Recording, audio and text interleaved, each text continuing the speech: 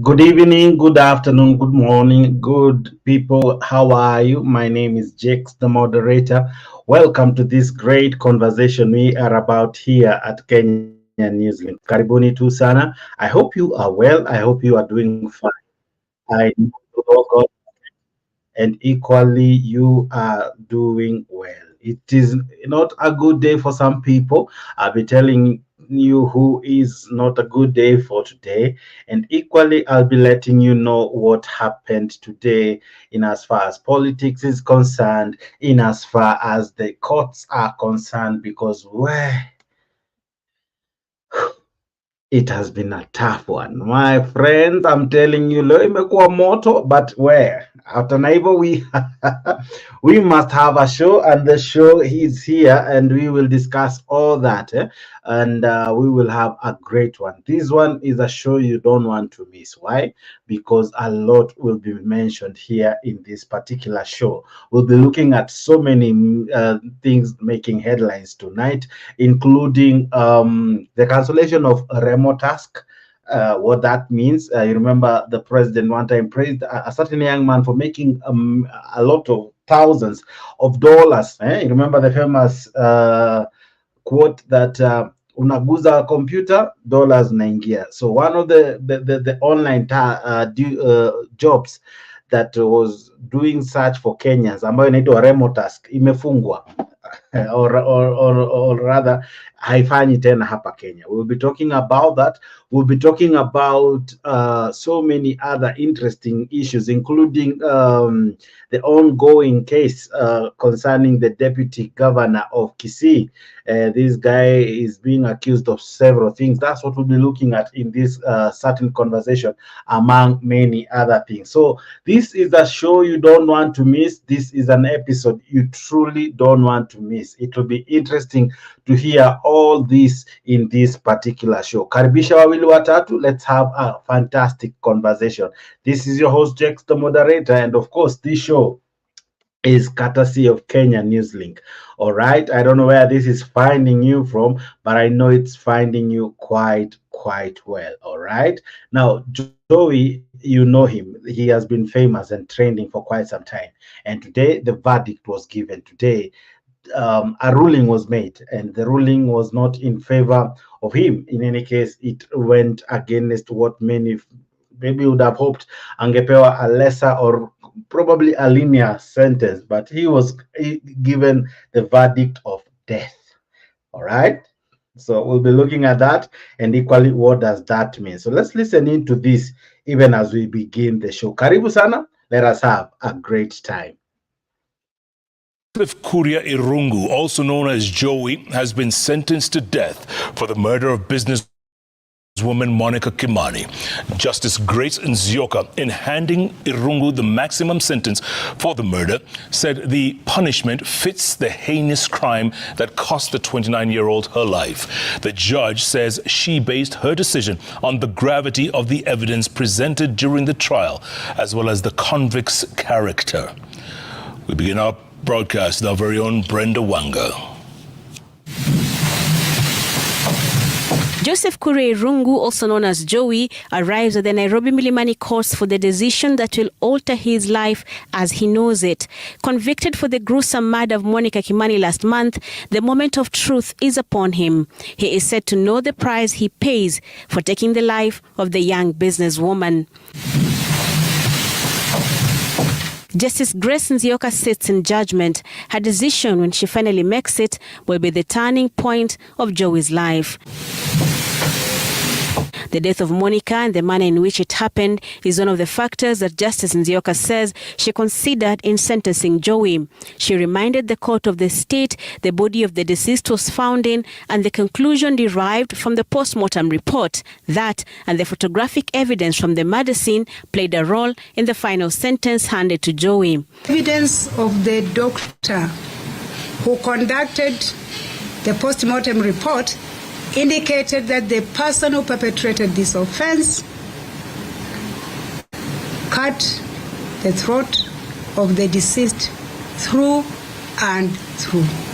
In that judgment, I spoke to an understanding that the person was not an amateur. the person must have had some training. And remember, the evidence even revealed that after the offense was committed, the deceased was put in the bathtub and the shower tap was put over to run the blood off. The judge saying that the evidence produced in court on the manner of death was never in dispute by both parties to the trial, Joey's defense team included.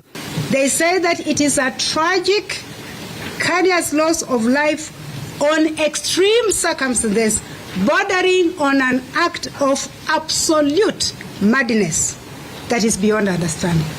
So even the defense joins the victim's family and the prosecution and the court in arriving at the conclusion it was a gruesome murder. The evidence of the murder notwithstanding, the judge also took into account the character of the convict. She based her conclusions on reports from the investigating officer and guards at the Royal Park Estate, Joey's residence, who told of his penchant for brandishing guns and invoking State House's name to evade inspection. But it was a probation officer's assessment of Joey that moved him closer to the ultimate sentence. It describes the accused criminogenic risk factors as follows: that he lacks stable partner relationships. He has antisocial personality patterns manifested by living on the edge. He is impulsive and a thrill seeker. He uses anger or aggression to control others. And finally, he says that the accused has a double personality trait. The conclusion of the murder trial of the late Monica also came as the country was treated to even more gruesome murders of women, including the Kasarani one of the late Ruth Waini. And the society, the judge contends, expects the justice system to act. It is the understanding of this court that these reports speak to a situation whereby the social fabric of the society has been torn into two, right at the middle. And the court must then live to its role to protect the society. The combination of these considerations played into handing Joey the ultimate sentence. Joseph Kuria Irungu alias Joey.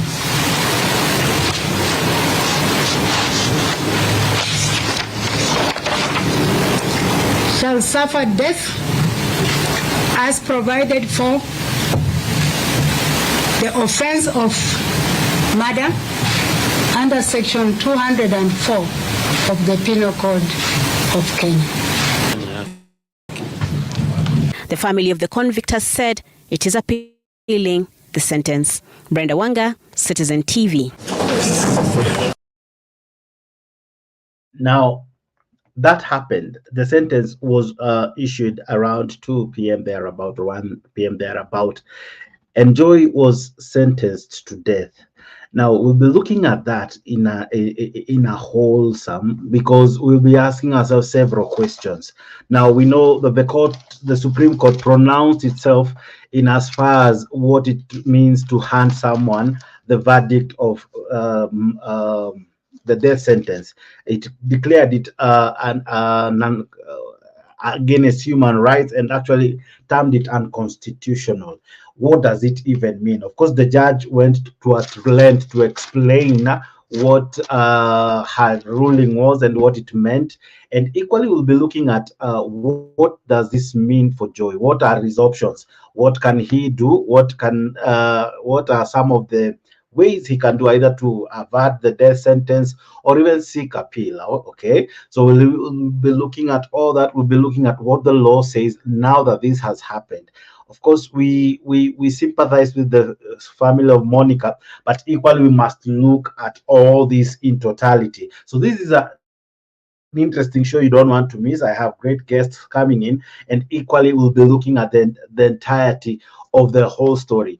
And after a while, we'll equally look at the political stories making headlines. Of course, this would be a lengthy show, but I promise you it will be quite an interesting one. Now, What did the Supreme Court say in as far as this ruling is concerned? Let's listen into this, even as I come back to do something with you guys. The culmination of the country's most watched murder trial to date. Joseph Irungu's sentence drudged up the debate of the place of the death penalty in Kenya. This, especially after the Supreme Court declared the mandatory death sentence for murder unconstitutional back in 2017. Our very own Victoria Rubadiri with more on the death sentence puzzle. Joseph Kuria Irungu alias Joey.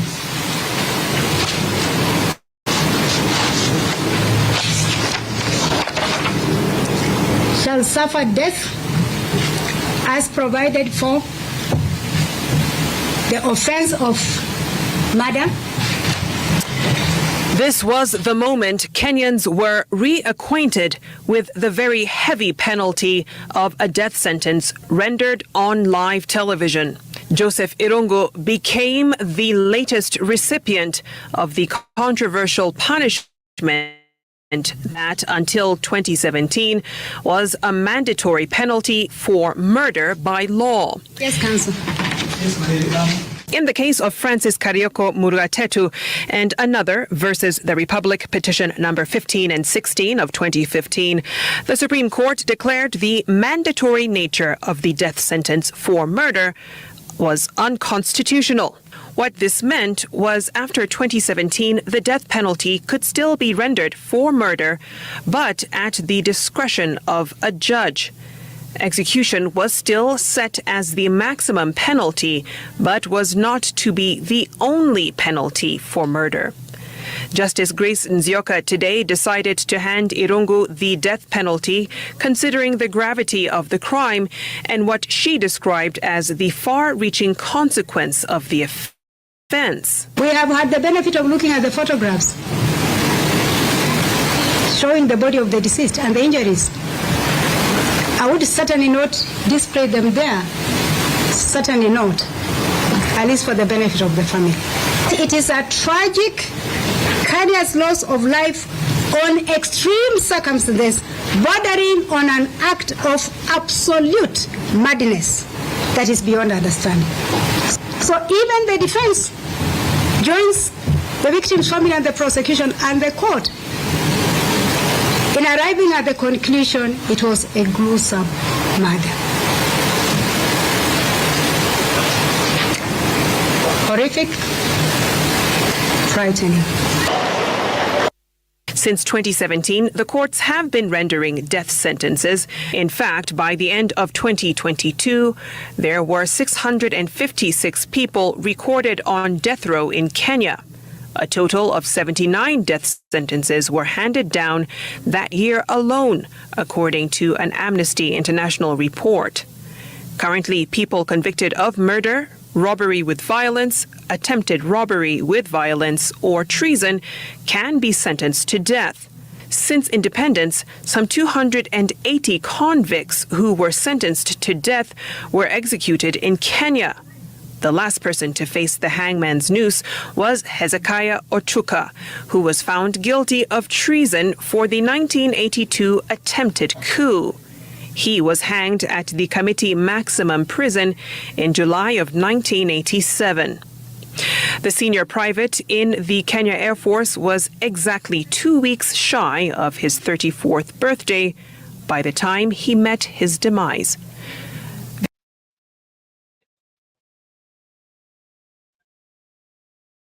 All right.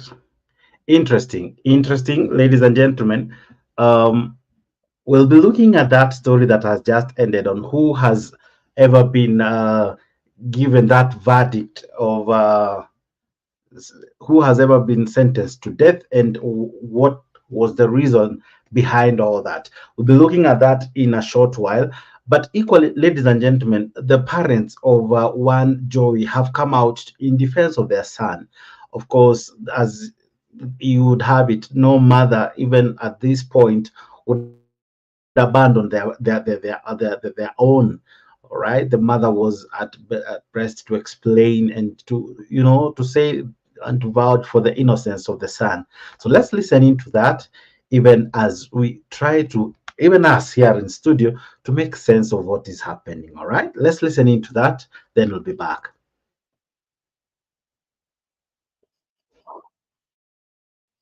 Joseph Irungu. After enduring the lengthy legal process, they believe justice has finally been served. The family says it is now focused on finding closure for the loss of their loved one. On behalf of the family, I will say we are happy with the sentencing. As much as it has taken long, I must say that from now I think we can find closure and try to move on.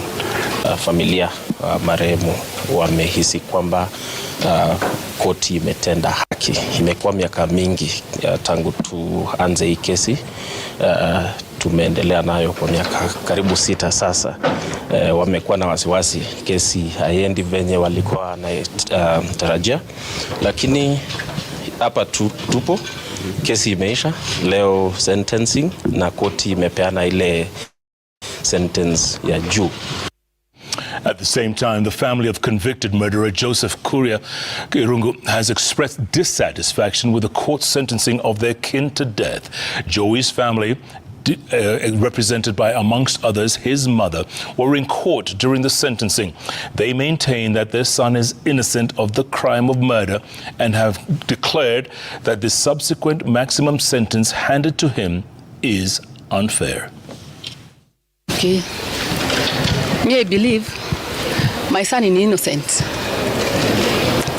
Na hajafanya kazi yoyote, kosa yoyote, hajaua. Kuna kitu ninaamini, kuna a God of a second chance, na atamtoa. Na ndio unaona niko na nguvu, sababu Mungu mwenye ninaamini ndiye atamtoa. He is like Joseph. Joseph alidhulumiwa hivi na Mungu baadaye alimtoa, na hata ninaamini sasa atamtoa. He is innocent, and at the Court of Appeal we will be vindicated. The notice of appeal is ready. We're just waiting for a little time to maybe further discuss before we proceed. But one thing is clear. The Honorable Justice built a mountain out of the clothes that Joey wore, especially those brown khaki shorts. She had to build a mountain on those shorts. Why? Because those are the only things that she had that would link Joey to the death of Monica Kimani. Now, it was the Wow. This was the verdict of the century, as many have opined upper nje. And I'm equally joined by Mr. G. Good evening, Mr. G. I don't know if I'm able to have you kwa camera, but yeah, this is an interesting turn of events. Though sad, though someone will lose a life for taking a life, it's something that many maybe never anticipated it would go this far. Of course, there is no justification for some crimes, but it now happened, and the judge gave a ruling, a resounding ruling, an earth-shaking ruling, a ruling that sent many asking deep questions. Before even this ruling, there was a ruling that vindicated one Maribe, and it has been one twist to the other. Now, let me ask you, Mr. G, from where you sit, what do you make of the ruling? I know we had a slight conversation of this once the ruling was happened, because we were live then. What do you make of this ruling for the sake of this particular show? okay. Thank you, Mr. Jakes. Greetings to you and our fellow followers that are watching us and those on our comment section. I think we had some talks on this issue, but I still maintain with my judgment and how I received it, even though it is a sad moment to that family of the Joy family, but also to the other family of Monique. I think justice has been made, but I'll still stand with that judgment, as I told you earlier, that a time comes whereby you have to face the judgment of what you did, even though the parents are saying that Nani yuko innocent, that Joy yuko innocent, but kulingana with that evidence and everything, I think he was really fully participated in that thing, and he killed that woman who is Monique. So always people should face and should get what they deserve. On that judgment, I think to me, as much as we are human beings and we have those feelings and everything, but let him face what he did. Now, Yeah. the family maintains that he is innocent. The mother, any mother would say what she said. She comes out and says that Joey probably is being prosecuted just like Joseph of the Bible. I don't want to use what she used as an example, but when you look at how she came out saying she's strong and all. What do you make of Mama Joy? Because I felt it for her, and I don't know. Yeah. What do you make of it? That is how always a mother will feel. You know, even if your son or your daughter is a mad man or a mad woman, as long as imefikia mahali pa death amekufa ama something wrong happen kwake, you will feel, and that is just normal feeling. You'll feel the pain, you'll feel that agony, yeah.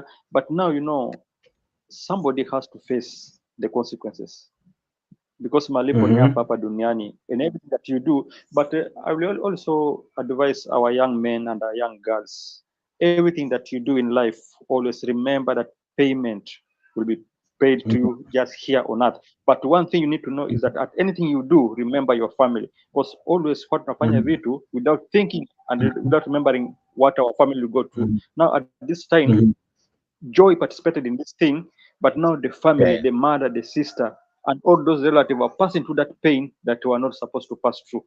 Amewaingiza kwa shida ambao wangepitia that shida. So young men and young women, hii mambo ya tamaa tuache. Let's focus on fighting for our own. Tukitaka kufanya kazi, tufanye kazi, tupate pesa yetu. But this issue ya kuingia kwa mambo ya kuua watu, you are bringing a lot of pain to your family ambao it is not necessary. Now at the moment, look at that woman. She is really innocent. Haiwezi kubali kuwa mtoto amefanya dhambi na ukweli imepatikana kuwa mtoto alifanya dhambi, which means she has to be punished, even though in our government the judgment has been passed. The sentence is death penalty. But we are not really sure if he will go through that, because mostly pardoned. Wamekuwa forgiven by the government, by the president. So even this one can take the same route.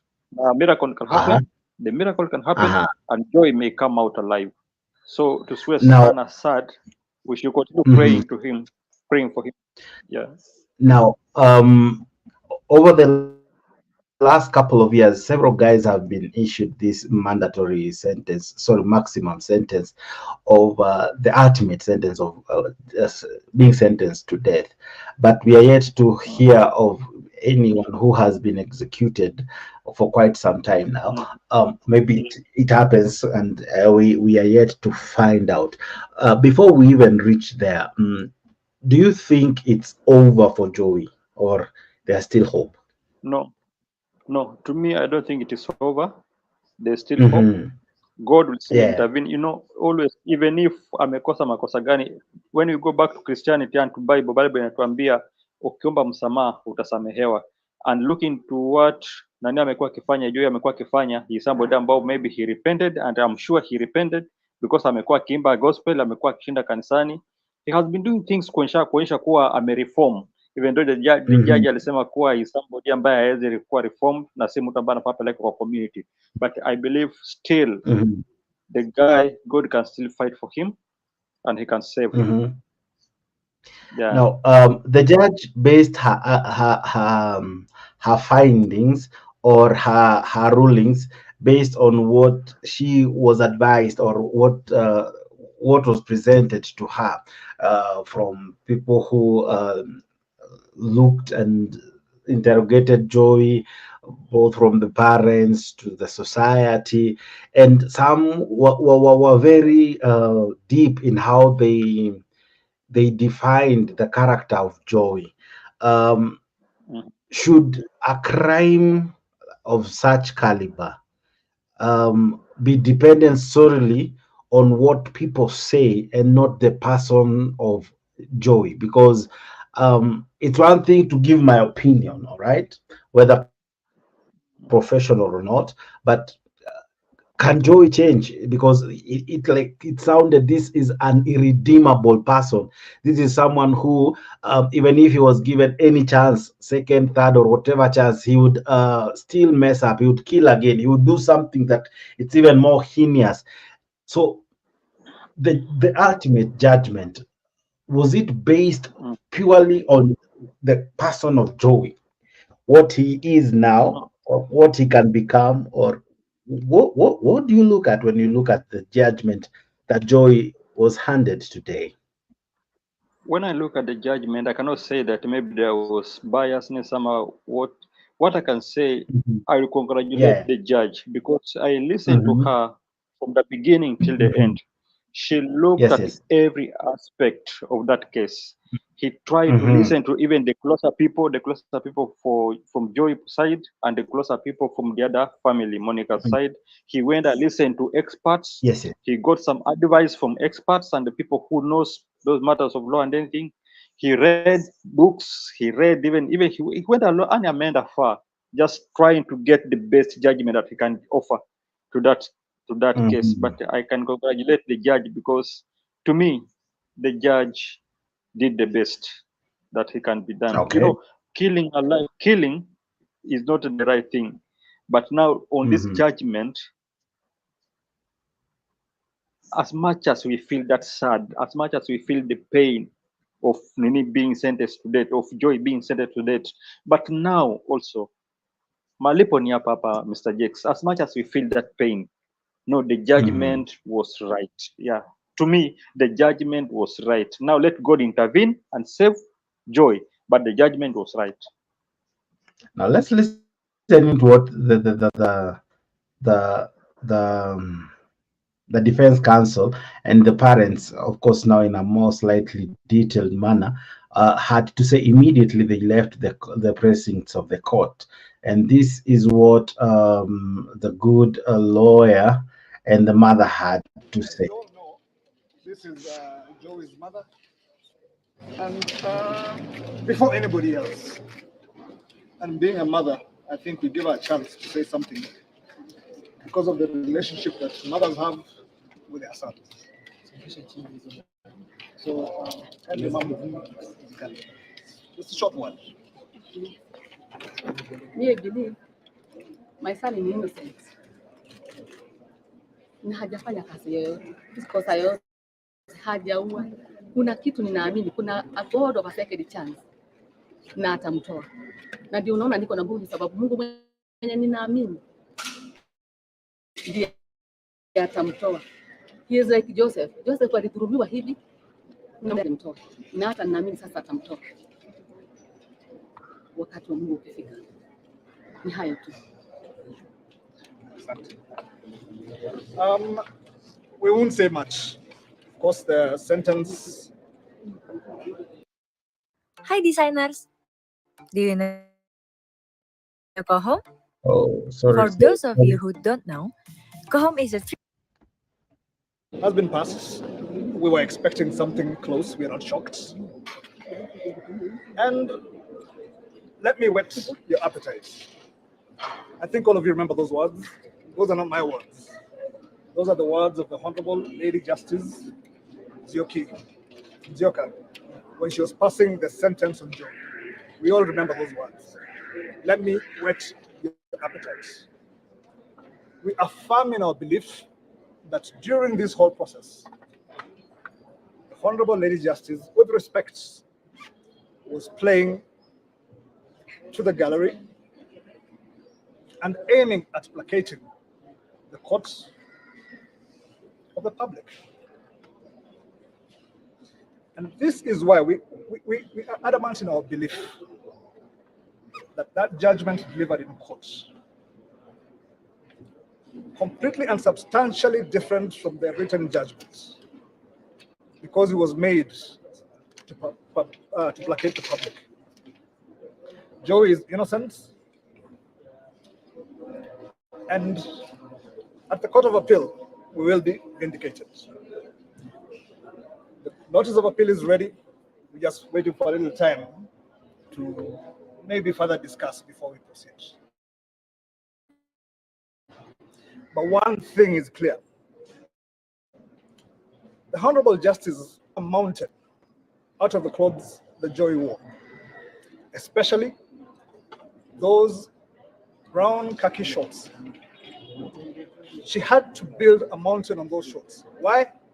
Because those are the only things that she had that would link Joy to the death of Monica Kimani.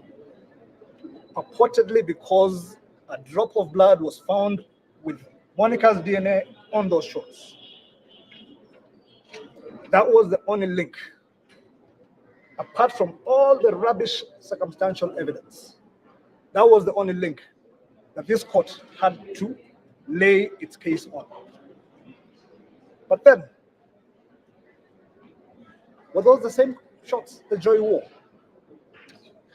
The defense was adamant that those shorts which were exhibited in court were not the same shorts that Joy wore.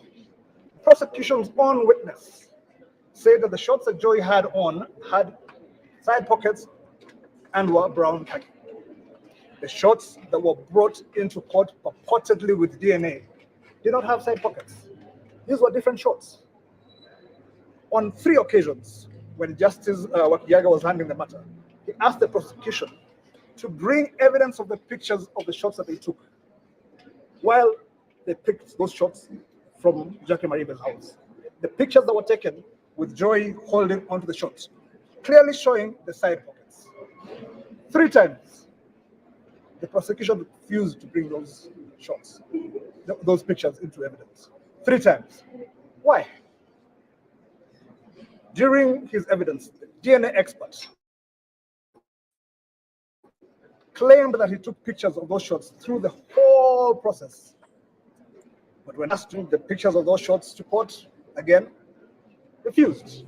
Why? It is rather obvious. Our courts have always held that where the prosecution refuses to bring evidence before court in their own possession, which might prove to be exculpatory evidence, there can only be one reason why they have refused to bring that evidence: because it points to the innocence of the accused. Joy Joseph Irungu is innocent, and we shall prove it. Thank you.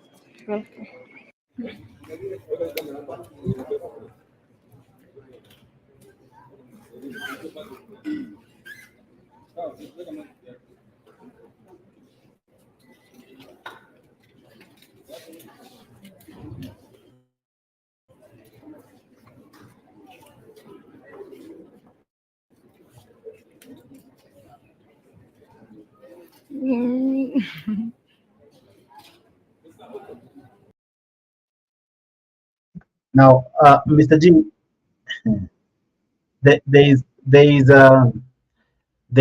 a certain narrative that is already being peddled even on social media, and one of the questions that I want to ask you is: was this case given too much public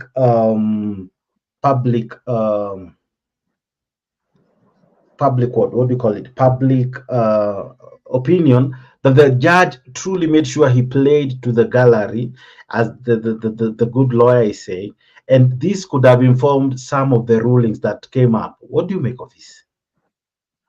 No, you know how judges always behave. It was not about public gallery. This is just, sometimes when you are a judge, sometimes utaamuka, you lie because you want to defend your client, because there's something that you are being paid for that defense. That's why you find even these judges, kama umeua mtu, he will always defend you mpaka ushinde. So me, I don't concur with what the judge is talking about. The side of the mother, I know the pain that she's passing through. Anaweza sema hivyo. The mother is genuine. Anaweza sema hivyo because of the pain she's passing through. But the lawyer knows exactly. On this matter of investigation, do you know why we always go for forensic audit? Kwa sababu we always look at the smaller things kitu kama nywele peke yake. Kwa Joy tungepata tu nywele moja, nywele ya huyo ya Monica moja peke yake, it was enough evidence that he was with the woman. So that small nywele is enough evidence. Saa hii tunaambiwa kuwa alipatikana na damu ya Monique. Kumaanisha that was a full evidence. He was around, he was in that place. Sasa judges, don't believe judges. With the murder, we cannot judge the murder because that is the pain she's passing through, and he's just real. He's real. The pain he's going through, obviously, atasema mtoto wake ako innocent. But Sorry, on the judge, what do you mean? We don't believe judges or lawyers? Lawyers, not judges. Who don't you concur with the I'm talking about lawyer. I concur with the judge. But the lawyers, no. I always take some time here to believe them. I don't believe judges. Yeah. I look at the parents of Joy, and I see people who this case has really taken a toll on them. You see the father, he looks, I don't know, I don't want to describe him, but what do you see? That is the grief, and everyone will feel it. Even you, I'm sure you are not a relative to that guy who is Joy. I'm not the relative to Joy, yeah. But I feel that pain. I feel that emotion. The feelings there, because we are all human beings. You see, we will feel it. It is painful. Somebody should not die. Somebody should not sentence to death. But now, when it comes to such case, we have to find justice to the family of Monique. Monique was the only source of that family. And by the time the life was taken out, even the business, ilikufa hivyo. So justice has been found to that family. On the other hand, it is painful, it is grave and everything, but let us pray to God to intervene in their side. Because that at the moment Saya kuna kinaweza fanya, is only God who can save Joy. Yeah. Now it's only God who can save Joy. Yeah, it is only God who can save Joy. But then again, the ruling really brought to light a lot of things. The judge went to as far as bringing cases that have happened even after the death of Monica. And you rightfully said during the day that this maybe was serving a purpose to tell people with similar tabias that, you know what, this is how it will be. Now, I don't think the law has been created to punish you for future issue, like to punish you in future. In this sense, I commit a crime today, but my judgment and punishment is based on what happens tomorrow. Can't the ruling be based on evidence presented, the merits and the demerits of the case, and of course what the law provides? All right, because when she says there is no clemency, is it because that this person cannot be salvaged? Is it that this person, because she says that this person is a Christian, what did he use? What did she use with that information? She said that this person is a good person. He might have double personality. So did she focus majorly on the personality that is so bad? What did she do with the other personality? Because she took us to test. Just one moment, Mr. G. She took us to test to really, or rather to explain the nature or the character of one Joy. She gave us the good side and the bad side. From the judgment, what do you really pick that truly the bad side outweighed the good side? Truly, that we now want to say that he deserved to be killed. Okay, based on the judgment that was provided by the judge. Yes. You know, okay, let me first talk about this issue that has happened after the death of Monique. Some of our girls, young girls, have been killed. In fact, wengine wameuliwa vibaya sana. Mtu anakatwa vipande anawekwa kwa gunia. And you know, basing on that judgment, I don't think is it true that the judge based his judgment on Joy with this other situation that may happen, but I know the judge focused on the evidence that was provided to her concerning Joy. But now on this other issue that he related with the issue ya wasichana ambao wameuliwa na wanaume ambao wameuliwa, mostly hata si wanaume, he related it to the girls ambao wameuliwa sana. I think that was just for some characters to serve as an example. You know, always kunakuwa na casualty. Hata even in our own matters, hii issue ya politics.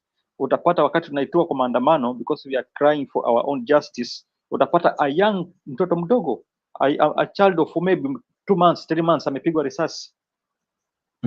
That young girl, that young daughter, huyo mtoto hakuwa anafaa kukufa kwa sababu ya maandamano yetu sisi. Sisi ni watu wazima, we are fighting for our rights, sawa. Tuko kwa street tunapigana, but unapata a stray bullet ya polisi inaenda inaua mtoto wa miaka 10, inaenda inaua mtoto wa miaka 5, miaka 4. Such things happens, you see? Such things happens. Lakini now sasa kufika kwa Joy, no, we should not base it with this current situation ambazo zimehappen sahi. Although to me, I still believe that people with such character should serve as an example on the judgment of Joy. Right. Should suffer as an example. My last question before we go to something else, and before we even now go to the juice of politics, because that's what I'm sure you really enjoy. Those are the seas you like swimming in. Now, eventually the truth will come out, and the family may say justice has been served. Joey's family still says justice has not been served. From where you sit, is justice served? Yeah, from where I sit, on the side of Monique, the justice was served. Justice was served.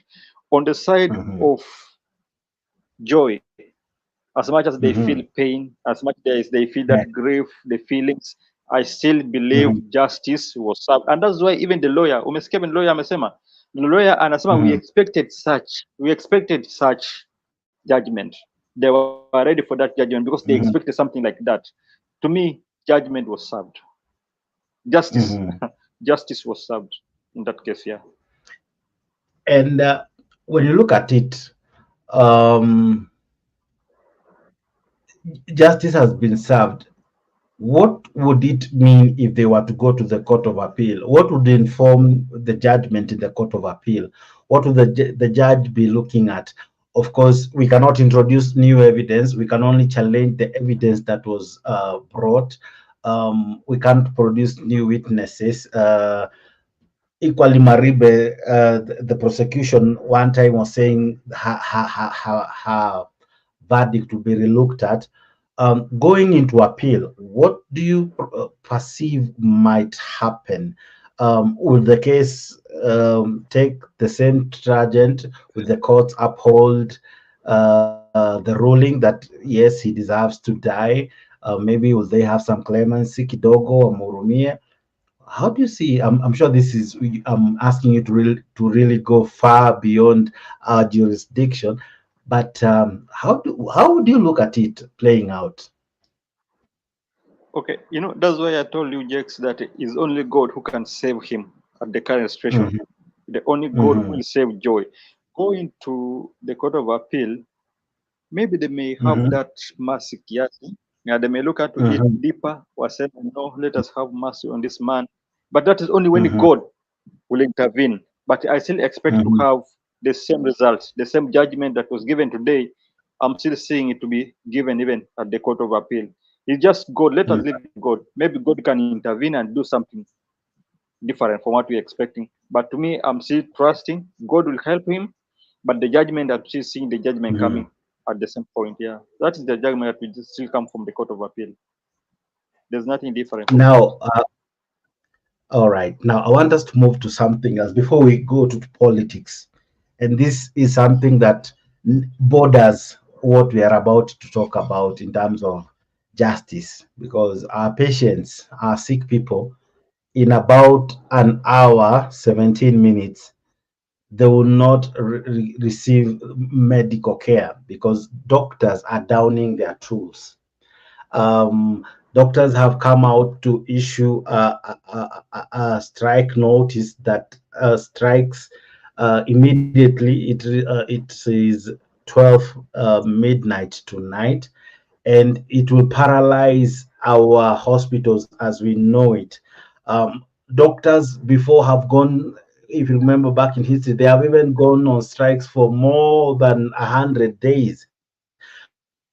People lost their lives.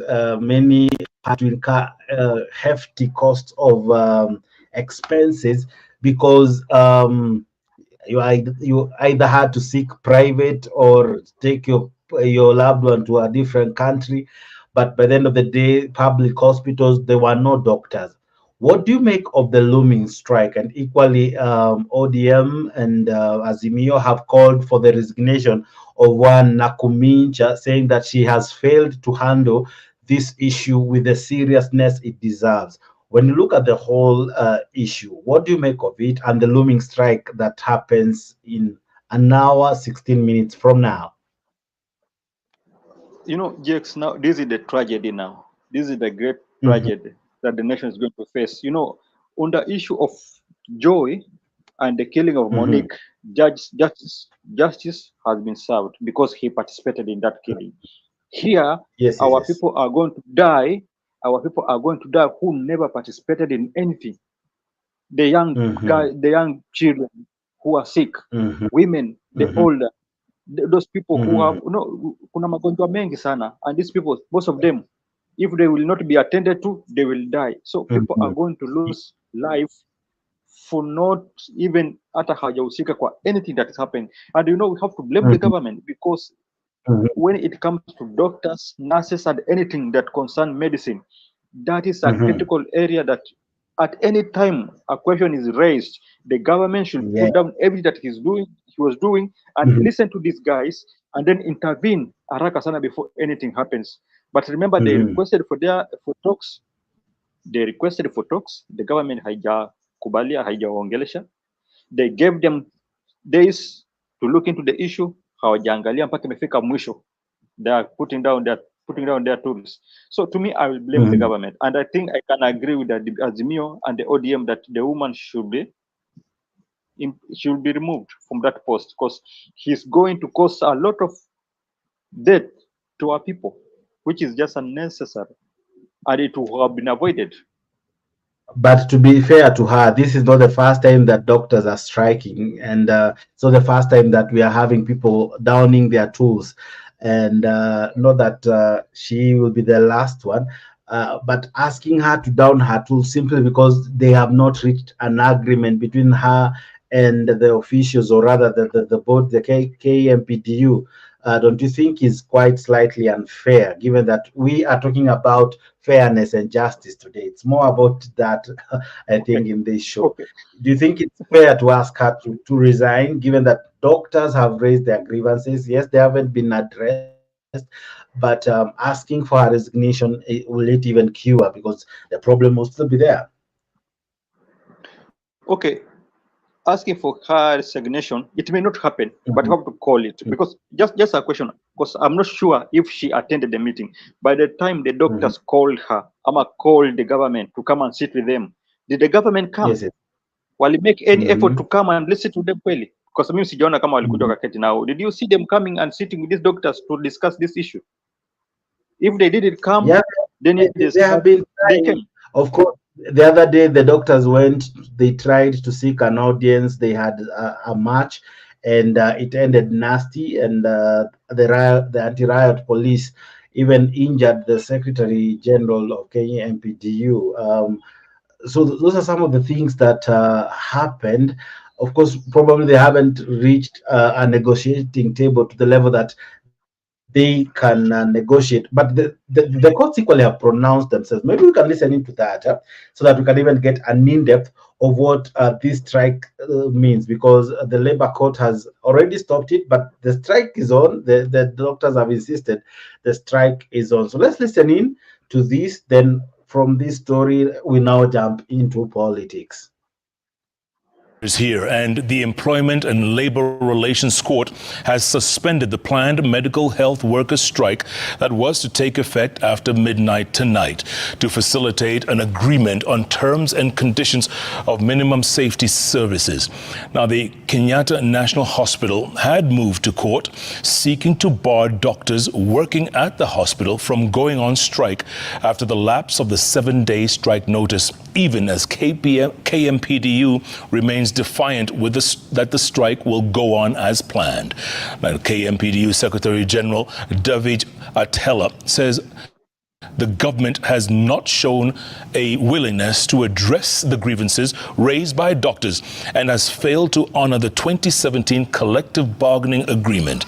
As our very own Mary Milwaukee reports, opposition MPs, led by Minority Whip Opiyo Wandayi, have criticized Health Cabinet Secretary Susan Nakhumicha for failure to avert the looming strike, terming it a drawback on the gains made in the healthcare sector. Solidarity forever. KMPDU Secretary General Davji Atela says doctors countrywide will down their tools after midnight on Wednesday and will keep from their duty stations until the government honors its part in the collective bargaining agreement. The medics are accusing the Ministry of Health of going back on its word to post medical interns, remit payment for doctors taking postgraduate studies. They are also upset about failure to implement the salary increment as agreed upon in the 2017 CBA. The doctors are accusing Health CS Susan Nakhumicha of high-handedness and neglecting the health docket in favor of political meetings in her Western Kenya backyard. Today we have a day to destiny. We find ourselves at a critical juncture where we are yet again called upon to put our hands onto the axis of the healthcare systems management in Kenya and bend it towards the correct side. As KMPDU, we have crossed the Rubicon and we're at a point of no return. The strike notice that was signed dated 6th of March 2024 expires tonight, and we advise our doctors across the country to begin discharging patients and referring them. Because the government has been on strike for the last 7 years, and tonight we will join them fully. The Kenyatta National Hospital has moved to the Employment and Labor Relations Court under a certificate of urgency to bar its doctors from taking part in the strike.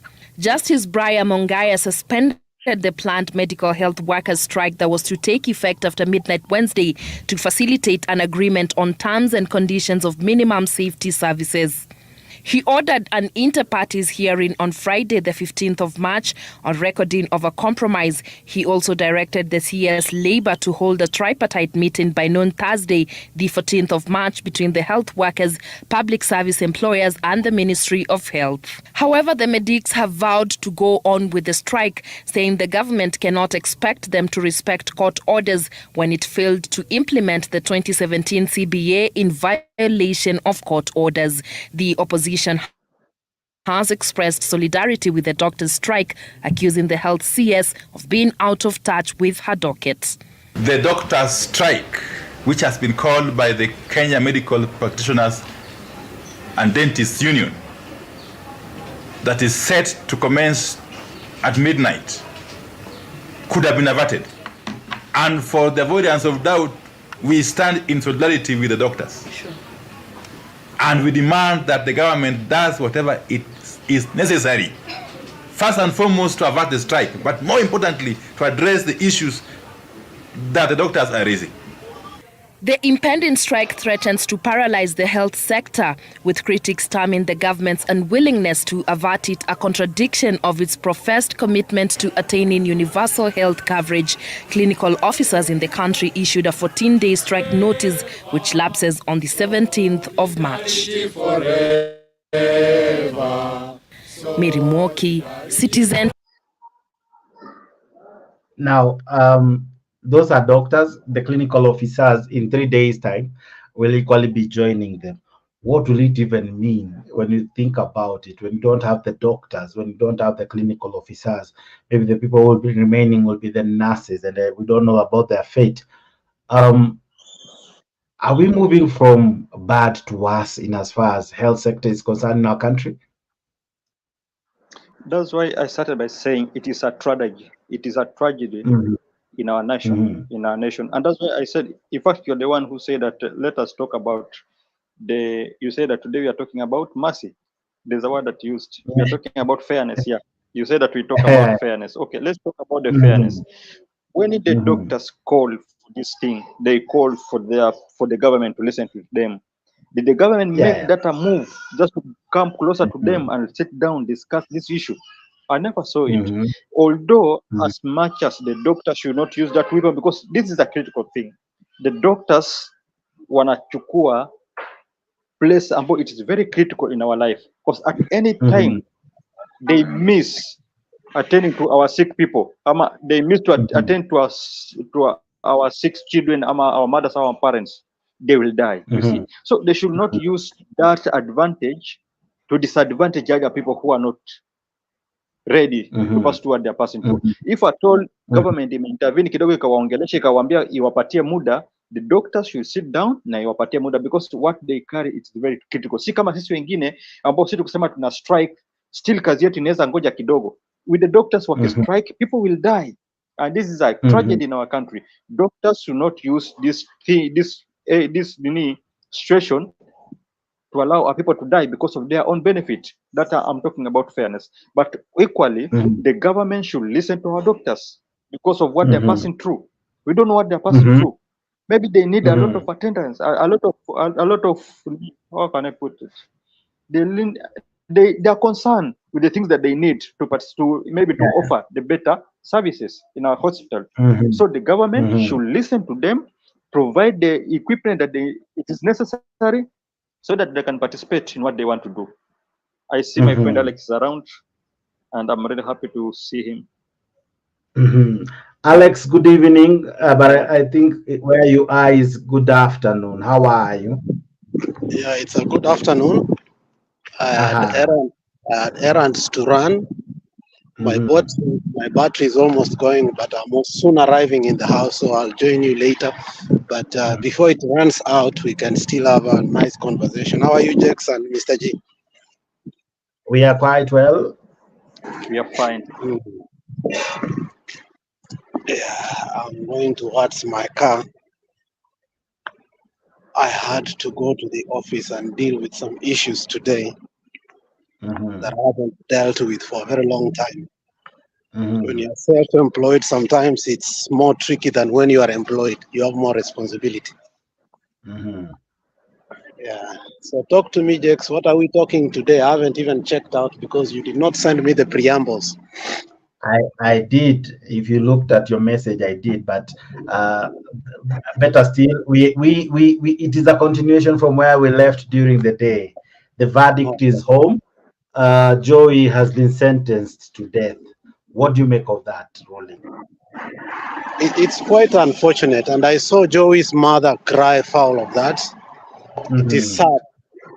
It is quite sad that Joey was coerced into an act that put him in jeopardy, and it is sad like Jackie Maribe is getting away from it. It's equally sad that the people who used Joey are now quiet. I feel for the guy. And these are the lessons that we must learn in life, that honesty is key to everything. Had Joey said the truth from the very onset on what truly happened and transpired, he would have been exonerated from this nonsense. But he was lied to think that the politicians who used him were going to defend him. Joey has been used by the Jubilee Party, allegedly. I cannot confirm because we have seen Joey with guns, Joey in the security of Uhuru Muigai Kenyatta. And I can confidently say that Joey was doing a politician's, how do we call it in English? errands. You mean Joey was a hit? The errands boy of he was doing the job of an errands boy. A hitman. A hitman, yeah. So when I look at Joey today, it is the saddest day for him. But you know, something, I don't know what has been going on in our country lately. I don't know if it's the end times, but there are things that are going on, like, you look at them, Jex unashanga. Where are we headed? Where are we coming from? Because you see, Jex, if it is not the end time, then I think explosions are going to kill Kenyans very soon.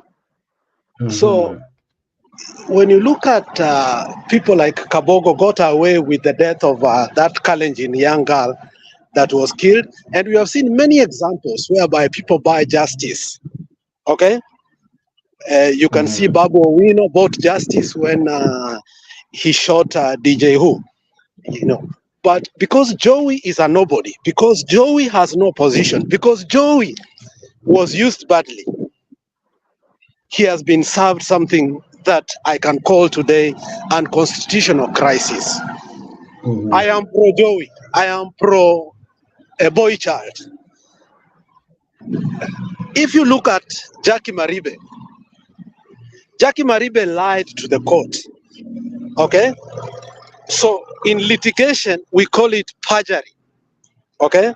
If you go intentionally, and that is what Clinton was accused of when he was the president, when he said, I did not sleep with that woman, only to find that, you know, Clinton had an affair. That's when I came past with the word called perjury. When you go to the courts and lie before the court, it is worse than the crime itself. It's called perjury. Okay? So Jackie Maribe was able to get out of it because of the political affiliation with Itumbi, and they were able to exonerate him. So who is the sacrificial lamb here? It's Joey. It is sad. We as men must stand up with Joey so that we can go for a renegotiation of that case and say, if men and women are involved equally in terms of what is called heinous deaths, both of them must serve in jail. I'm not saying the lady that was killed should not get justice. But the problem is the tricky side of it, whereby one person gets exonerated and one person get what? The sentencing. So then you ask, are our courts giving us justice? Just today, if you are go to the courts of Kenya, if anything happens today and you are to be taken before the judge, are you going to get the necessary justice that you need, or it's going to be sort of a political expediency? This is where now the courts are failing, and I feel so bad for poor people. You see, when I was young, I used to hear that ukiiba chicken, you'll be jailed. But somebody steals billions and anafanya nini? He gets away with it. That's the classical example of what happened here to Joey. So I am against the jailing of Joey. Had it been done, you know, in line with Jackie Maribe, because they were together with Jackie Maribe, her phone was used, her car was used, and she hid these issues from the court, then I could have agreed that justice has been served. But justice has not been served here. The boy child now is crying here.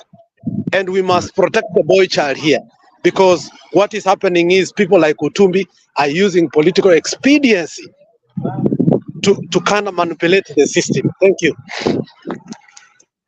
Now, Mr. G, Alex brings in a very interesting angle of the boy child.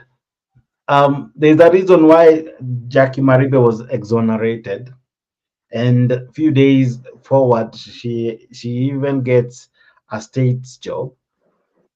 But the boy child has been sentenced to death. Is it fair? Is it fair? And we don't know the gist of the real story. Probably they were they were both culprits in this. We don't want to really pass judgment, but we don't know the true story about this.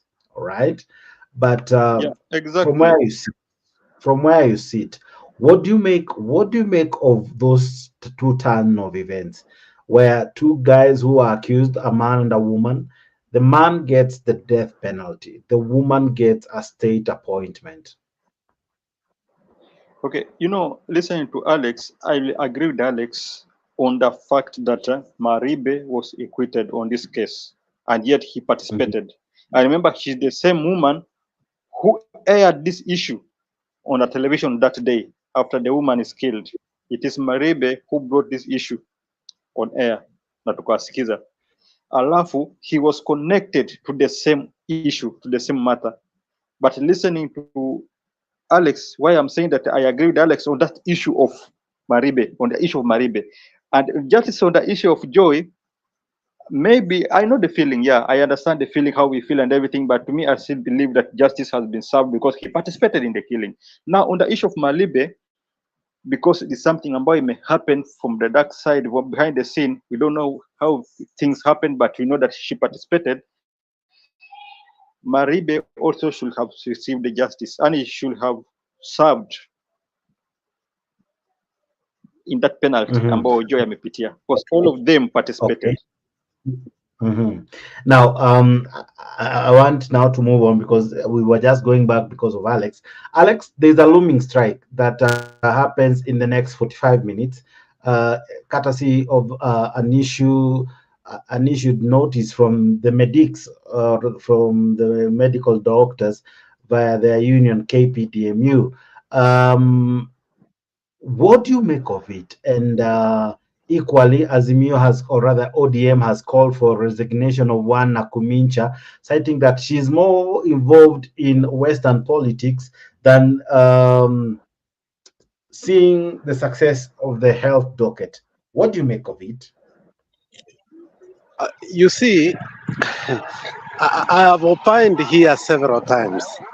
You have to be intelligent to understand the politics of Kenya and how it is going to be addressed in the next few days. You saw Kalonzo, Ichungwa, and other people have bromance today. Our arch rivalries today were having a bromance during the NADCO report. Whatever you are hearing about Nakumincha, whatever you are hearing about the realignment is an intentional thing so that while Raila is coming into this government and he is not telling us honestly how he's going to enter, there are people who are going to be sacrificial lambs. Okay? So when ODM is calling for that, okay, it's a plan that has been made up. I can guarantee you, Jex, in the next 1 year, you will see Nyakumincha go the same way as Esheda had to go. Was it a Cheli or Esheda? This young boy from Mumias. You will see Moses Kuria go, okay? You will see sacrificial lambs in this politics. And while they are doing that, they are realigning themselves in the politics of succession. So Raila has already negotiated with Ruto, unfortunately. And these things, they say in politics, nothing happened by accident. And if it happened by accident, it was designed to be so.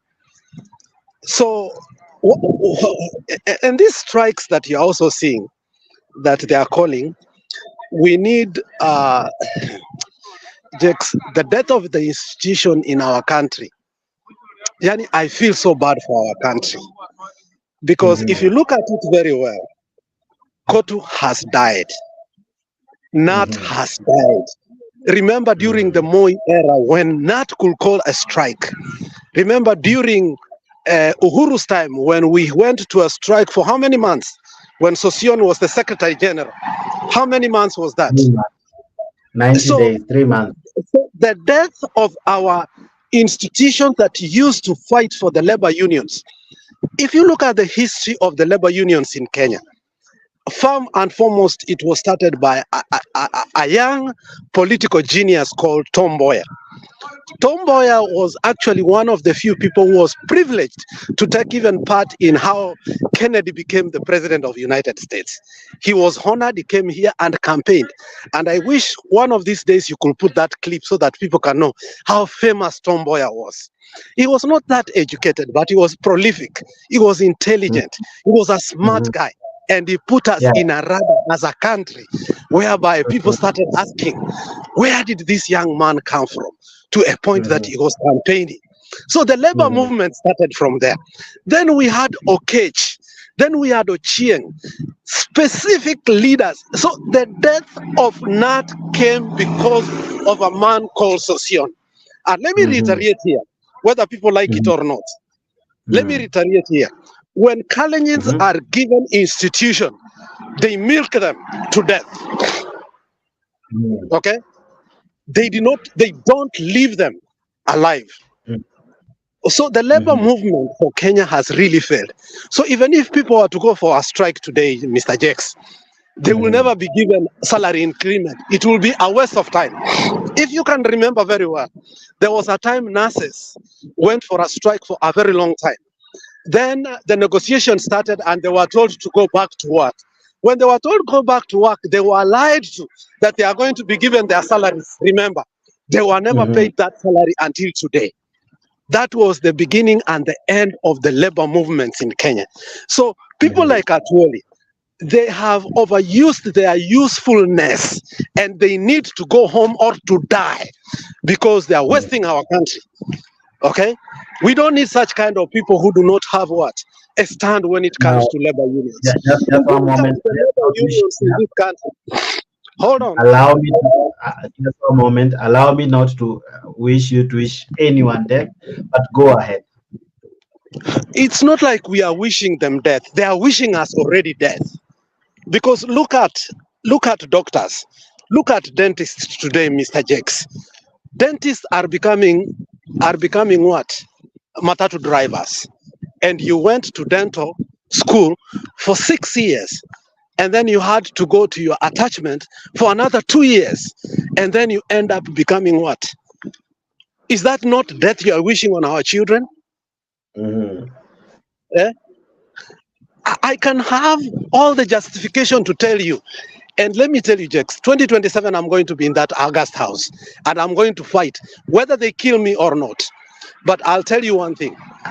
The institution, when it comes to strikes, even if you were to strike during the Ruto administration, you're not going to get any salary increment. If you look at the narrative right now, Mr. Jakes, and I want you to accept with me that how did Raila accept the finance bill to be passed? How did Raila accept the housing levy to be passed? Was it not a political negotiation that was done in conjunction to what? And now we saw Orengo meet with the Kotu Secretary General, who was Mr.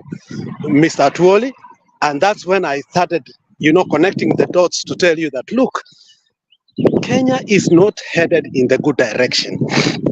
I think it's time to overhaul our political process so that we can take these old folks the same way we did in 1992, when we had the so-called the Young Turks, who took over that country and changed it for the better until we had a new constitution. I think it's over time whereby new crops of leaders like me and you, Jakes, should take over that country, who are prolific the same way EFF has done to South Africa.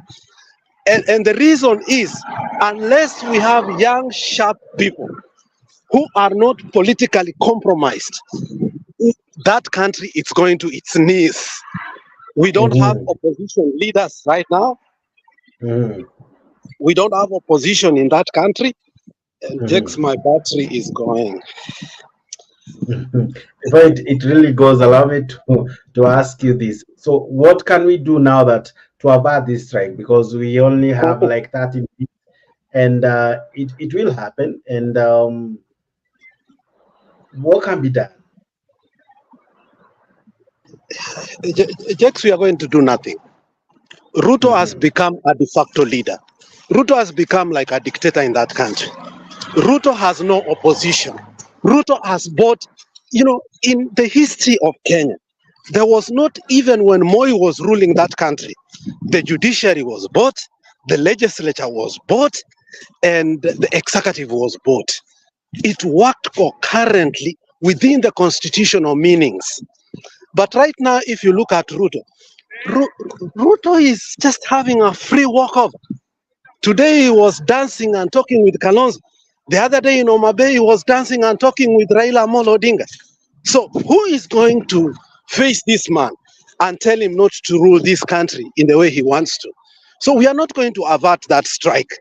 That strike, people will go and they will not be paid. If I was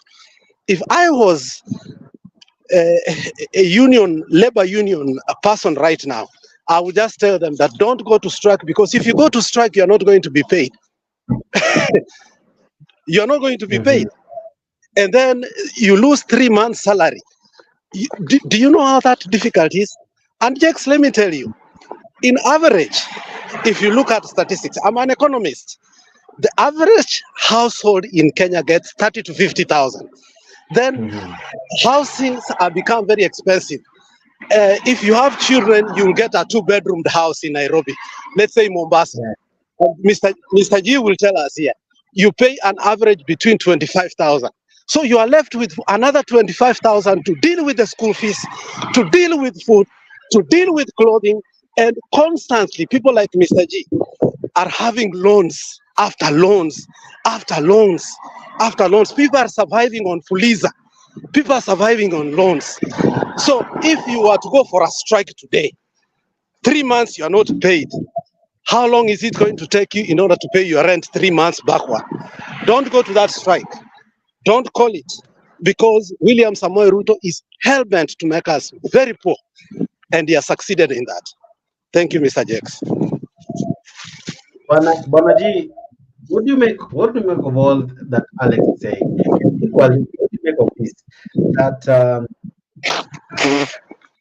we have been here before. We have lost lives before because of doctor strike and even nurses strike. Don't we learn our lessons, and must it always reach this level? No, and that's why when we began, I told you that we are in a very tragic moment. By the time the doctors announced that they're going for the strike, that is a tragedy that is going to hit the Kenyans. And I talked about the innocent guys, ambao hawana anyone who can fight for them. Those young girls ambao ni wagonjwa ambao wanaenda kudeliver in the hospital. Those people who are sick in a critical condition. Some of them may die because of this strike. But now, what Alex is talking is the truth. The situation is really bad in Kenya, but these people, they cannot be heard. That's why when I talked of it, you said that we need to talk on a fair. We need to be fair in every situation, which is really true. We need to be fair in every corner. But now, my phone has warned me. My phone has warned me it's going off, but I'll be back in 15 minutes. Let me say one thing. I never thought at any time in my lifetime I will ever be against Raila Odinga. And I say this with pain and tears. Raila has become the greatest betrayer of the democracy that we truly believed, because some of us who supported him gave them our hearts and our soul. When he's selling us William Samoei Ruto, it really pains me. If you look at today, our children, there is no employment being created. Our children are going to Gulf, being paid only 30,000. They are dying in the Gulf. There is no prolific expansion on how jobs can be created. And Raila now is starting to negotiate for positions at the seat of prime minister, the seat of so and so. Instead of us talking about the standard of living, I wish the people of Mount Kenya could elevate Martha Karua to fight for us so that we can put this country in order. But the mountain is not ready to do that. They are the greatest betrayer also of democracy in Kenya. My phone is going off, lakini, let me tell you, it is the saddest day in my life today. When I look at how the politics of Kenya is being carried, we are hopeless, we are senseless, we are defeated, and we have nobody to look at. The political class has united. Kalonzo, Mudavadi, Wetangula, Uhuru Muigai Kenyatta, Ruto. Now, who do we have, Mr. Jex? Who is left? Who is left, Jex? Who is going to fight for me and you? Jex, you are a graduate. You don't have a job that you need to have. Who is going to fight for you and me? Where are our children going to? Are we going to be giving birth to our children to go to the Gulf so that they can be slaves? Thank you. Well, okay. Now let's come back to this. Even as I bring in a political dimension to this. The first person after politicians left was Akina Atwoli. We saw them now give their allegiance to the president. We called him names and we called him a sellout. Kidogo kidogo, we saw Orengo in India with the president. Only for us to see now Raila Odinga in Uganda with the president, with the news of him going for AUC. Atwoli heads a very important organization in Kenya, the KOTU, Labor Union. Raila and team help in so many things, including putting the government on toes. When you look at all this, can we conclude definitively that William Ruto, the president, has been able to quiet any opposition or any form of person, people, or individuals who would oppose him, and hence he's on a free drive, no bumps, nothing, no challenge. He's all cruise, all sail, no hindrances. You know, Jex, what Alex is talking about makes a lot of sense. When I connect to the question that you're asking right now on this political arena, yeah, it's very true that that Ruto has succeeded with his plans. His plans was to silence anyone who can oppose him. The plans were to silence even Raila himself, and that's why one day he stood up and told us that kama hatutajipanga vizuri, hatutakuwa 2027, hatutakuwa hata na nini, hatutakuwa hata na agents on our side. Look at the scenario now where we are in right now. Now the problem, and that is the question that we are asking ourselves. Yeah.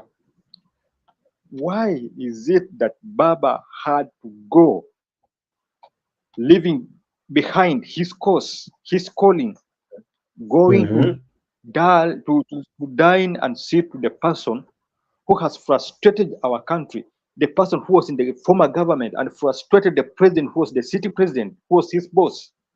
Now Baba leaving his plan, leaving his course, leaving everything that he believed in, going and dining with this guy just because of the seat that the guy cannot even. I think it is the president of Uganda who said that he's the one who is going to carry that name of Raila. This president of us, the president of us, cannot do that thing. Even though we are being told that he's the only one who has to support Baba for Baba to get the seat, which is not true. But now, why are we finding ourselves at the moment whereby we are now alone? No one can fight for us. Kina Kalonzo, who are opposition leaders, they're now dining with the president, as they call him all sort of names, humbling before them, wakiwaambia waweze kuwakumbuka, wafanye kazi pamoja. How can you work with somebody who destroyed your life, who stole from you, who killed your life? You're going to dine with him. Why? Now the question that Alex has asked, who will fight for us? I don't see anyone. The person who was in the better place to fight for us is Atwoli, but Atwoli was the first person who left us behind, akakimbilia huku the other side, because he's the person who should fight for the workers in our country. Huenda kwa mtu wa kwanza kutuacha. The politician ambao wako sahi wote, they have run away from us. We are only remaining with Karua and some Kinanani and Kinawanjigi. Kinawanjigi, there are people who you cannot trust because they have never been in this political arena. Wamejitokeza tu from nowhere. You cannot even substantiate their leadership at the moment. For instance, tupatie mtu kama nani? Tupatie mtu kama huyu Wanjigi. How sure are we able to say that we are being safe in his hands? Hadi hatujaiona anything ambayo imefanyika kwake. I'm not talking about the business because he's a businessman. He owns a lot of businesses out there. But now I'm talking about the issue of leadership and politics.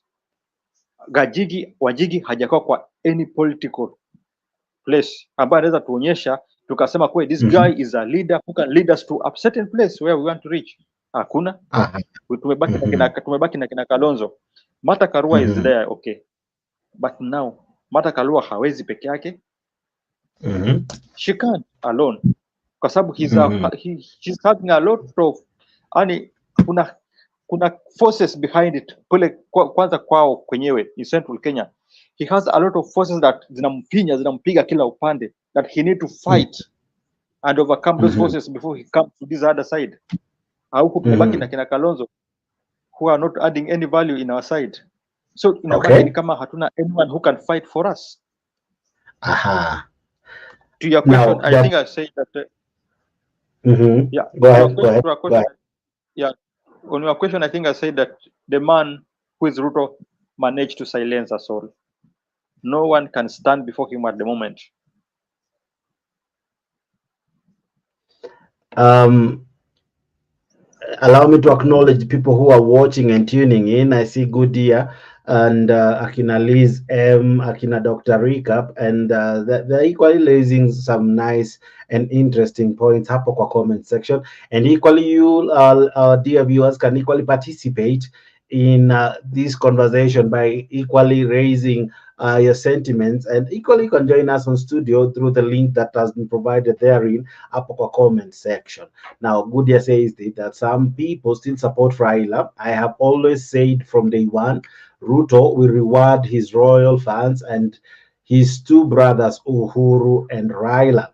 Now, already Uhuru has something he's doing in the AU. If Raila succeeds, he will join him in the AU. So there will no one who would say has that form of the money like these two families have will be left. All right. The class of politicians who will be left around, many of them are politicians who only follow the flag, the wind. They are not known to have a sound standing when it comes to matters, decisions, either in parliament or even in advocating for policies that affect Mwananchi. They sing and dance to the tune of the one calling the piper or the one paying the shots. Now, from where you sit, the exit of now Raila Odinga, the exit of Uhuru Kenyatta from politics, the exit of these two strong leaders leaves William Ruto with less competition. All right. Now, what will it take for any leader to emerge? What does any leader have to do, given that Parliament is captive, the judiciary is captive, most institutions are captive as we speak, to the level that we don't have someone who can stand out and say, this is the person who now probably our hopes can be directed towards. We don't have anyone who is so vibrant, vocal, charismatic enough to take on William Ruto head on. So what can a person who wants to take on William Ruto do? What are the things that you should one consider? How would we look at this when you want to really challenge William Ruto even going forward? Okay, on this issue of kingpinship, you are always not given. Yeah, you have to grab it. And grab it, you need to be bold enough. Yeah, you need to be bold enough. Now, the boldness is what you are lacking at the moment. Because every leader that we are having at the moment, wale watu ambao wako na uoga. Yeah, they should trust somebody to direct them. They should trust somebody touch, to lift their hands so that they can say anything. But ikifikia mahali ambapo somebody who is really competent in his job and he knows what he wants and he's ready to bring revival in our country can gather the courage that takes, alafu asimame, I believe we can still succeed. The problem is that we are lacking those leaders who can stand by their own. They should trust that they have to be held their hand by some people like Raila. They should held mkono inafaa ishikwe na watu kama kina Ruto so that they can do anything. But to me, I believe that you have to grab that opportunity. You have to see the opportunity and then you grab it. Now, I look at what you're saying and I ask myself, it's one thing to grab. From what angle? What? How would you go about it? Would you begin by maybe getting some few MPs on your side? Do you begin by bringing some amendments in Parliament? Do you begin by challenging William Ruto in courts? How would anyone begin? I know it's an interesting question. It is a tricky question, but I think we can follow the full steps that Baba used when he was at task, when he was young tax. The moment that they were young with the Kina Orengo, there is a way that they used to politic and their style of politic. It was very different from how they are doing it today, you see. So I think for those young guys and those people who want to bring revolution in our country, they should go back to those days and see how these people used to do their things, how they used to organize themselves. The only thing that can deliver people is when you gather that courage to do something that it appears to be impossible with other people. At the moment somebody anaweza simama na akasema, I'm ready to take this mantle, I'm ready to do this thing, it will happen. The problem, and I still repeat, the problem is that we still lack that courage to stand up and take this mantle. When Baba took over as the kingpin of Nyanza, his father was there, and his father was one of the kingpin in Nyanza. But we saw how he rose without fear, without anything. Na hata kama kwenda jela, akaenda jela, akafungwa for many years, akafungwa kwa sababu ya the thing that was in his heart. He wanted to deliver our country. Always something like kingpinship, kwa ikuji kirahisi. Sometimes inakuja with the pain. Kama when you look at Raila, utapata Raila kila wakati akisimama, it takes maybe 2 minutes, unaona anajipanguza machozi because of what he went through, the pain he went through, the frustration he went through akiwa kwa jela. So always these things on politics is not an easy game, and it's not something for the faint. It is not a thing for the faint.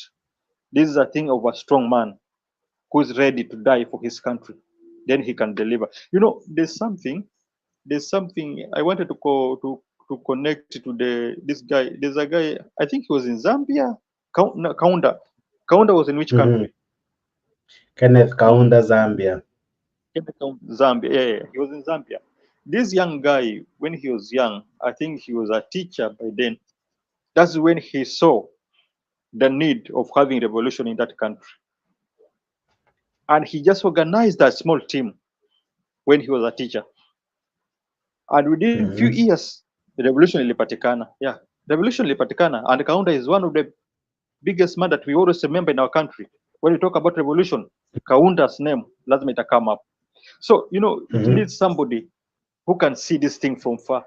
Yeah. And before you see it, you have to become first. See the revolution before you, become the revolution, and be ready to die for what you believe in. Unajua Raila, we have been believing in Raila, thinking that Raila can give us the revolution, but we have come to know that Raila will never give us the revolution. He was able to give us the revolution when he was still young, but at the moment tumepata ni mtu ambaye he will call for something, you end up finding him doing things that are opposite from what he believes in. Kama sahi, going and dining with Ruto, that is not honorable. For him, the person who we expected maybe retire, he is going to retire being a honorable man in the politics, an enigma of our country ambaye amekuwa for a very long time. He should retire in honorable way. But sasa angalia, anaretire kama mtu ambaye amebetray wa Kenya. We are seeing him as somebody ambaye let down which is not a good show to him, the man who is really loved. Yeah. Now, you call it a betrayal. Others are still are yet to come to terms. I think some have even said Baba has confessed haendi mahali. Addis Ababa ni hapa. I've even heard someone saying that he can work for 2 years, then after 2 years he resigns. I don't Those think. are lies. One of the questions I asked myself, I don't think we have presidents from different countries who will be willing to allow someone to just take a position only for him to quit on it or to resign simply because they are seeking more ambitious. You know, maybe the question, even because I know there'll be an interview and all that, maybe the question will be, what will he do if the political climate in Kenya changes or when we near elections? Will he quit his seat, you know, simply because right now he has nothing to do, so he's looking for that, so that once politics is ripe in Kenya, he comes back. From where you sit, do you see any president gambling like that and even nominating or even allowing him to be the chair? Because I think it's a very wrong way to start any elective or any seat or any appointment that you are seeking for, that you are starting it to quit once a certain time comes. What do you think? You know, I call it a lies because, you know, there's no way you can start campaigning for a seat, a chairmanship seat, and then you tell us that you'll just take it for only 2 years. Taking that seat for 2 years, what are you going to do in that 2 years? What will you do? What will you deliver in this Africa, the continent that has trusted you on that seat? Everything that is happening at the moment is just lies. Ndio unaona anaendelea kutudanganya akituambia ati Addis Ababa ni hapa, I will just take 45 minutes nishafika Nairobi, I'll take 2 hours nishafika, ama 1 hour nimefika. Those are lies. You should stop lying to us. Abaki gentleman ambaye alikuwa kuanzia kitambo. He should talk truth. Ikiwa ameamua kutoka kwa politics za Kenya, he has decided to come out of it. Let him be honorable. Talk and speak the truth. Akishatoka hapa akaenda AU, hata kwa even one chance ya kukuja kwanza kuongea mambo ya politics hapa, atakuwa held up kule. If, and this is a question ambayo nimekuwa nikiuliza kila wakati, if at all he was on that infrastructure docket na ilibidi retire so that he can come to handle this issue ya nini politics in our country, sahi amepewa chairmanship, atamanage vipi kufanya chairmanship ikiwa anafanya politics za huko, and yet you are not allowed to do that? Those are lies ambao anafaa aache kutumanage. Yeah, awache kutumanage. He has decided to come out of our country, leaving politics aside, yeah, in our country. So akubali, tunaambia watu ukweli kuwa hata rudi, ameamua kwenda na ameamua kwenda, aenda akae kule. The people who can take over from him, they should start emerging now. So but from what where I you know sit, is that is managing the crowd, the supporters. Yeah, he's just managing. Yeah, he's just managing the supporters. He's managing the country. He's managing his supporters because he knows that people believe in him. Na wakati atasema amejitoa kwa siasa, watu wengi wataumia. So he's just managing people, and he should stop this. Yeah, he should stop this. Just imagine, Mr. Jex, just imagine. How can you tell us? How can you tell us that you are going for an AU seat for only 2 years, and then you resign, alafu unakuja kupigania kiti ya president? It doesn't even resonate.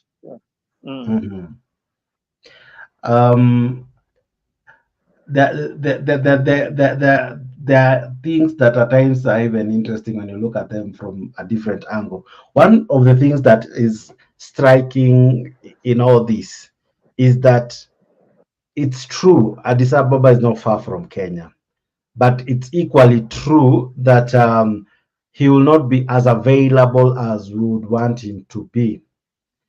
But then again, the supporters, I've listened to many, they seem to believe that it's true. He will always be here at the back and call and that we are reading too much. And in fact, I think there was a statement made somewhere that all this is media creation. Baba is not going anywhere. The media is blowing it out of proportion. My question to you is from this angle now.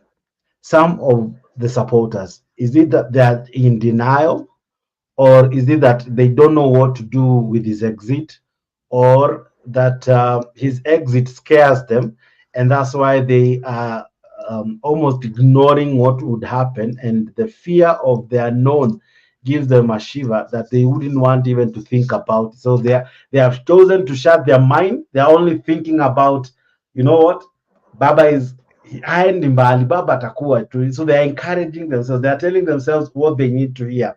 But the truth of the matter is, politics as we know it will change. So from where I sit as a supporter, and I think I've asked you this before, are some of the supporters in denial? I've heard and I've listened to many, and what they are opining is quite interesting. It's almost that they're not sure whether Raila will come back, that they don't know. They're not sure whether he'll buy in 2027, that they don't know. But wako na kale ka surety, amesema si mbali. What do you make of that? No, we are just living in a denial, Mr. Jakes. We are living in denial. We don't want to accept the truth. And that's why many of our supporters from Azimio, many of our supporters from ODM will never tell you that Baba is lying. Will never tell you that Baba has betrayed us. We are living in a betrayal. Yeah, we are living in a denial. And we need to stand up and speak the truth. Yeah. We are in a denial. There's no way tutaweza kujidanganya sasa tukisema kuwa Baba haendi mahali and yet Baba is really going. I listened to the discussion ambayo imekuwa nini Addis Ababa and the conclusion ambayo maamua. It shows that Baba will take this seat. Yeah, that really shows 100% Baba is taking the seat. Because the seat is coming for the East Africa. Inakuja kwa East Africa and Baba is taking the seat. So it's true, Baba is going. Yeah, Baba is going. And we need to wake up into a realization that Baba will not be in our politics again. Imamba kuishi kwa denial tutoke. Mr. G, there's this interesting thing that I think I read in one of these journals. The fact that he's moving out, and you have answered about the supporters. Now, let me ask you about his close lieutenants.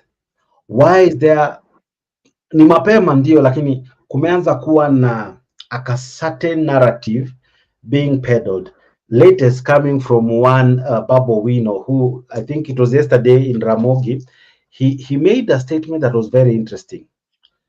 That Baba has proposed Joho, equally proposed Oparanya, but equally he himself must be on that table, or there is no table at all. What do you make of such a statement coming from a prominent leader like one Babo Wino?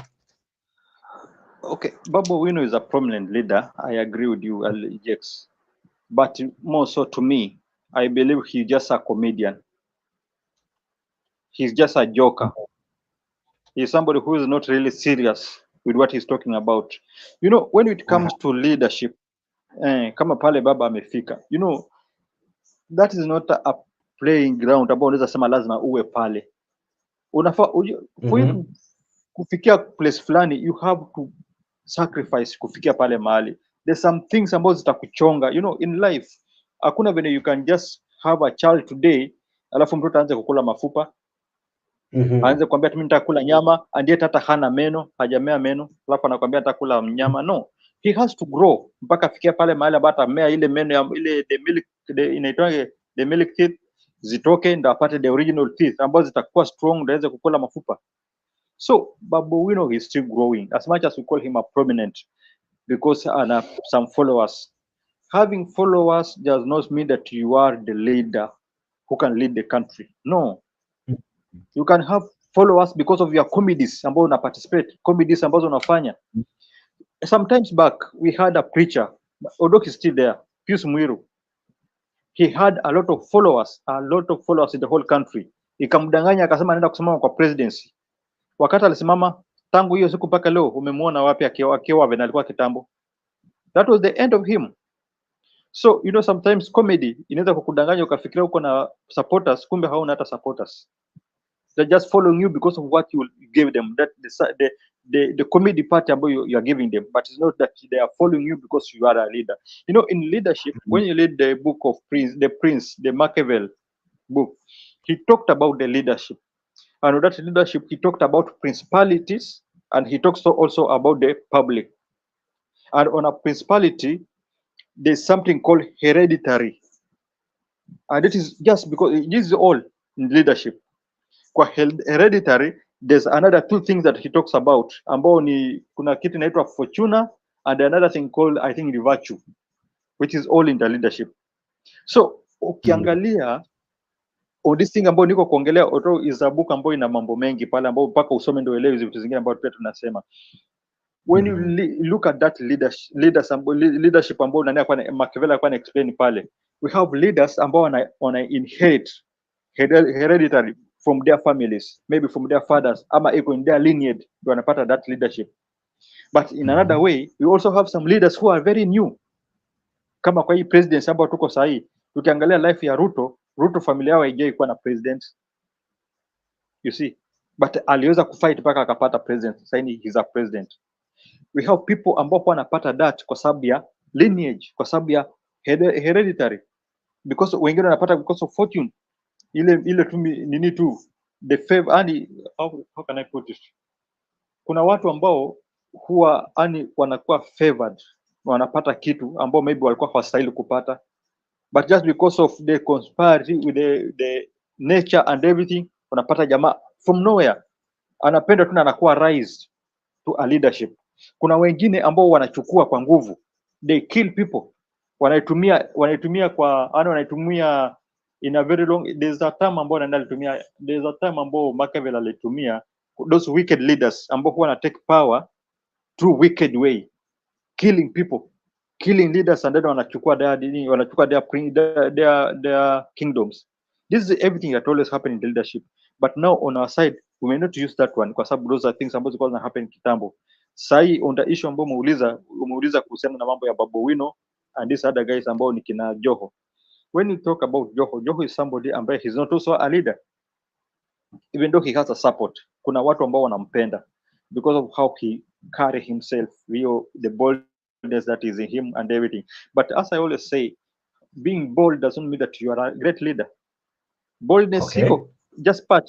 Yeah, it's just part. Unakuwa bold, unaweza kutusi mtu, unaweza jipiga kifua, but that does not mean that you are a leader who is fit to stand maybe for the presidency.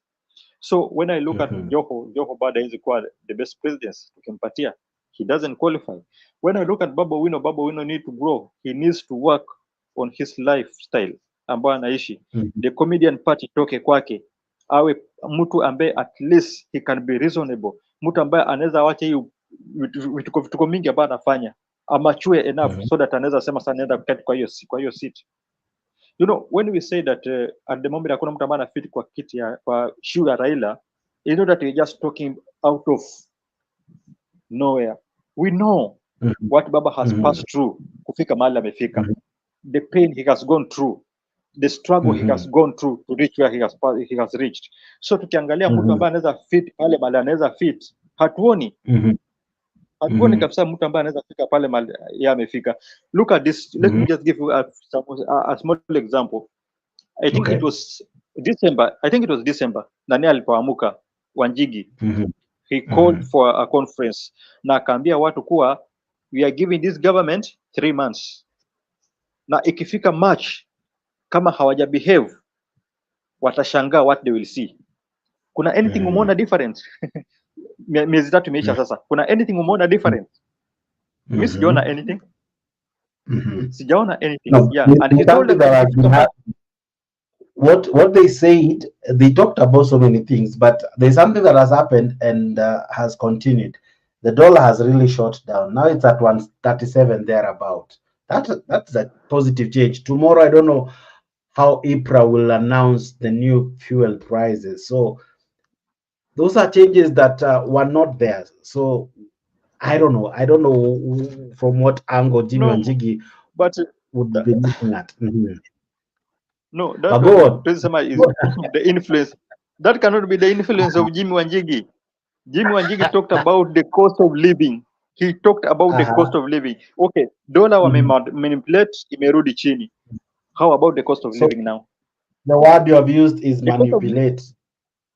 yeah. Now the cost All of right. living bado iko pale pale. The cost of living is still there. Watu bado wanang'ang'ana. Watu bado still they cannot pay the school fees. Watu still they cannot even afford food. Life, the cost of living bado iko high. Let's wait and listen to what the opera will say. But what I know is that hiyo kitu ambayo will happen to me, what Wanjigi told us that it happened on March, hakuna any impact.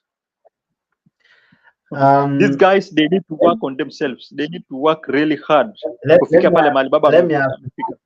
some of these leaders, are they good in hyping? You know, hype men.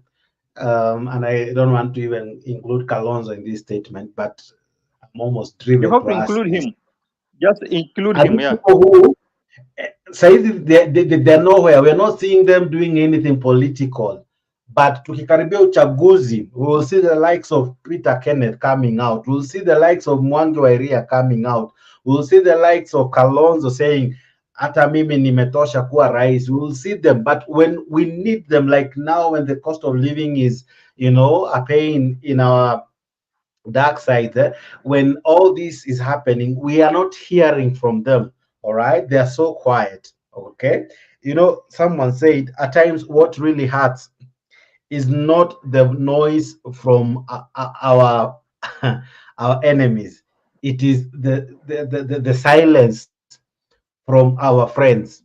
Now they come with the element of being our friends, but when we need them, they're so silent. So right now, somehow I would say we are not feeling their presence. All right. So in any case, their absence won't really. The absence is not causing us a bother. So equally, it means their presence is not something that we should look forward to.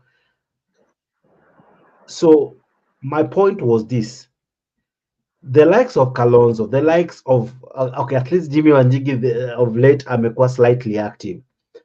They are silent, and whenever they speak of late, it's interesting. It's almost they're supporting the government they opposed.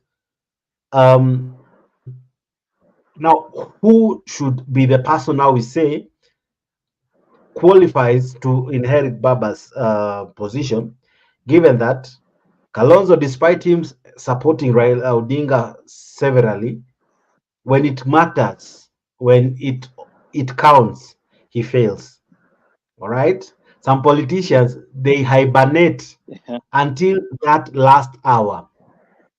So from where you sit, what should Mwananchi now look at for the next choice of a leader? You know, we have a leader like Martha Karua. Even though Martha Karua, she's really passing through a lot of hardship kwa his region ambao ni Central Kenya, but tungeweza kupata Martha Karua awe ameshikwa and he's surrounded with people who are ready to fight with her. I think Martha Karua angekaribia closer to what Baba believed in, because Martha Karua is one woman who is able to she has a stand. Akisema anafanya kitu, she's somebody who you can trust. You see. But now when you look at these men, the men ambao amebaki kwa sahi, there's no one who can lead us to where we want to reach. These are just people who have that hyper thing ambao ulikuwa unaongelea. These are the people who want to come wakati sasa kuna post wameona wanataka kuchukua. That is when they will rise up wachukue. But when it comes to a place whereby the calling is and they need to come out and fight for mwananchi wa chini, they are nowhere to be seen. So as much as your shoes ya Baba iko so large to these people, no one can fit in, but at least somebody like Martha Karua angeza to deliver from what he's going through in Central Kenya, alafu apate a support from that base, and then he come and have some people also who can support him in these other regions, to support her in these other regions, I think we can deliver this country. Now, during the course of this show, there's someone who said something that was interesting, and this is TRM. And thank you, TRM, for this. And this was his sentiments. TRM asked this question: why do we always talk about Mount Kenya, the Rift Valley, and the Western region, but rarely discuss Turkana, Marsabit, Samburu, and others? Why is Mount Kenya so important compared to others? You know, looking at the politics, Kenyan politics, mostly look at central Kenya. You'll find that in central Kenya, these are the big businessmen people who we have in this country. And when you want to know where the country moves politically, always you'll go to central Kenya, because those are the people who decides what happened. They are the people who control the economy of this country. When you go back to Turkana, when you go to Turkana, there's nothing much utapata Turkana. Nothing much utapata Turkana. Enda Samburu, a dry land. But there is something much. It's think about it. Experts have it. We have oil in Turkana. Oil is quite a precious gold. We have an underground lake that they speak about that can feed the country. I don't know how true that was, that it could feed the whole country for several years. But exactly. Is it that because these are places that we term marginalized, hence we pay little attention to, but they could really signify a lot, both politically and even in as far as economics is concerned? Exactly. I can agree with you, Mr. Jakes. You know, if at all we can get people, the people who are seriously want to deliver our country, alafu watoke hapa waende mali kama nini, waende mali kama Dubai, ama waende mali kama Israel, because these are the countries which have been in an arid area, mali ambao iko so dry, arid area, na wameweza kudeliver that place from arid to a very fruitful land. Waende wasome how those people do their work, alafu wakuje Kenya, waende mali kama pale Samburu, which is a dry land, waende pale Turkana, which is also a dry land, and they cultivate that place, wanaitengeneza vizuri, wanaangalia vile Saudi Arabia walifanya, deliver their economy. They come to Kenya and they practice. In fact, in Kenya we can do it better than those other countries. Shida ni kuwa in Kenya hatuna watu ambao wako serious that are ready to deliver our country.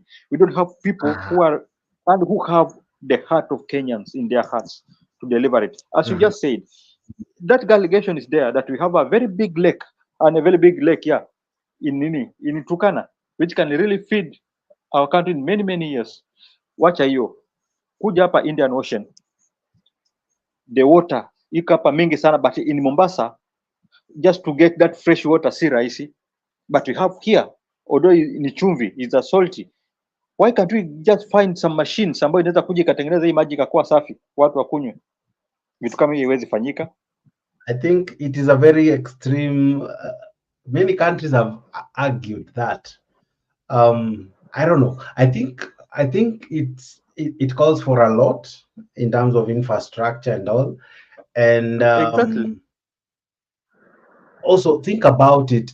I think it's quite expensive to use Indian Ocean water. I think because most countries border these large waters, and most of them probably use it for sports, for fishing, but they don't go to the level of using it for what we call it, for domestic purposes.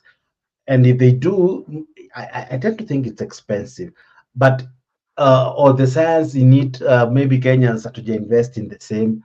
But what can be done? Because I'm sure there are sources of water that can be alternatives. What can be done? Because you are in Mombasa. How do you get the water that you use right now? Is it from boreholes? Is it from piped water from other regions? Yeah, we get it from other regions, because in Mombasa there's a big problem with this issue of fresh water. In fact, most of this water ambayo ziko Mombasa is just from boreholes, and hiyo ndio inatumika for washing and taking baths and those other sort of things, but fresh water inakuja mara moja moja from other regions, zinaletwa na magari. So what I was trying to, we lack that infrastructure that can help us. That's why I said if we get people to go to Dubai, how did Dubai came up? Dubai was just a flat land, a dry land, but look at it how it is sahi. And it was not just ati ni kitambo sana, no, si kitambo, but it's Yeah, a place ambao sahi. Dubai and other countries we talk about, they came because the leaders were intentional about it. Our leaders, are they really intentional? That's why that's why I'm saying. That's why I'm telling you, Jakes, our leaders hawana Kenya in their heart. They're not ready to deliver our country. Yeah, they're not ready. Hii kitu ambao muongelea, the oil, it is in Turkana. Imepatikana miaka gani? Miaka mingi sana, more than 5 years ago. Yeah, but at the moment ni kama hata haifanyi kazi. Ni kama imesimama. I'm not sure even if it is working. Na kama ina work, it is real in a very small pace. Kwa sababu people are not ready. Watu hawana ile heart. We always need people. For you to deliver your people, you have to have them in your heart. If you are to deliver Kenya, lazima Kenya iwe in your heart to deliver it. But now we are lacking those people. We are lacking people who can come and change this country. Because the country, you have the land. You have everything that takes this country to grow up, economy to grow. But we are still depending on the outers, on the whites. Ndio tunakuwa puppets wao. Tunafanya vitu ambavyo hastahili mpaka sasa tunaletewa manini, tunaletewa this nini, hii mambo ya this gays inaitwangaje, this gaysism inaitwangaje, there's a LGBT, yeah, Z and all those alphabets. Yeah, tunaletewa vitu kama hizo just because tunataka help from them, which is an evil thing. Yeah, so what I can just say is that we lack leaders, and we are talking about Central Kenya. Central Kenya is just a country, a county. Is not a county, but is a region that commands the economy of this country, because it carries people about their big businessmen. There are people who have a lot of the big companies about the Central Kenya. Go to the region itself. These are the people about they are among the largest community in our country. It is among them. So they command a lot of inaitwanga something. There's something I wanted to talk about, but in jina hiyo kitu. But I think I remember, and I'll talk to you, Mr. Jakes. But what I'm saying ni kuwa there's no way we can talk of Turkana na tuache Central Kenya. No, Central Kenya is something that lazima tutaongelea. Alafu vitu kama Turkana zitakuja baadaye, vitu kama Samburu hizo zitakuja baadaye.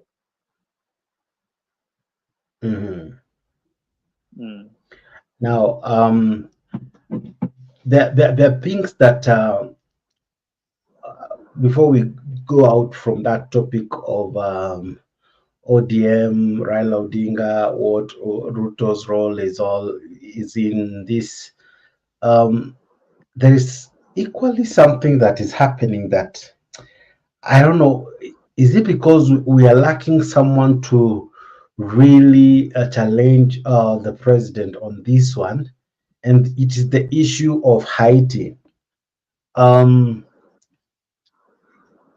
Here is a country whose even prime minister has stepped down. Yesterday, the PS, I think, made a statement, and today another statement. It was called off. Now it has been called back on. So we are still going to this country. The biggest question is this: why is it so almost a must that despite it all, we must send our soldiers there? It's like if we don't, we have committed an atrocity or something. Why is it that the government is so hell-bent in making sure that it sends its police to Haiti? What could really be the reasoning? Because it's now becoming very suspicious that despite it all, it still insists it must go on with the plan to deploy the police to Haiti. One of the questions that I would even ask you, what if it doesn't even succeed? What if it causes more harm than good? What if we end up losing more lives than we ought to have? Why is it so important? Why is Haiti so important? But before you answer me, can we? Oh, okay, go ahead. But I wanted to play a clip explaining that. But go on. I'll play immediately after you're through. Jex, I think in Kenya we lack leaders who can advise the president on what is right and what he should do. Yeah, we have people who want to please him, people who want to speak what he wants to listen to. We don't have that leader who will tell him the truth on something that is going to happen, which is a very dangerous thing. About as a president, he should not focus on that matter. That is a country that has been taken over by goons, and they are not just thugs kama wetu ambao wanatembea hapa wakiibia watu mang'ombe. Those are people who are using guns, and those guns, the guns ambazo they are more confiscated than even what we are using at the moment sisi wenyewe hapa Kenya. They have a lot of material, a lot of weapons that even sisi wenyewe hatuna hapa Kenya. And those are the people ambao you are taking policemen, people who are not trained to fight, and you take them for war. You know, that is a war. That is the battleground. That there's no peace they're going to play to make in that country. Unajua wakati unaongea about peace, you talk about unaenda mahali ambao utapata environment iko conducive where you can dialogue with these people. You can dialogue with the two groups. Unaweza communicate with them, ukawaelezea, maybe some of them hawajui nini inaendelea, ukawaexplainia wakaelewa. But now when we talk about the language, we don't speak the same language. That is one thing that is a disadvantage on our side. We don't understand the region, the geographical region in that place. Angalia the countries where they are, from Kenya to Haiti. How many kilometers? What I think is that we really need leaders who can tell the president the truth, because hapa anakosea, and this is a tragedy ambayo anaenda kuletea wa Kenya just because of love of money. What I know is just because of that money. Hiyo pesa ndio inawafanya wanataka waende kule so that he can get that money, and it's very wrong. It's very wrong. I think anafaa aamuke, apate people who can tell him the truth of what is happening on the ground. Ama if possible, ye mwenyewe aende pale angalie. He was here with the prime minister, ambaye sasa he is not the prime minister again just because amekuja hapa na amesaini mkataba naye. I don't know how dangerous that country is. If goons can stop, he can make. He as a president, can he go to Haiti? Can that meeting be held in Haiti, the one they had here in Kenya? Can he risk, he himself? What is this? Let's not talk over vulnerable policemen. He himself, can he go to Haiti? And go to Haiti. So, but let's listen in why probably it's important we go to Haiti. Over the planned deployment of police to Haiti. The Principal Secretary at the Ministry of Foreign Affairs, Dr. Abraham Correa Singoe, says the mission is still on, despite his earlier pronouncement on halting the exercise until the Caribbean nation is stable. Singoe says that Nairobi has incorporated the UN Human Rights Office in the training of Kenya's police service meant to lead the multinational force in Haiti. Dr. Carrera also insisted that the contingent of police earmarked for deployment to the Caribbean country is kitted and ready. He spoke to our very own Ayub Abdirkadi. Take a listen. It's essentially ready to go. As a matter of fact, just last week, we had a team from the UN Human Rights Office who are here to review the extent to which issues around human rights due diligence framework had been factored into the training of this contingent. I'm saying that just to emphasize the fact that in terms of readiness and preparedness, this contingent is ready to deploy.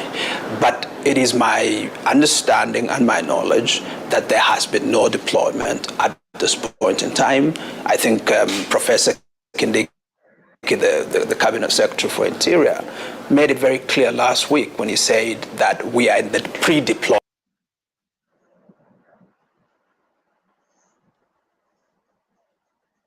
We are in the pre-deployment state. Mr. G,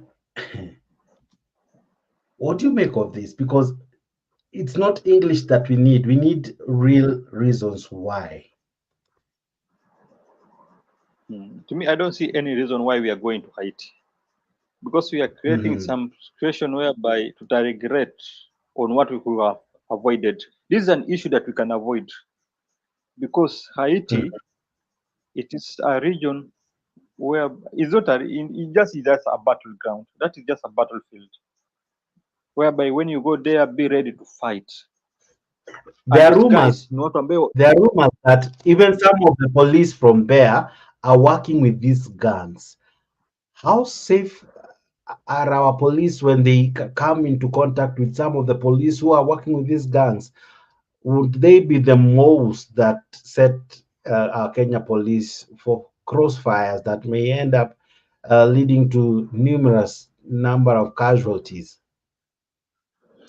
You know, Jakes, when we had this discussion, I think in the afternoon, I told you that it cannot be possible that thugs can wanaweza toa muka from nowhere and make the prime minister of the country to resign. There is always a force behind it.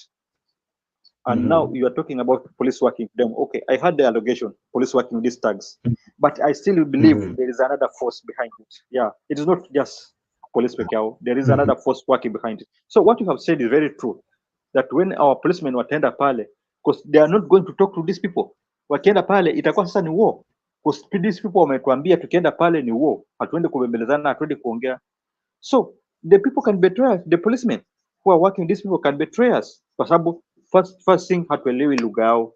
Another thing, we don't know the geographical region of that place. Hatuwezi jua tutakimbilia wapi wakati wametuattack. Hatuoni mali tutakimbilia.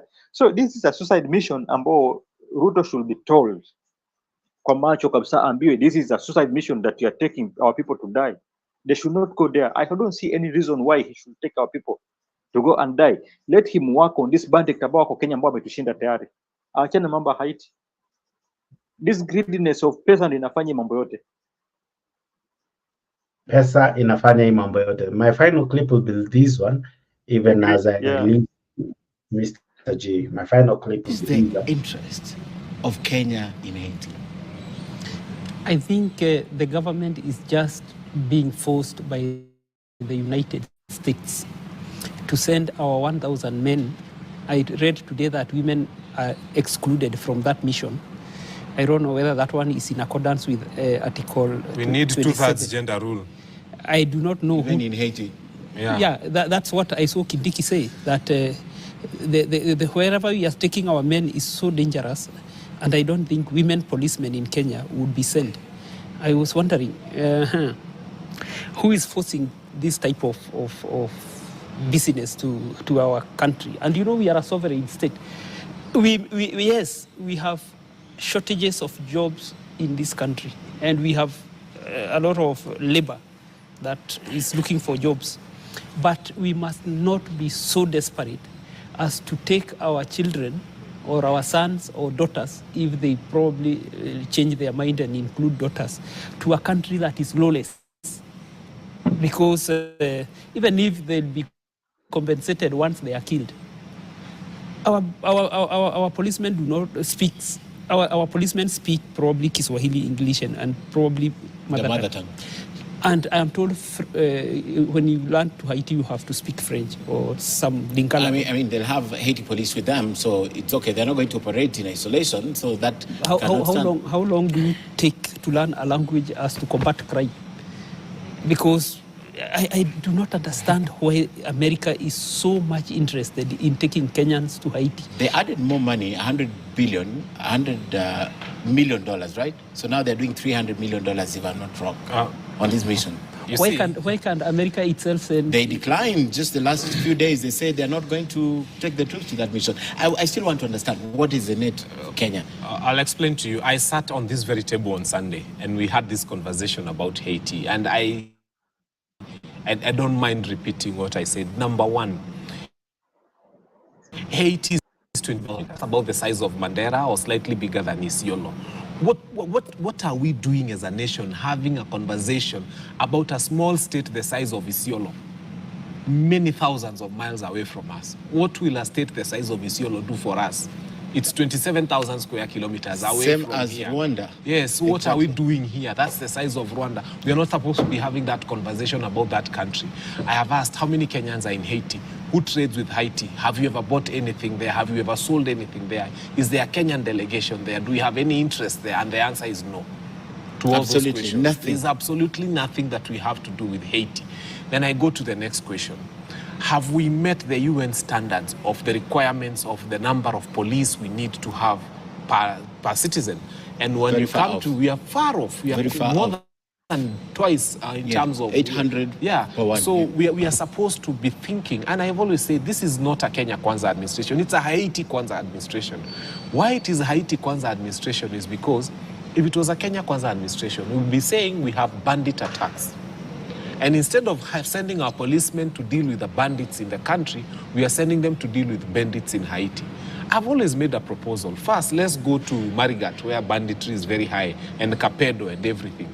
And for the first time, call out the bandits from the bush and tell them, let's sit down, let's have a conversation. There's a beautiful job for you. We take all the bandits, we send them to Haiti to deal with fellow bandits. We have secured our region as a country, and we have given them bandits because what they need on that side is bandits. And if these guys don't come back, we don't care anyway. We just need to lie to them that they are going for further studies in the US. And by the way, Haiti is very close to the US, so they will know that now they'll be told, this sea you are crossing, you're very close to the US. And when they land in Haiti, we don't even need them to come back. We shall have dealt with the bandit problem that we have in this country. And they're experienced shooters. They might survive, they might finish the problem, that's their issue. But then again, as a country, where are we? 100 million is being allocated by the US. Good, dollars. Fuck, that's good. Why don't they bring their young men here? We have some of the best training facilities for the army. The British Army is training in Nanyuki. We have the best training facilities in this country. Even the AP training camp here is a very good training space. So all we need is bring us very many Haitis, as long as you're paying for each of them to come here.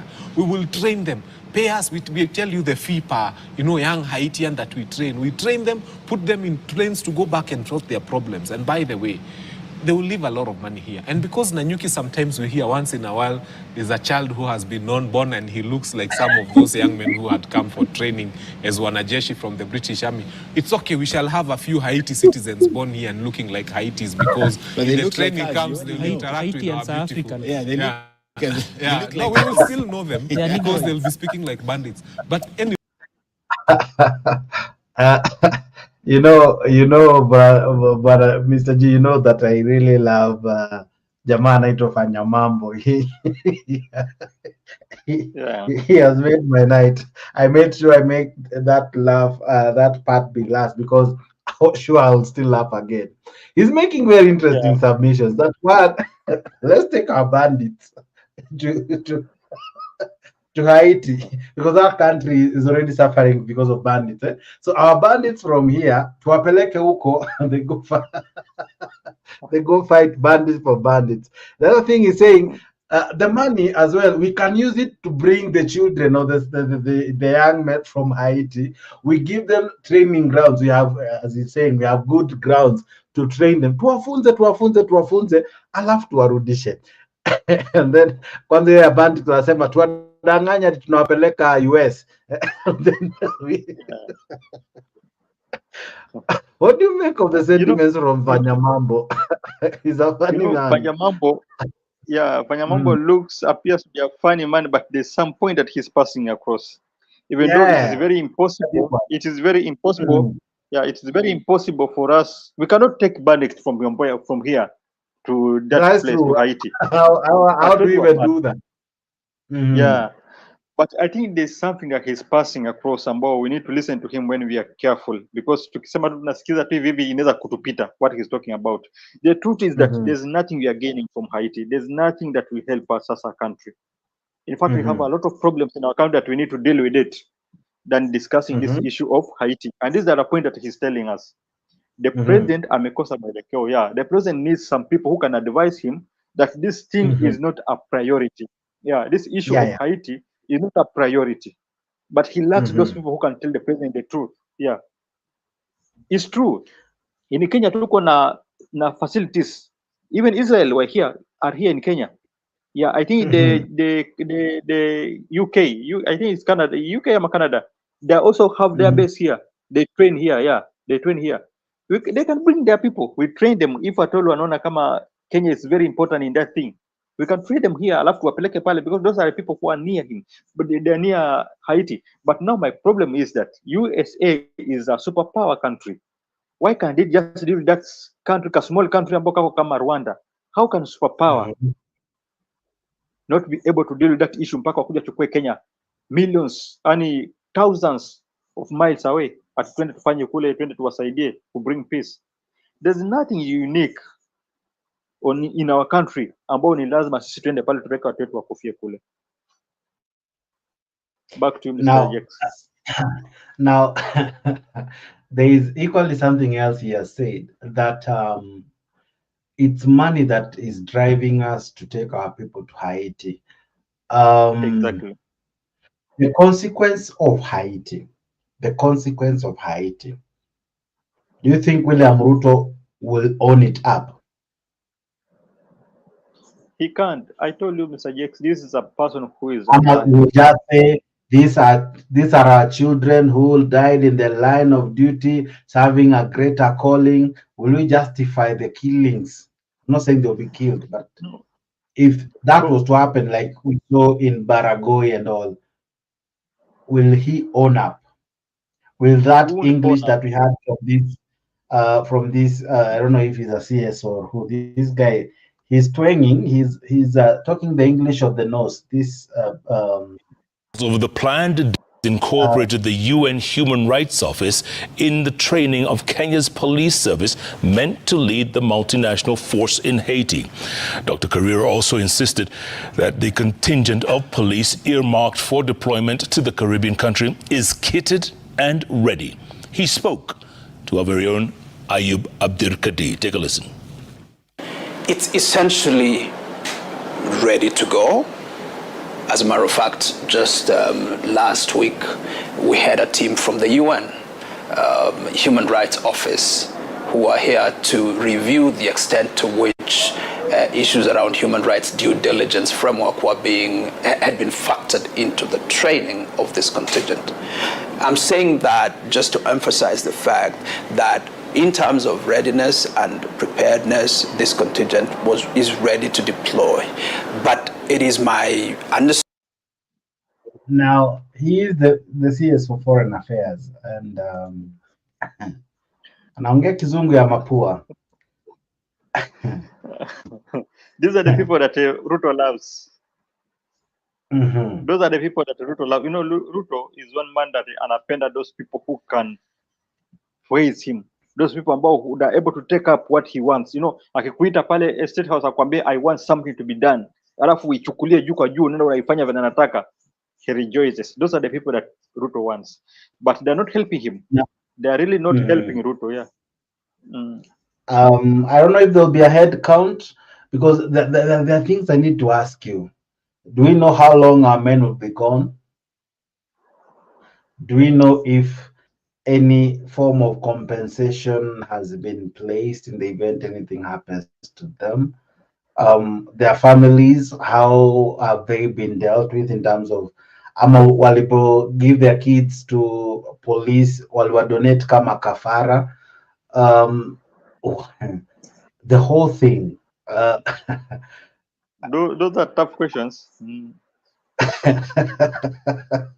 Tunaenda kuwadonate kama kafara, because think about it. When will we say that truly whatever happens to them, our country is ready to take care of so many things, including compensating the families. We have had guys dying in Somalia and other places. We have had families asking where their kids went to because they have zero idea. The government is not giving them information. This for Haiti. Will we be told the casualties? Will the information be relayed to us, or will it be a guarded affair? You know, Jex, when it comes to the matter on compensation, that is where we draw the lines. There's nothing that this government will do. Yeah. If at all, hiyo kitu ambayo umeongea, the last point ambayo umeongea, we have some people in our country here about their young men, soldiers, wamepotelea Somalia. Till today, they're still asking where their sons are. They are not in communication. They don't know where the sons are. But the truth is, those guys walikufa kitambo sana. But even their bodies hazijulikani iko wapi. The government has never owned up. Wakasimama wakaambia these people that it's true, your son alikufa siku fulani, alizikwa wapi. They cannot own up this issue. So, as I told you, Mr. Jex, those are tough questions that this government cannot answer.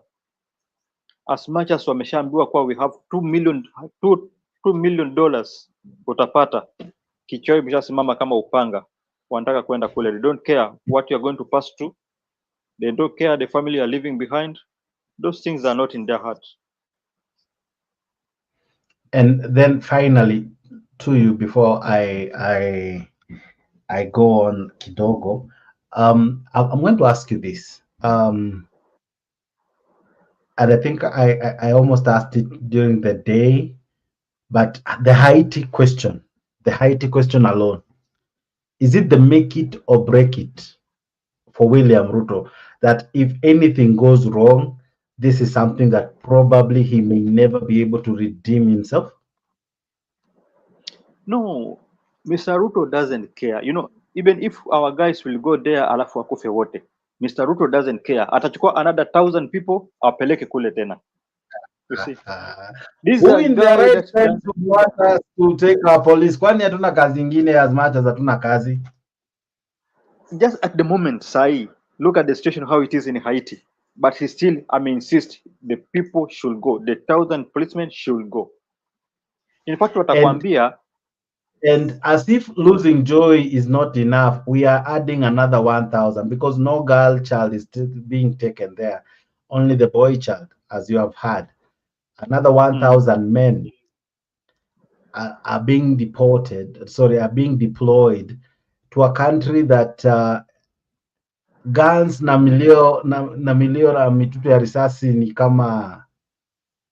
kama fun. Yeah. Now, the boy child anatumwa tena huko. Mbona 2/3 I apply hapa? But on the region, that is what Panyamambo ameuliza. And it's an interesting question. Why is there not 2/3 here? Exactly. Ameuliza Why don't we have even the other two guys wameuliza, because in our constitution it allows the 2/3 to happen. But now in this country where Ruto is the leader, look at his government. Look at how he chose the CS, the cabinet secretaries. And yet he promised us, kwanza promised kwa itakuwa I think half. So lakini hapa si half, hapa ni 100%. My question is this: is it that we have enough men in excess that we don't mind losing 1,000 of them? It's not that we have men. The problem is that issue of money. Kwa sababu they're using narrative that women are weak vessels. They will not fight. Really? You know, that is something that you need to look into. Yeah, they're going to fight.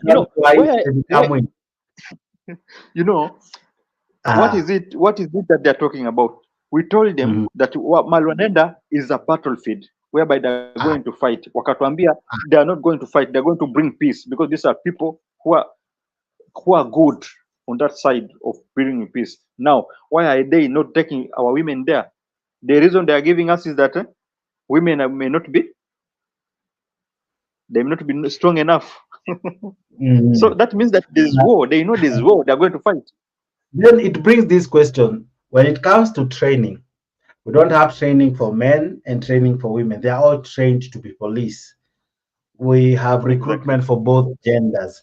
We don't have special recruitment for men who will go to Haiti. We have I don't want to sound like Panyamambo, but This issue, the whole of the issue has a lot of questions that even we may not Mhm. have them, we may not exhaust those questions that they are there. Mhm. But for us, I think my Mhm. conclusion is that Haiti is not a priority in our case in Kenya. It was not a Mhm. priority and it's not a priority. There's no need to take our 1,000 men there just to go and suffer because I know they will suffer. That is not a smooth path that watapitia. No, they're going to pass Because through a lot of hell.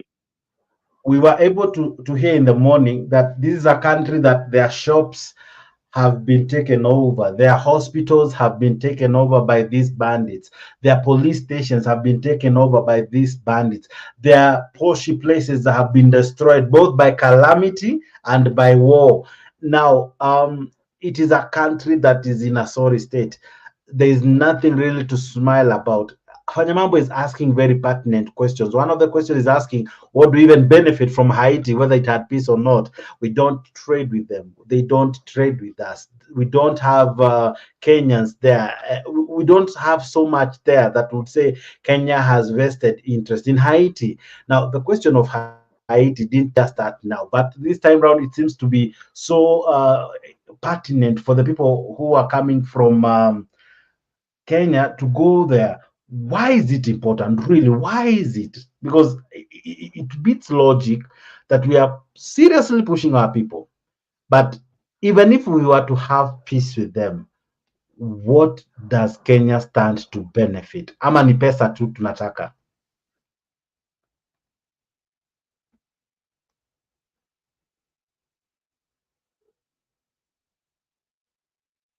Mr. G umekwama vizuri. Hello, Mr. G. All right, even as I work on Mr. G, let's finish up on Mambo. Young men here, But to you go and deal haven't- with their problem. Neither you or Lempa has told me Kenya's interest. We don't have an interest. And I've always said No, then why are we hell-bent? Oh, then Why let are me we tell you. hell-bent? Let me tell you. I think what we need to do, and I think I've said this before, you've heard of these international conferences, and people are scrambling to go and attend international conferences. For the first time, I pray that our cabinet secretaries will accompany our policemen to Haiti, just the way they go for international conferences. They get into that plane. When our policemen are going to Haiti, our cabinet should go there because it's a very nice place for our young people that they are insisting that our young people should go. The same way they scramble to go for conferences in the US and many other places. Our cabinet should go there and stay for a month with our policemen and then come back if they'll be able to come back. Then it will be a good measure to say that Haiti is a good place to go. Members of parliament keep saying they're going for benchmarking. Now they need to go for benchmarking on how not to have a ruthless state. So I'm proposing that some of the parliamentarians who are disturbing us here also be put in a plane with our policemen to go and do benchmarking there for a month. And if they come back and they're lucky to be here, then they can tell us how it was for our young people. So let's not talk about it as a good place for our young people. And we can take it further. When you're signing a deal on is how... one guy that has a way of making my day. Alex, Mr. G, they're back. Now, Alex, we are talking about the deployment of Kenyans to Haiti, and equally we have to allow Mr. G to leave, and then we continue here in studio. Mr. G, the last final question, even as Alex is saying he is coming in a minute. My last question to you. What's the best way forward for Kenyans? How do we move on from the changes that are about to happen, both politically and even how do we adapt to what do we call this? To the new normal, because Raila Odinga living will be the new norm. How do we adapt? How do the followers adapt? How do the politicians adapt? How do we move from here? You know, Jakes, I think there's one politician who said that for somebody to receive the change that he needs, more so in Africa, one thing they need to come to a particular place when their system. Let me try to put it in another way that he said. I think we need to come to a point whereby our anger, there's anger that is within us because of the country that we are, like in Kenya. That anger within us should inspire a systematic, unstoppable action in our hearts, so that tunaweza simama and fight for that country. And he gave an example of some people, like the first president of Namibia. This is a guy ambaye anaitwa Sam. He was just a teenager when he was working, alikuwa anafanya kwa train, he was working on a train. Na one day wakati alipitia the hostility ambayo the whites walikuwa wanawafanyia pale kwa train, he decided to create a unity of workers ambao alikuwa nao, na pale wakaanza to find out how they will bring the revival that will change that country. So there's something that we are lacking as Kenyans that can inspire us to wake up na tuseme kwa we are going to fight for this country, tuifikisha mahali kwa tunataka kuifikisha. So I think my last comment is we need to pray God to open our hearts and our eyes so that tunaweza iona hii kitu ni nini hii ambayo tunaweza kuiangalia ikatu inspire so that we can stand up na iwe hakuna anything itaweza kutustop kufikia the action that we want to do in this country. Tukisema ni revival and ni revolution, tutaifikia that revolution. But tukisema tutaketi tungoje kina Raila, then that is the end. Raila is going na atapata hiyo kiti ya AU, hakuna kitu tamwangusha. He's getting the chairmanship. So tunabaki tukiwa alone without anyone to fight for us. All right, beautiful. Now Alex, you're back. I don't know if you are now in a position to join us. Sure. All right, though you are in a very noisy place. What do you make of Kenya insisting and being hell-bent in going to Haiti?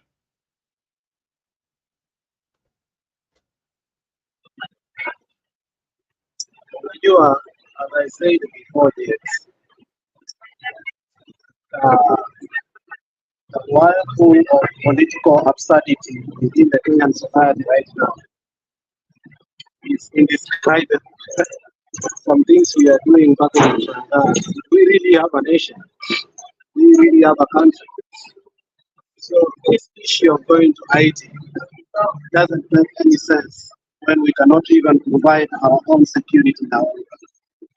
Now, for instance, I was one of the few people to say that the president of Haiti is not going back to Haiti because the institutions such as the airport and the police force, which are called police districts, have already been captured by the man called Babaki.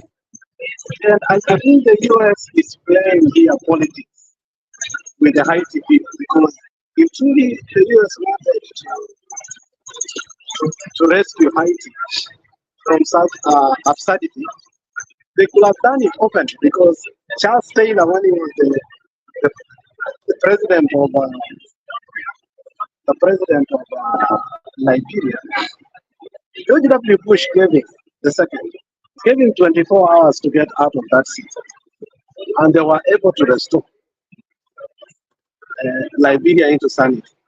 So I don't know how powerful this barbecue is to a point that the US and the other superpowers, the G7, cannot be able to silence it. To help Haiti. So for me, why are we signing it? So for me, I think the US is playing the politics here that have always played, whereby they don't want any African country to succeed in terms of that. So our troops going to Haiti, when Barbecue has forced the sitting president who had come to Kenya to resign is also another absurdity. So if this guy came to our country and signed a pact, he's not able to go back to his country because of the security. So isn't it an irony that we should go there? Just think about it. If the sitting president with the security was told you cannot land in that country, he was forced to resign. So where are our police going to land? Are they going by sea? Are they going by road? How are they going to reach Haiti, Mr. Gates? I think this circus must stop.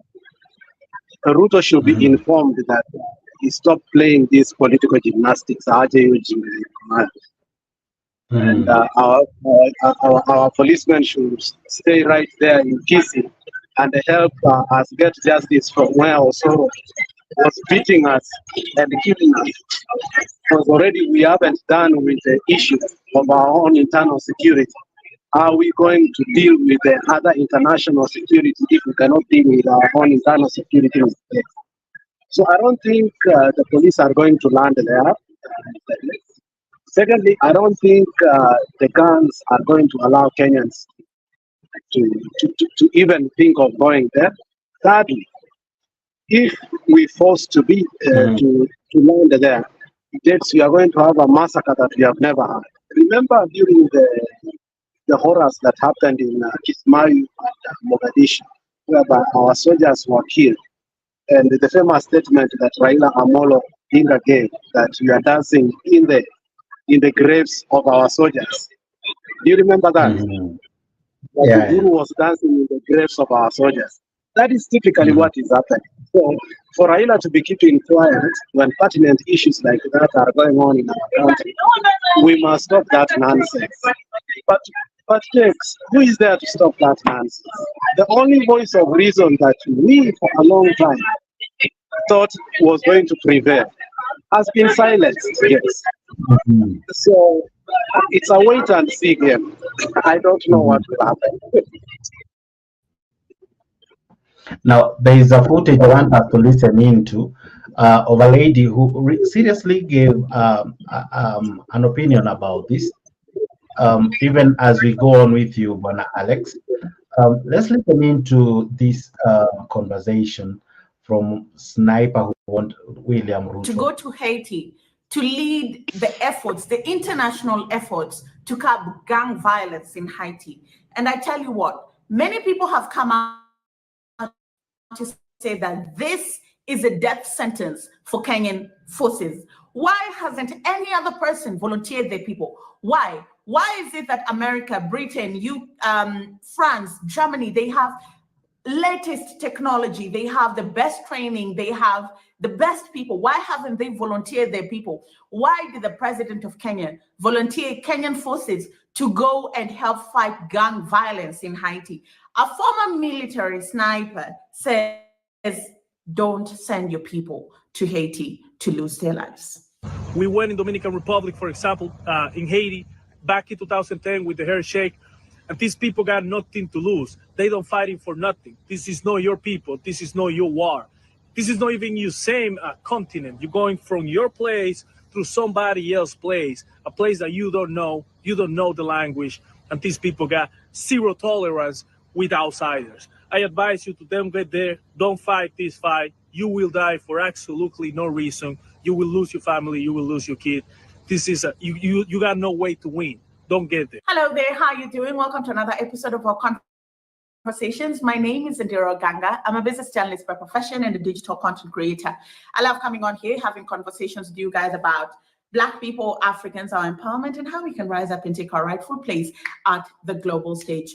So the past couple of weeks and months have been characterized by chatter that Kenya is leading an international mission to Haiti. Why? Haiti is a country that has gone through its own fair share of challenges.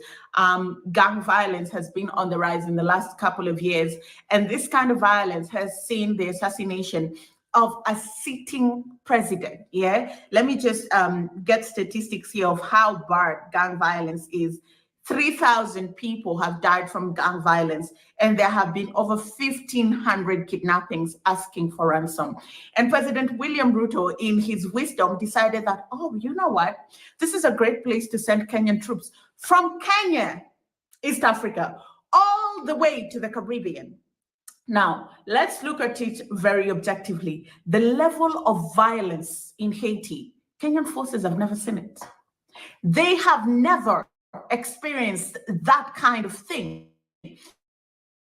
There is violence in Kenya to some extent. There are in Kenya to some extent. I'm going to deny that, but it's not as organized, as well-funded, and as well-armed as what is waiting for our soldiers in Haiti. Stay with me. The training that Kenyan police and Kenyan police forces get is nowhere near the kind of skill set and expertise that is needed to curb gang violence in Haiti. Why didn't all the other people that have the technical know-how, the funding to do it, volunteer their people? Why? Why was it just you who decided you're going to give out your people, right? These are people that have nothing to fight for. Kenya is in East Africa, Haiti is in the Caribbean. What are Kenyan forces fighting for? Because in a war, you have to believe in a cause. To be able to go all their way out, risk your life to come out alive. What are they risking their lives for? And this is not to downplay the violence that is happening in Haiti. This is to say, this is not Kenya's war. All right. This is not Kenya's war. Alex, what do you make of the sentiments from this lady? She really makes so much sense. So, yes, you know, there are I've wondered in terms of how allow me to give two objectives. The first one, I want to make an assumption that I've been looking at the situation. For instance, when you look at the picture for Mr. Babaki, the gang leader for Haiti, the military lingaria that he was having and the kind of military equipment that he was having, those are not Russians gunfire like AK-47. These are American guns, okay? And the kind of military attire that he was wearing, these are American military attire. So it beats logic that, you know, someone is sending us, like America is sending us over there, and yet they are supplying the kind of guns that he had. Those are special guns. You know, I'm a gun holder, Mr. Jakes. I have had guns for the last 20 years. I went to the US military, Mr. Jakes, okay? And I served in something called the uniform of the USA. So when it comes to guns, I'm a specialized person in that. Those kind of guns that they have, those are American-born guns. Those are American-made guns. So the question is this: what is the irony that you supply the guns to the gun leaders, and then we start sending us over there? So are they going to supply the same guns to us so that we can counter these people? It's going to be a massacre. It's going to be messy and nasty. Second,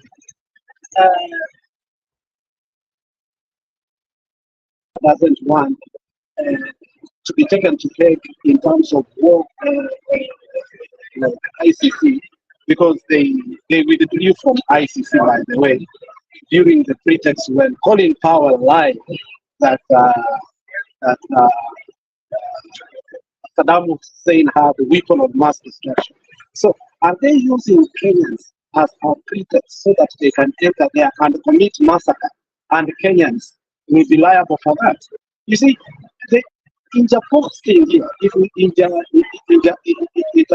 Interpox here, I think the US is using as wrong, because what I see is when William Samoei Ruto was promised the presidency under the pretext of the current US ambassador to Kenya, some of the things that they agreed upon was to use Kenya as a conduit to go in. So, as I say, because this is a political analysis, I'm just trying to figure out what is the US trying to do here. If you had the analysis of this lady, where she was saying, and candidly let me what I say, the US has the latest military best equipment in the world. It gave the the tool so that they could do what? Protect themselves against the Palestinians. Why are they not doing the same to Haiti? Don't you think that is double standard? Don't you think that is double standard? You see how they went there and they have been massacring people in the Palestinian to a point that there's been a blockage that there is no food going to the Gaza Strip. Do you think that America is not capable of going to Haiti Port-au-Prince and be able to stop these gangsters? Don't you see the irony of all these things? These are the double standards, and this is where I can tell you rightly, so I get pissed off with this country. Why? Because I wish we could develop our country so that we can become a superpower. That's why when we say one military, one currency, one nation in Africa is necessary so that we can start competing with all these countries that are taking advantage of us. So it doesn't make any sense for me that US are treating the whole forces of maybe the Canadian, because when they went to Iraq, it was the Canadians, it was the Americans, it was the Britons using Tony Blair, it was the French. You want to tell me they are not able to do that issue of Port-au-Prince? I really doubt it. So Kenyans here are going to be voted like that. But somebody is going to be taken to ICC because we are still a signature to the head. And I think William Samoei is going to pay a heavy price if he doesn't know that. That is just my projection because I don't believe that America is not able to resolve it.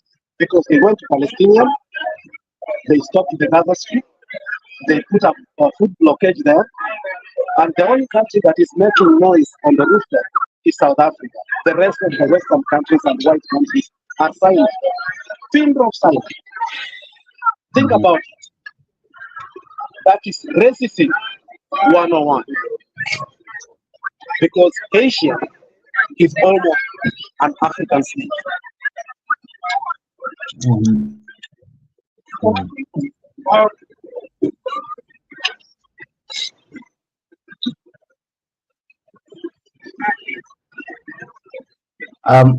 Alex, when you look at even how the streets are looking, these streets are just filled with guns, violence, shooting, burning.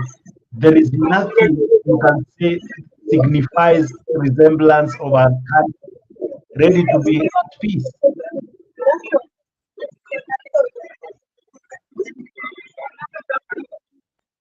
Alex, are you still with me? All right. Now, ladies and gentlemen, what you are seeing in your screen, this is the leader, Najita Barbecue, who has been causing terror in that country. And of course, there are not just one gang, there are multiple gangs causing serious challenges in this country. You see, this is a police entourage being attacked. All right. And it's full combat. It's full combat. You know, there is everything to lose for us. This country seems to have nothing to lose. They have left it all on the battlefield. All right. Some of these footages are old footages, but they signify what is happening currently in that country. Many countries have tried to come in to help in the fight against these bandits, but it has proven to be difficult. The Haitian history is quite interesting, and it informs a lot and it explains a lot why this country is yet to really settle. several countries have had vested interest in this country. Okay, so I want us to listen to some of the things that Barbecue has had to say, and he seems not to be afraid of anything. He is a man who is not afraid to say it as he sees it. Let's listen into this one.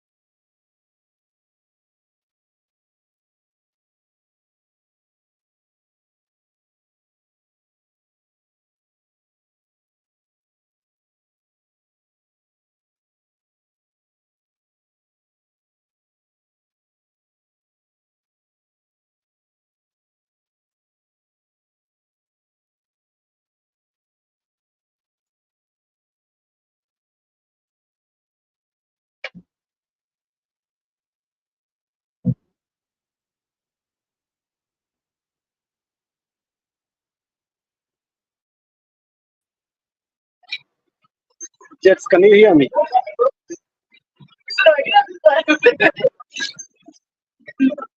Yeah, now I can hear you. Now I can hear you. Yeah, so this is a large scale from the Western countries. And I don't know if you heard me when I told you, if you look at 1976 chapter, where Henry Kissinger, by then who was the foreign minister from the United States, talked about biopolitics and biopower. And Chinua Achebe writes about it. He's one of the professors in South Africa that I've learned about it, on how to cut Africa into his needs. So I will educate you on this. If we are not careful, our Americans are going to use us to find out our own brothers and sisters. And unfortunately, this is what Nigeria has become, and also African Kenyan state has become, because we are being used, because we get the president, the wrong people that we want to win the election. And now we are trying to appease the people that won the election to be given the African Union seats, which actually are subject and puppet of the European Union. So it's a bigger than large. We really need to focus. There's a lot of noise in my background.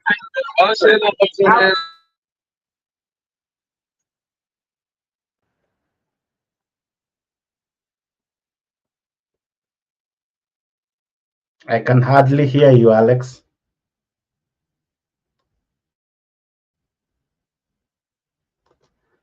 Alex, are you still with me? All right, let's get There's a lot of background noise also in some India, so I don't know if history about Haiti and why and how it's located and why is it the noise.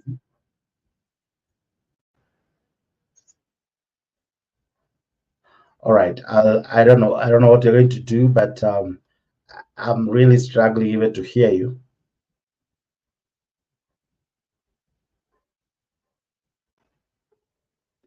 All right. Now, ladies and gentlemen, Haiti, a country that has been through it all, a country that even assassinated its own president, and among many other things that has happened to this country, with the latest being the resignation of the prime minister.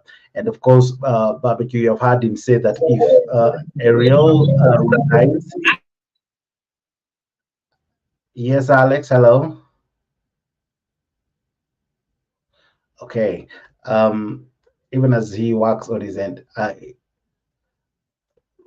he says that if he resigns, they will now allow petrol stations to operate. They'll remove all the barriers and the barricades that have been hindering, of course, the flow of basic stuff, basic food, essential commodities, and it's something that has really caused so much pain and so much struggle and so much strife in this country.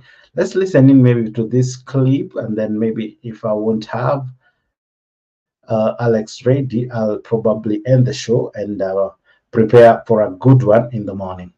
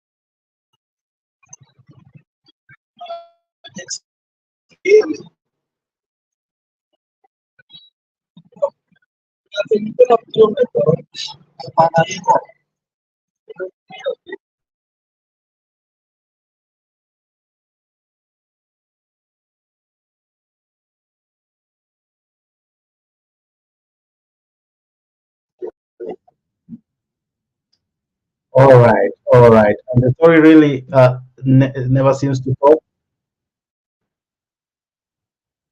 Sorry for that.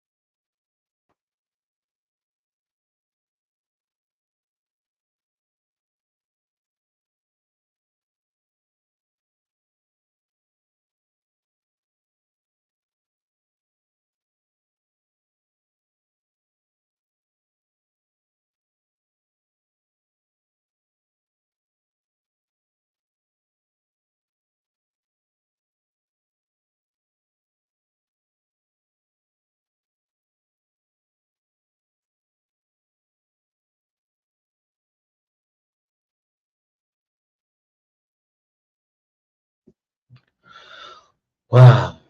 All right, ladies and gentlemen, that is Haiti for you. That is where Kenyan troops and police uh,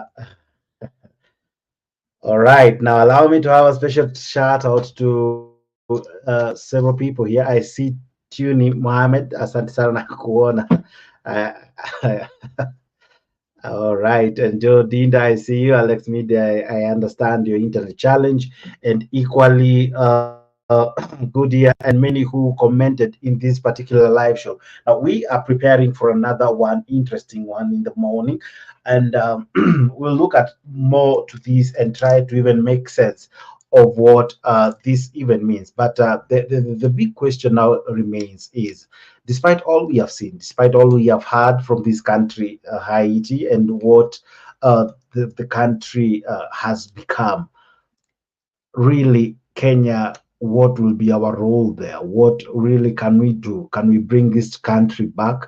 With the resignation of Ariel Henry, does it make it now better because they have blamed him for baiting the gangs and the bandits there? Does it change the situation? Will Kenya troops find the country slightly safer?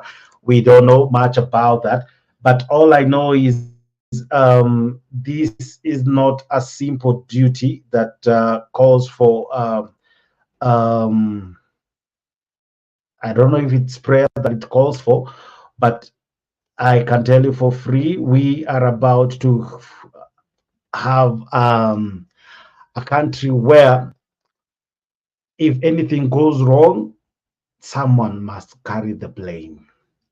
All indications were there, all indications are there that this is not the best move. Super countries have stayed out and stayed clear of this issue. Kenya, with all our challenges, we want to dive into the fire. I don't know. I don't know if we want to play hero or if we want to play. Um, we know how to do it. As the lady said in the show, Haiti is not the bandits of Marakwet or Kerio Valley. This is a whole different ball game. I don't know if we are prepared for it. If we are, God help us. I don't know if we have the correct gear and kit. As you have seen there, uh, people pass by scenes that are very ugly. You know, Kenyan troops, I don't think they are ready for such. If they are, they really need to go prepared. They should say their goodbyes. They should make sure they say their final graces with their loved ones. They should kiss their loved ones goodbye. Not that I'm sending any form of fear to anyone, but it's true. In such a country, you don't know. Your coming back is not guaranteed. Your going is almost guaranteed, given that the government seems to be holding its ground. This must go on. So it's true. Going there is a must. Coming back is a gamble. So to our troops, we wish you well. We wish you well. It's a call of duty. I read somewhere that our parents sold their pieces of land so that they can bribe for some of our kids to find spots in this police or in the force, only for them to be deployed to Haiti, and God knows how they'll come back. All right. It has been a sad show. I know we talked of Joey. We talked of the doctor strike that is now 2 hours counting now. That started at 12 midnight. I don't know what happens. I don't know if we have doctors on call, and if they are called, will they do their duties? I don't know. That is Kenya for you. Our doctors are on strike, and yeah, we are there. We're still insisting we must take our vibrant young men here. 2,000 rule is not being applied. Men will be taken to Haiti. And the other thing that is equally sad, that when this will be happening, we have no one to bring this government to task. Why? Some of the voices, dissenting voices that we used to believe in the likes of Raila Odinga, have chosen a different path. We wish him well, but I don't know. It is now here where we say it is God for us all and every man against the other man. I've been your host, James, the moderator. It has been a sad show. This is the first show I've ever done that I feel so down, you know, because when you look at all the happenings of the day, one person being told that he'll lose his life because he took someone's life, that wasn't easy. I looked and I heard Joy's mother, and it really touched me. I looked and I saw Monica's mother, and it touched me. This young man, I don't know if truly he did it. I don't think he ought to have done what he did, because it has caused more pain than good. I say this with a lot of pain in me, that actions that probably would have been avoided led to serious pain. All right. Now, equally, there is, I don't know, it's just a bad coincidence that we are talking of a very sad show, and then Kenya Rebel comes in, and he doesn't look happy, but I hope he is having a good day. So, Kenya Rebel, how are you? I'm good, Jakes. What is wrong? I saw you sad and I said I have to come here and comfort you. What is going on? I wasn't following, to be honest. I just saw you on the Neo. You nikaingia niseme, let me support my brother here. What's going on, my brother? No, it's the show itself. I talked about Joey. Doctors now are on strike. Our young men will be sent to Haiti. Viewers, habari yako siku nyingi? Mzuri Alex, nice seeing you. Wacha kupotea. No, siwezi potea. Nowadays you are behaving nicely. I'll start coming to your live. Raila is going to A, you have to behave. You know, as we had now are over. We have been disappointed. Now it's like, yani, we have premium tiers. I saw the other day you were commenting that you can't understand. Alex can comment this way. You see, I'm a truthful person. When something is not going on well, you have to capitalize it the way it is. Don't sit on the fences. And I appreciate that honestly. At least wewe hata kama una support lakini pia ukiona ni mbaya unasema. So I appreciate that about you always. That's why I usually enjoy listening to you. I am where you were in 2017 when the handshake happened. I'm telling you, I'm going to be the worst disagreeer with Raila Amolo Odinga. What he has done to us, no. Let him go to the nearest hell and jump.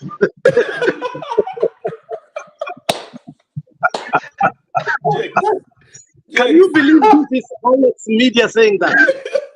Can you believe that? Yes, is this Alex? Me, I can't believe this is happening right now. This is Alex talking. This is Alex. To a point that I can't even go to Sound Candid anymore. You know what? I've noticed that the major people in Sound Candid No, stop right there. Stop right there. We won't have any sister channel. We are good. We are good. Okay. No, we understand what you are saying. We should respect each other and let's not degenerate to that. Okay. Exactly. So, fair enough. We shall not mention out of respect for Jakes. But I equally wish to have Kenya bashed anywhere. Rebel, let me tell you. In 2017, I didn't know this is how you felt when the handshake happened. You know, Duke was a good friend of mine, Duke Mainga, and he told me that he will vote for Ruto not because he likes Ruto, because Raila disappointed him during the handshake after the Supreme Court had given him the presidency. I'm sitting on the fence and I'm like, really, politics of all? I'm disappointed, my friend. Alex, This is a new Alex. This is not Alex that you know. No, but I swear it's a nightmare for me even to read the news.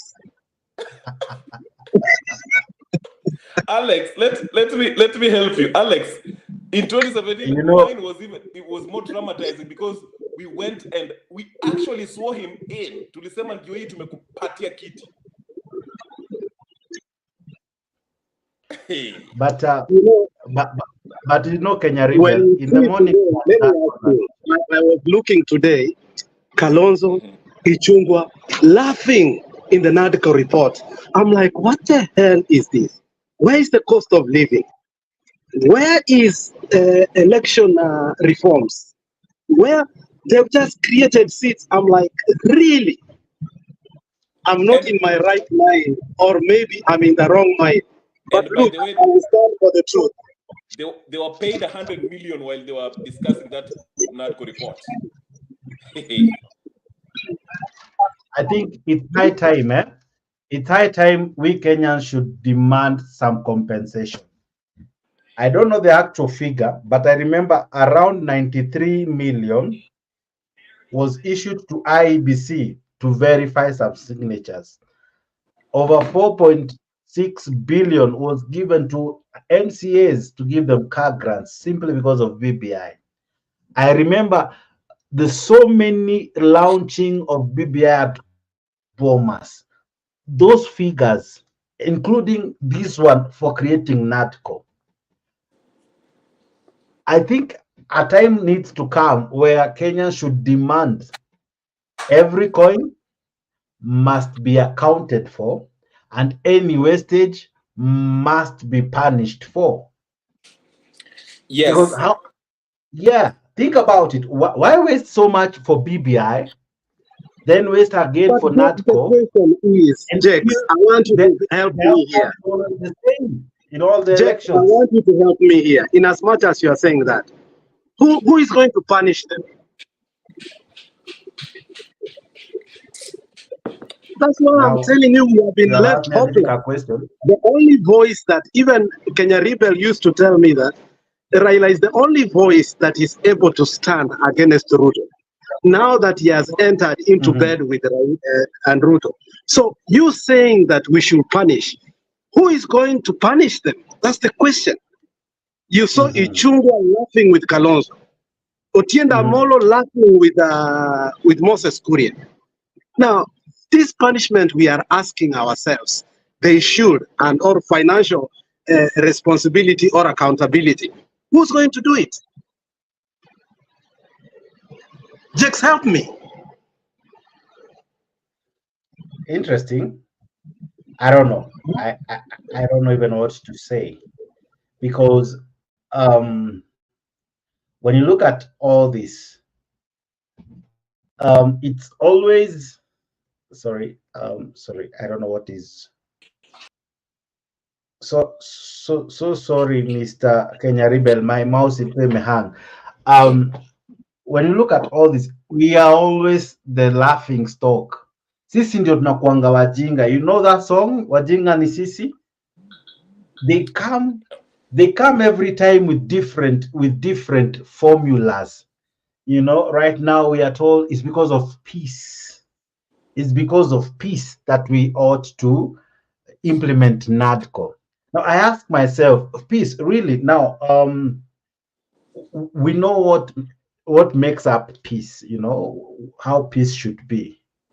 When you look at the whole thing, how does having the leader of opposition make us live in peace? How does having all these posts being created give us peace? Parliament yesterday advocated for the introduction of the CAS, all right? This NADCO report introduces the office of the opposition leader. Equally, Akina Aisha Jumwa are pushing for 2/3 gender rule. All this is about what William Ruto was always advocating against. Si wakati wa viti vya viongozi, sio wakati wa kutafutia kiongozi, ni wakati wa mama mboga, ni wakati wa yule mtu wa chini. But once in power, that statement is not even heard anywhere. All right. So what we hear are Let's increase the seats for women. Let's increase seats for the prime minister, for the opposition leader with 2 deputies. Let's put CD, or what do you call this, CDF, even constitutional, as though all this time they will refund anytime they used it when it was unconstitutional, as though they'll refund it, because as though they'll refund it.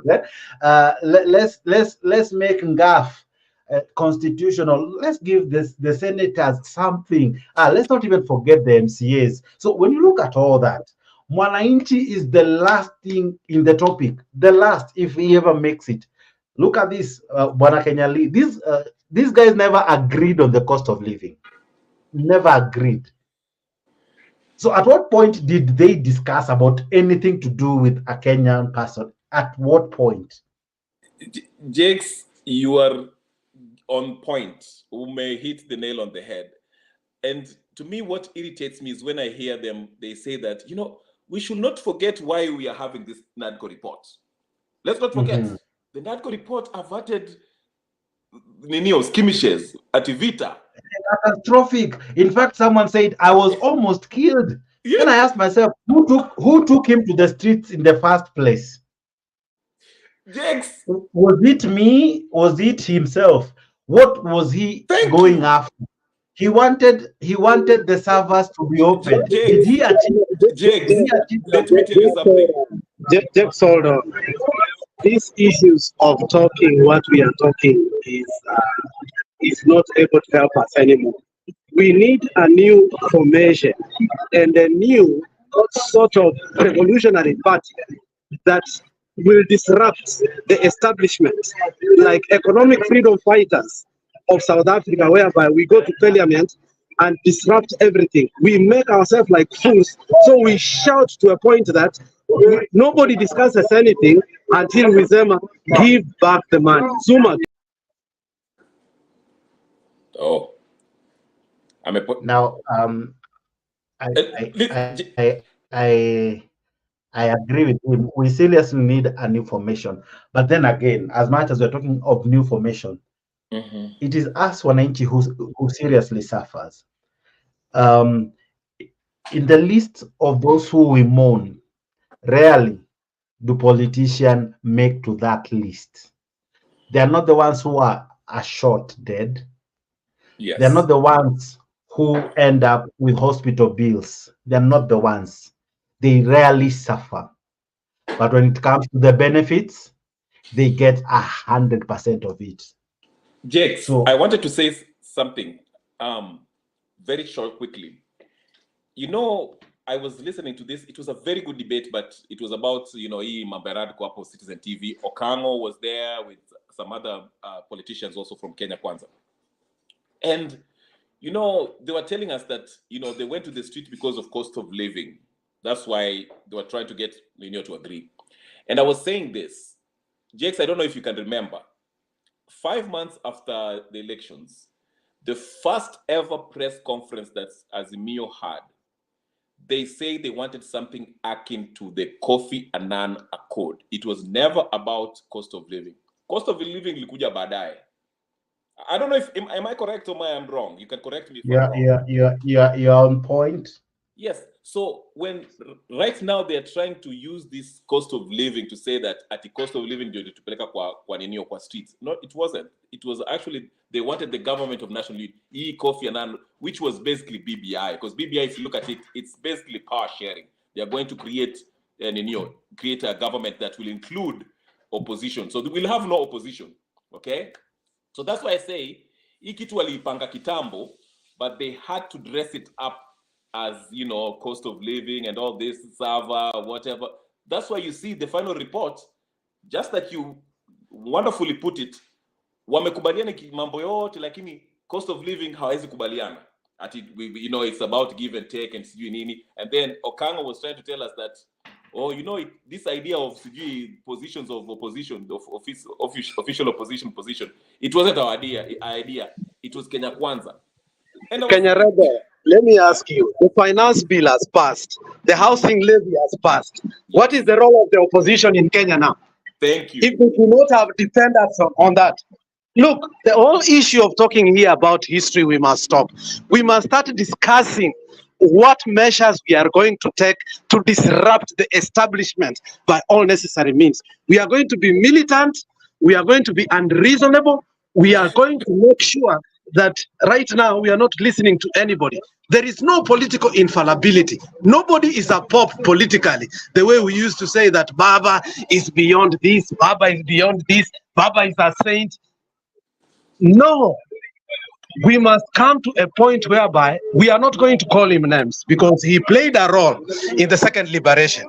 I will not degenerate to a place that I can call him names, but we will thank him where he reached us. But the way he's retiring, I think it has really messed up his legacy. And you look at it, these issues of talking about the history of this happened, we must stop that. We must start now discussing what measures can we do, okay? Because even if we go back to history, Kenya Rebel and Jex, the question is, are we getting solutions? And we need solution ASAP. Atuoli is sleeping on his job. We are having a strike coming up. Nobody is there for the workers, okay? Left and right, the country is degenerating. The question now should be, what are the measures and the solution for that country? We must create crops of leaders like 1992, where the young Turks came and took away the people who were in power. We are the young Turks now. Who tells you we cannot make it? When the country was silenced, Mr. Kenya Rebel, we went through Bunge la Mwananchi and we started talking, even though we did not succeed. But the country started listening to us because everybody had feared Ruto. So I think we should start being militant here, inform Kenyans that there is an alternative. I'm an alternative, Kenya Rebel is an alternative, and Jex is an alternative. Let us not put something called political blasphemy, whereby some people are untouchable. No, they have outlived their usefulness. That's what I can say. I agree with you, Alex. And the point I'm trying to make, the reason why I mentioned that is because the NADCO thing, they want to pass it. So we can play a role as it is right now, me, you, and Jex. We can play a role into rejecting this NADCO thing because even the courts have said this thing is not anchored in law. So we shouldn't let these people change the constitution only for them to have positions where our taxpayers shall pay them to sit there for their red carpets and hizo magari na hizo mamshara kubwa kubwa ambazo zinakuja. So that's why I was mentioning this NADCO and how we get there here. So I agree with you, Alex. So that's why I mentioned this NADCO and how it got here and how we can actually stop it. And we can go out there and speak out through our Ninio, even easy Ninio, easy social media that we are using here. We can speak against it because majority of Kenyans don't care about the NADCO. Majority of Kenyans want to see service delivery, wanataka kuona maisha, gharama ya maisha iende chini, hawataki upuzi ya sijui nini watu sijui who is going to take this person in your. So I agree with you. How do we stop the NADCO report? When Baba is eyeing the AU seat, he has created a political agreement with William Samoei Ruto. Scratch my back, I scratch your back here. How do you support it? Okay. Let's be honest. Let's be pragmatic. Let's be real. Yes. Until and unless we decide to have a new leader who can take us back to the streets, because Kenyans are willing to go to the streets, whether Raila is there or not. Okay. I've always argued that we should start our responsibilities by holding our representatives accountable. I'm talking about the MPs. These are the people who are going to vote for this NADCO to pass or not. So our watu ndio tunafaa tuambie, listen, if you go to vote for that thing, tunaenda kukutoa. We don't want it. And we should mean business with them. That's what I'm saying. And that's what I've always been arguing. The people we gave this power to represent us at the legislative body are the people that tunaanza. Those are the people who we should start with. Because hao ndio wanapatia Ruto nguvu, na wanapatia Raila nguvu, na wanapatia Ninio nguvu. Okay? So these are the people who we should start with while we form our own Ninio. While we form our own next political outfit that you said, okay? But as of now, what we can do immediately is hold these people accountable. Tuende tukarudi huko kama MP wako ni nani, I don't know who your local MP is, whether it's Babu Owino or whoever, tuambie Babu Owino, ina mambo yanadiko, wacheni upuzi. We don't want it. We don't want it. Acheni, drop it. That's the first step. Mr. Jakes, let's look at the larger picture here. Mr. Jakes, let's look at the larger picture here. When these people in the last parliament, they sat down, they made it almost impossible to impeach a sitting member of parliament. And the amount of money that you're supposed to put down to put a petition is so exorbitant that anybody fears that if in the event you lose the case, you are going to pay this person heavily. So how do you put these people accountability when they made their seats secure to a point that, first of all, they have to finish 18 months before you can put a petition. And in that petition, you can only put it once. Thirdly, you have to deposit almost like 5 million in order to start the impeachment process. Now, let me ask you, don't you think these people secured their seats? How do you make them accountable? It's 24 months before after election and 24 months before the next election. But this is how you can do it.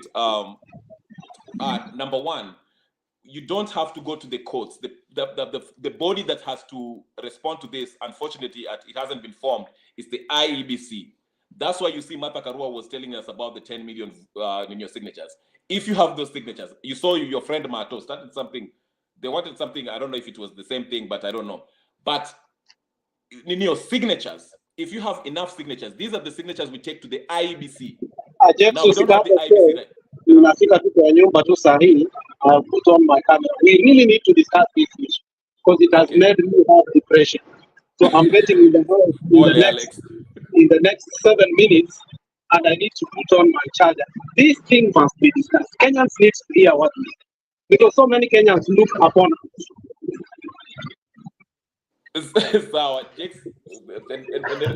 Now, I must say something as a disclaimer. And this, I address an issue. One, personally, I don't advocate for both Azimio and UDA and anyone. I don't. Quote Jakes, me anywhere. you sure? I don't. Yeah, I don't. I thought you were. I may seem so, but I don't. Okay. Maybe You thought I'm what? No. Okay. Be frank. What did you think I am? No. From the past, I thought you were supporting this president. Then you went against him after he started messing up, and you are really against him. Then now you don't. You are somewhere where we don't know where you are. I'll admit and not equally not admit. This is what I became. I chose to look at issues from the middle ground, not to be extreme about anything, because each time I trust anyone, that is where my heartbreak always began. Always. Because when you think this is the person now about to get it, once they're in there, the kasumba ya siasa ikiwaguza tu hivi, they forget any ideologies they ever had. And that's why no one can tell me that Fulani is the best. I don't believe that. I don't. It's just because they are not in power. In any case, someone said, I might not know your true character until you have money. True.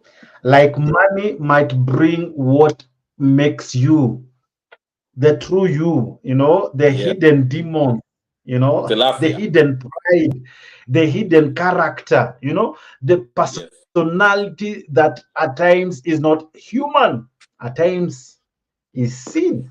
When you get power, when you get wealth, when you get money, when you're associated with high levels in the society, then your character comes in. But as long as tuko huko chini bado look at these politicians when they are seeking office, they can come. I don't know if you remember one time, Mwaura, the government spokesperson, alienda kukatakata sukuma kwa nyumba ya mtu. because alikuwa atafuta vote. Akaenda akatakata sukuma. I don't know kama aliosha hadi vyombo. You know. Akakatakata sukuma, akaprepare food for this family. I want to dare him. I wish he can hear me. Now that he is the spokesperson of the government, let him do that now, not then. Now, then I'll say he wasn't pretending. But all these things, hi, my friend, ni sarakasi, ni vipindi bana we. And that's why I told you, Mimi, I don't have. So Yes, you'll I've wait never to seen hear, and I've you never will seen you animated as today. Nika umejam sana, eh? I'm not. As I've told you, today hasn't been a good day for me. So I really will give you even some 2 cents about myself. So what have I said? I've said several things. One of the things I've said is, at times we trust these politicians to our own detriment. Yes. There are people who have almost invested their lives, some of these candidates, that any slight move in our cause serious body harm. Yani, una trust, for example, let me say, for example, you trust Raila Odinga that akiamua kutoka tu kwa politics hivi, unakaa kama umepata cancer. You know, you become almost suicidal. You lack anything else to say, like you have been formatted. You have, you know, like for example, how Gachagua juzi nilicheka that if you remove Raila Odinga from the script, if you remove the economy from the script, hana content. So we are Kenyans who, when if you remove some politicians, kidogo tu, they lack identity. They don't know what to think. They don't know what to say. They can't defend themselves. They don't know what is their right anymore, what is not their right. Now no one is talking about the cost of living, yet is your right. No one is talking about it, for crying out loud. No one is pissed off by the fact that we could lose some of our soldiers or policemen to Haiti, and no one seems to be bothered about it. We are okay. Let it. No, kaende tu kaende. No one is bothered. Jakes, if I may say something before we bring in, if we bring in Julia. Yeah.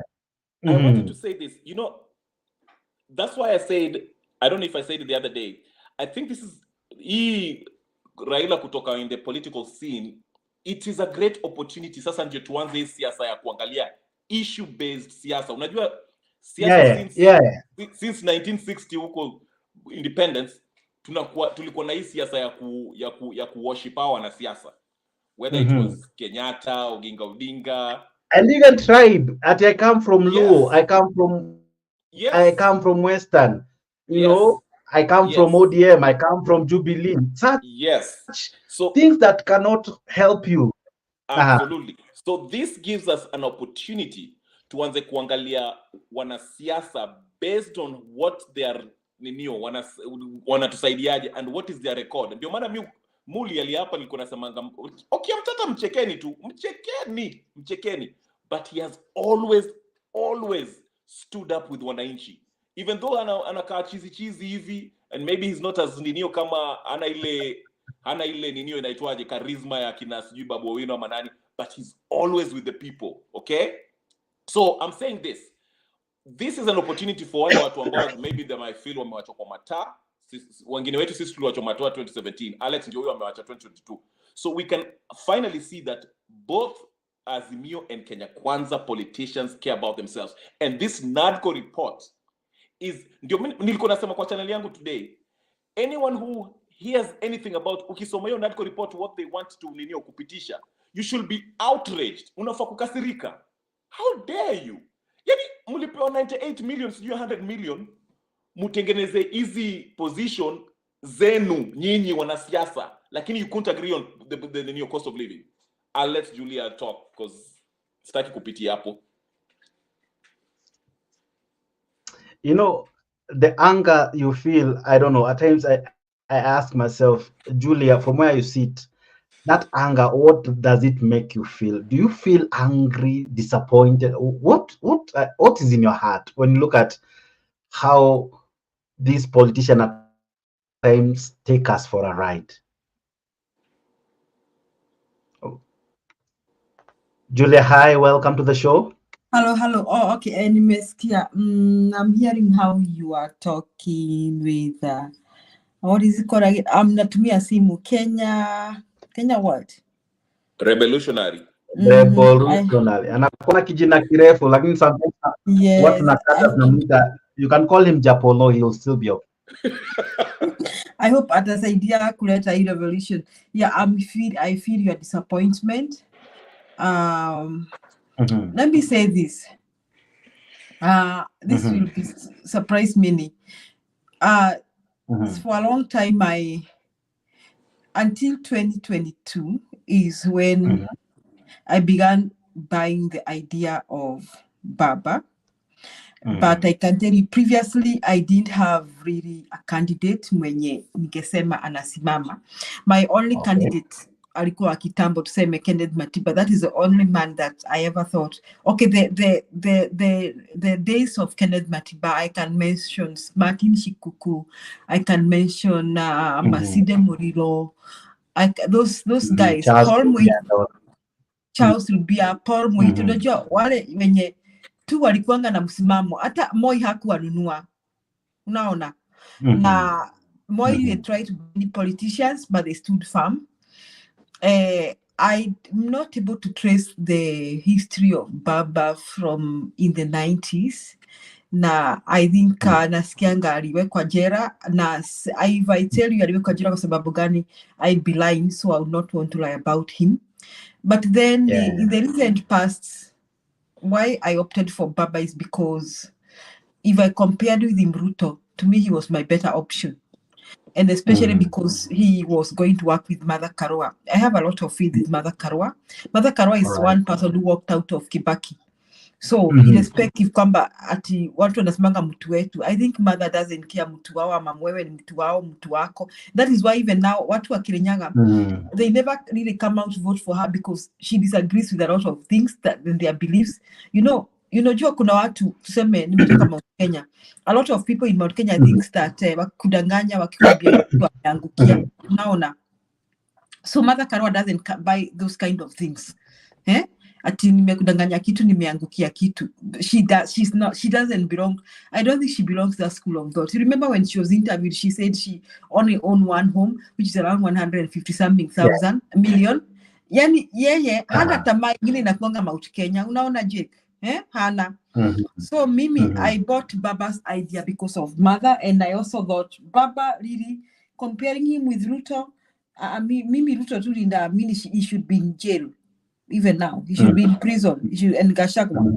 We are talking that he's a president. Now, but now if you look at the recent Baba moves and analyze his previous moves, you not blame Gachagua for saying kwamba Baba hata yeye anaendeanga nini mamlaka. Do not blame Gachagua for saying that what matters so much to Baba is mamlaka. What prevented him? Okay, maybe going to AU is a good way of retiring. That is one. But now going to AU is one thing. Then Nadiko report is another thing, and seeing him with Ruto is another thing. And to make matters worse, amesema Nadiko report iko sawa. Unaona, si amesema hivyo. Na mekua kwani what is in Nadiko report? Nadiko report it is sharing powers. Positions, positions. So all that fight Baba amengangana ni nini alikuwa anapigania in the first place? Why start a fight that he never finish? Yani amemaliza vibaya. People are hating me for saying this, lakini kusema kweli Raila amemaliza vibaya sana. It's okay for him to go to AU to retire. That is for him and his family. Because for me, I don't think AU chairman affects Kenya in any way. And I don't think so. I'm sorry, I'm not even aware of the last AU chairmans because I'm not keen on them. I don't pay attention. to them because sionangi wakikusaidia. So Baba, for him to go to AU is a retirement package for him, which if you look at his age, you can also say it is okay for him because kama ameshindwa na hii safari ya kung'ang'ana Kenya, what else? Aende Bondo. If he has a chance to go to AU, hata kama we ni Jake Sungeenda. So now I think Azimio people should just Alex anapenda kutumia jina suck it. I don't like to use that word, but Azimio people should just suck it and accept Baba has retired, period. Na amechanuka vile ameretire. He has not just gone away to some I mean, he has not gone back to Bondo. Amechanuka, hiyo ni kuchanuka, and I pray that he gets that seat. Lakini he did finish his fight. Why? Because he's now supporting. I need to make sure it's you talking. I need your camera because it doesn't look like me and you can talk this way after the fight that we spoke. I want to see your camera to make sure it's you speaking. Alex, it's me, I myself. No, I'm being honest. I want to make sure that the people that we supported Baba, they must speak in camera. Alex, so that nitaanza kanisa. Nitaanza kanisa. I'm greeting you. Goja nitoke penye niko Alex tengia kwa kamera. It's just penye niko siwezi ingia kwa kamera. So, why am I saying this? Me, Nadiko report is just positions. So if I were Baba, singe support, ningekaa kama Wamalwa. Alafu mtu aniambie, does Baba need Ruto's support for AU? Is he warming to each other, dealing with Umo? Is he trying to tell us that he can also work for Ruto or work with Ruto? Me the way I knew Baba, hawezi fanya kazi na mtu kama Ruto. Kule kukunyeshe ama kusinyeshe. So we have fought Ruto here with Alex. We have called each other names in sound card. We have kicked people out. We have cast them out. Actually, Julia, kuna just a moment, Kenya Rebel. There's a good friend of mine akona grudge na wewe vibaya sana. Anasema ulimuita mole.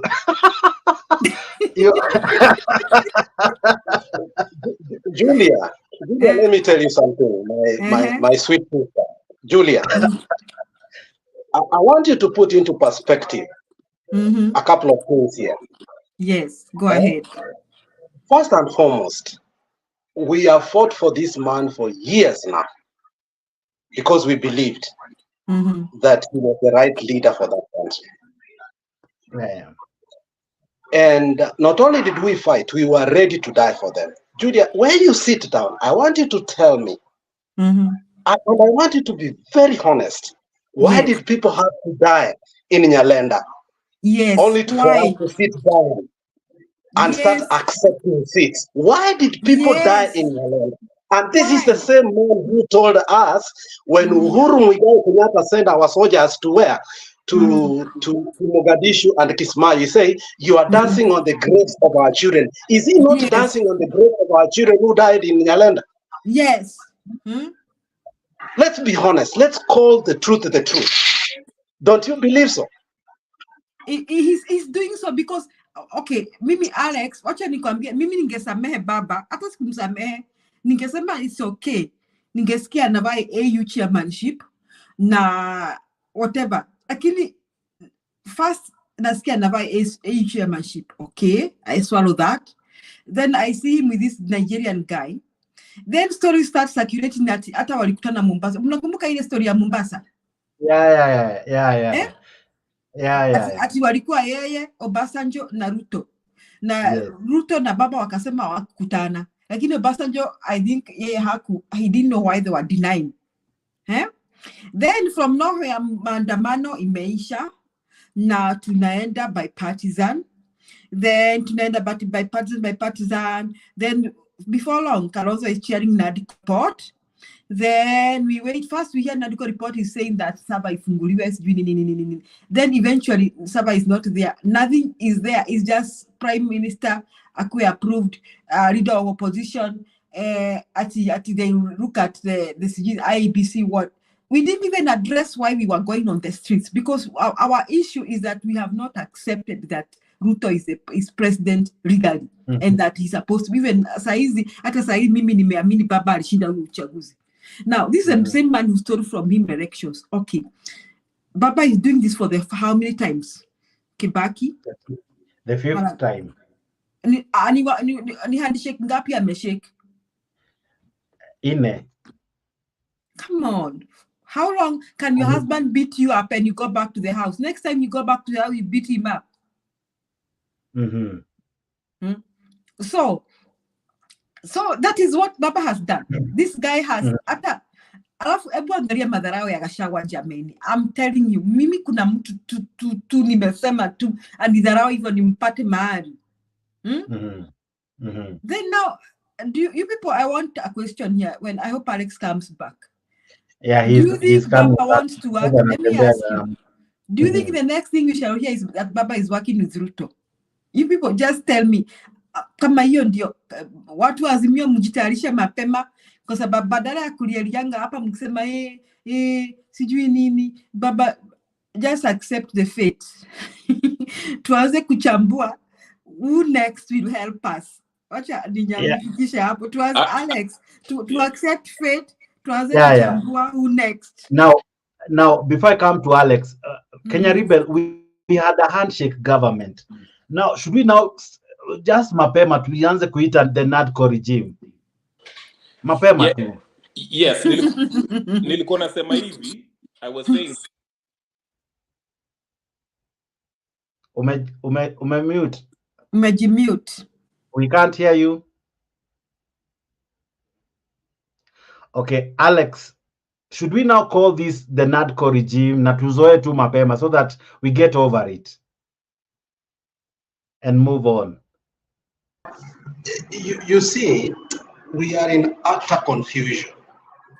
And as Kenyans, politically, we are depressed.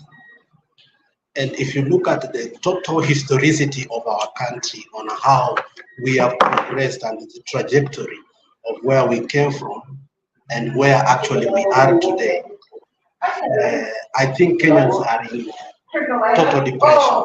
This NADCO report is worse than even. The NADCO report is worse even than the Handshake Brothers. Do you hear what I said? This NADCO report is worse than even the Handshake Brothers. Because if you look at it, Mr. Jakes, we have passed the 6 memorandums that Ruto brought to Parliament. We have passed the finance bill. We have passed the housing levy. So what do we get back? What are we getting back? Are we getting the seat of the Prime Minister and getting the opposition seat? What nonsense is that? Can you understand my frustration? What did you get? What did I get? The what we call the housing, the subsidies are not come yet. The petrol is very high. KPLC is overcharging our people today. What do you get back, Mr. Jakes? Jakes is so frustrating in the 4 cycles. And Jakes, I want you to look at me and I tell you right on your face.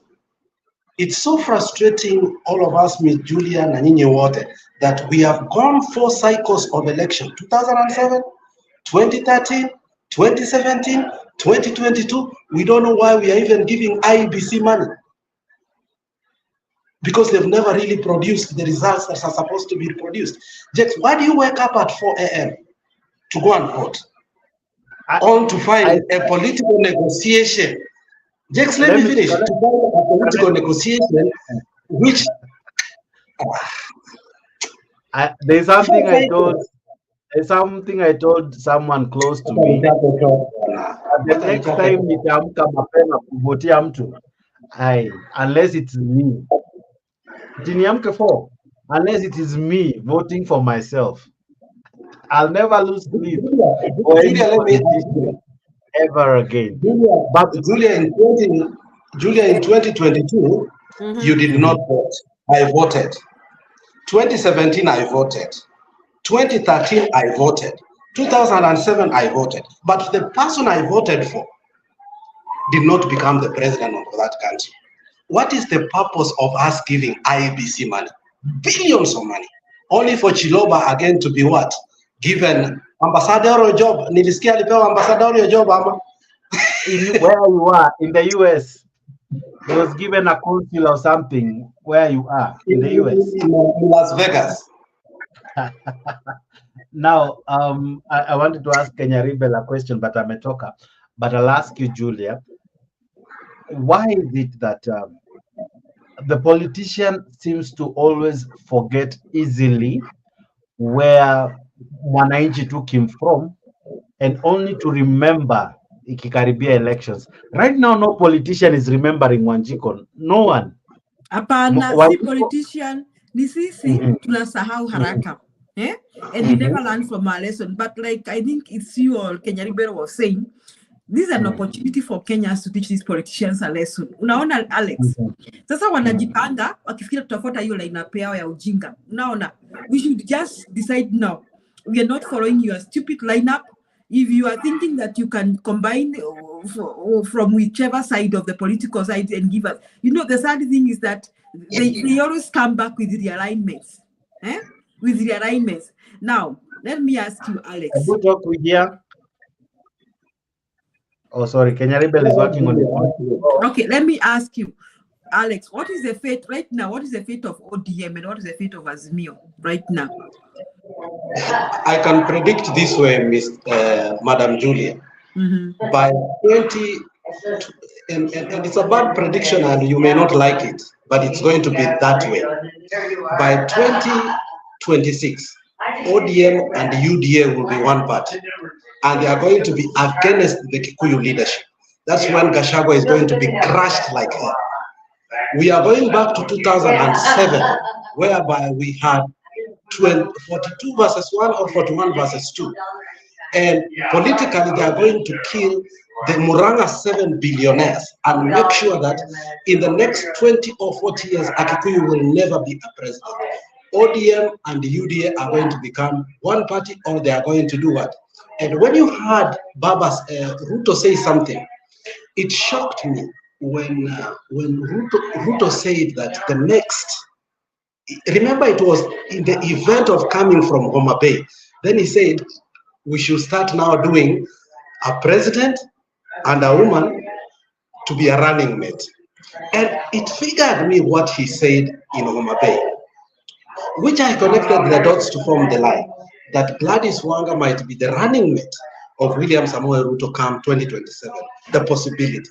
So I fear in a way that if Martha Karua, if there was a time the political elites and the establishment of Kikuyu should unite so that they will never be squashed, it is now time to defend their own. The only sitting man or woman that has remained in this mountain, the region, is one Martha Karua. Peter Kenneth, the other day I heard his chopper was taking Uganda. Peter Kenneth has been compromised. Kioni has been compromised. Uhuru Muigai has been compromised. The only person remaining in the mountain, and I will guarantee you, Julia, is Martha Karua. And if they will coalesce around her and support her, we could save that country. And somebody asked me earlier, why do I keep on talking about the Mount Kenya? The reason I do that, Mount Kenya, you like it or not, is the firstborn of Kenya. You have played the politics of Kenya for so long. You have the businesses. Your proximity to Nairobi is very near, and we must do everything necessary. If you help us because of your numbers, and then we can start looking for what? Crabbles, the food that falls on the table. Tuende Western, tuende Kisii, tuende Coast, tuende Wapi, we can come together and make sure we save that country. But the problem is that you people are a patriarchal society. You don't believe in Mother Karua, unfortunately. Go ahead, Kenya River. So what is the fate? Okay, Alex, you'll come back. What is the fate of our dear Kalonzo Musyoka? Ama amewachwa kwa mata. Your story ilisha kitambo. Kenya River, before you come, that's a very hot question. Kalonzo for a very long time has been a non-starter. Kalonzo, if it was PK, who is in Chicago, a very good friend of mine, once told me the only reason Kalonzo has remained in the politics of Kambani is because of this. And I bought his idea and ideology and his philosophy is that if you have 7 cows and you have 1 bull, even if that bull is old, you cannot castrate the only bull remaining. You understand? So Kalonzo has survived because people like Mudama, people like Mutula Kilonzo did not advance in their politics. But Kalonzo is finished, dusted, and gone home. If you look at even Kalonzo, the way he's campaigning, look at him very well. Kalonzo keeps on having a mayoral consciousness. Ni anaenda Machakos, anaenda Kitui, anakuja Meru, anaenda Embu, but the guy has never had the courage to go to Coast, never had the courage to go to Western, never had a courage to go to anywhere. So what do you expect of a presidential candidate who cannot even go? Secondly, he does not have money to bankroll his politics. The politics of Kenya today is very expensive. Look at it. Does Kalonzo have a chopper? No. Can Kalonzo really bankroll his politics apart from Wakati Mudama and bankroll? No. The only thing that Kalonzo has in terms of money is his Yatta land, which he stole again. Tukamtetea last time because of political expedience. So I can guarantee you, Kalonzo has no future. And nobody should put his faith in Kalonzo Musyoka. I rather put my money on Mother Karua. So Kenya Rebel, you can go on. Yeah, I just wanted to say that I agree with Alex as far as the working relationship, the future working relationship between ODM and Ruto. It's going to happen in the future.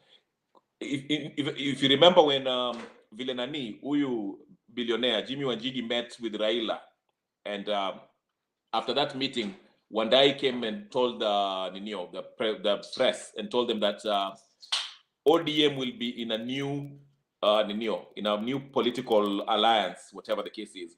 So then we started seeing this mambo ya Ninio. We can see the NATCO unraveling. So I agree with Alex that in the future ODM and Ruto will happen. Will work together. Now you can also see that now that they're working together. Well, there's a possibility they're going to work together by all indications. The fall guy, the person who's being demonized, is Gachagua. I know a lot of people don't like Gachagua, but I listen to Gachagua very carefully. Gachagua unajua unaweza kumdharau kwa sababu anaongea hivi, but Gachagua is a very honest man. Anasema vile iko. And some people don't like him for that. But where I would maybe have a different view with Nani, Alex, don't count out Kalonzo. You said Kalonzo has no money. Guess who he's rubbing shoulders with?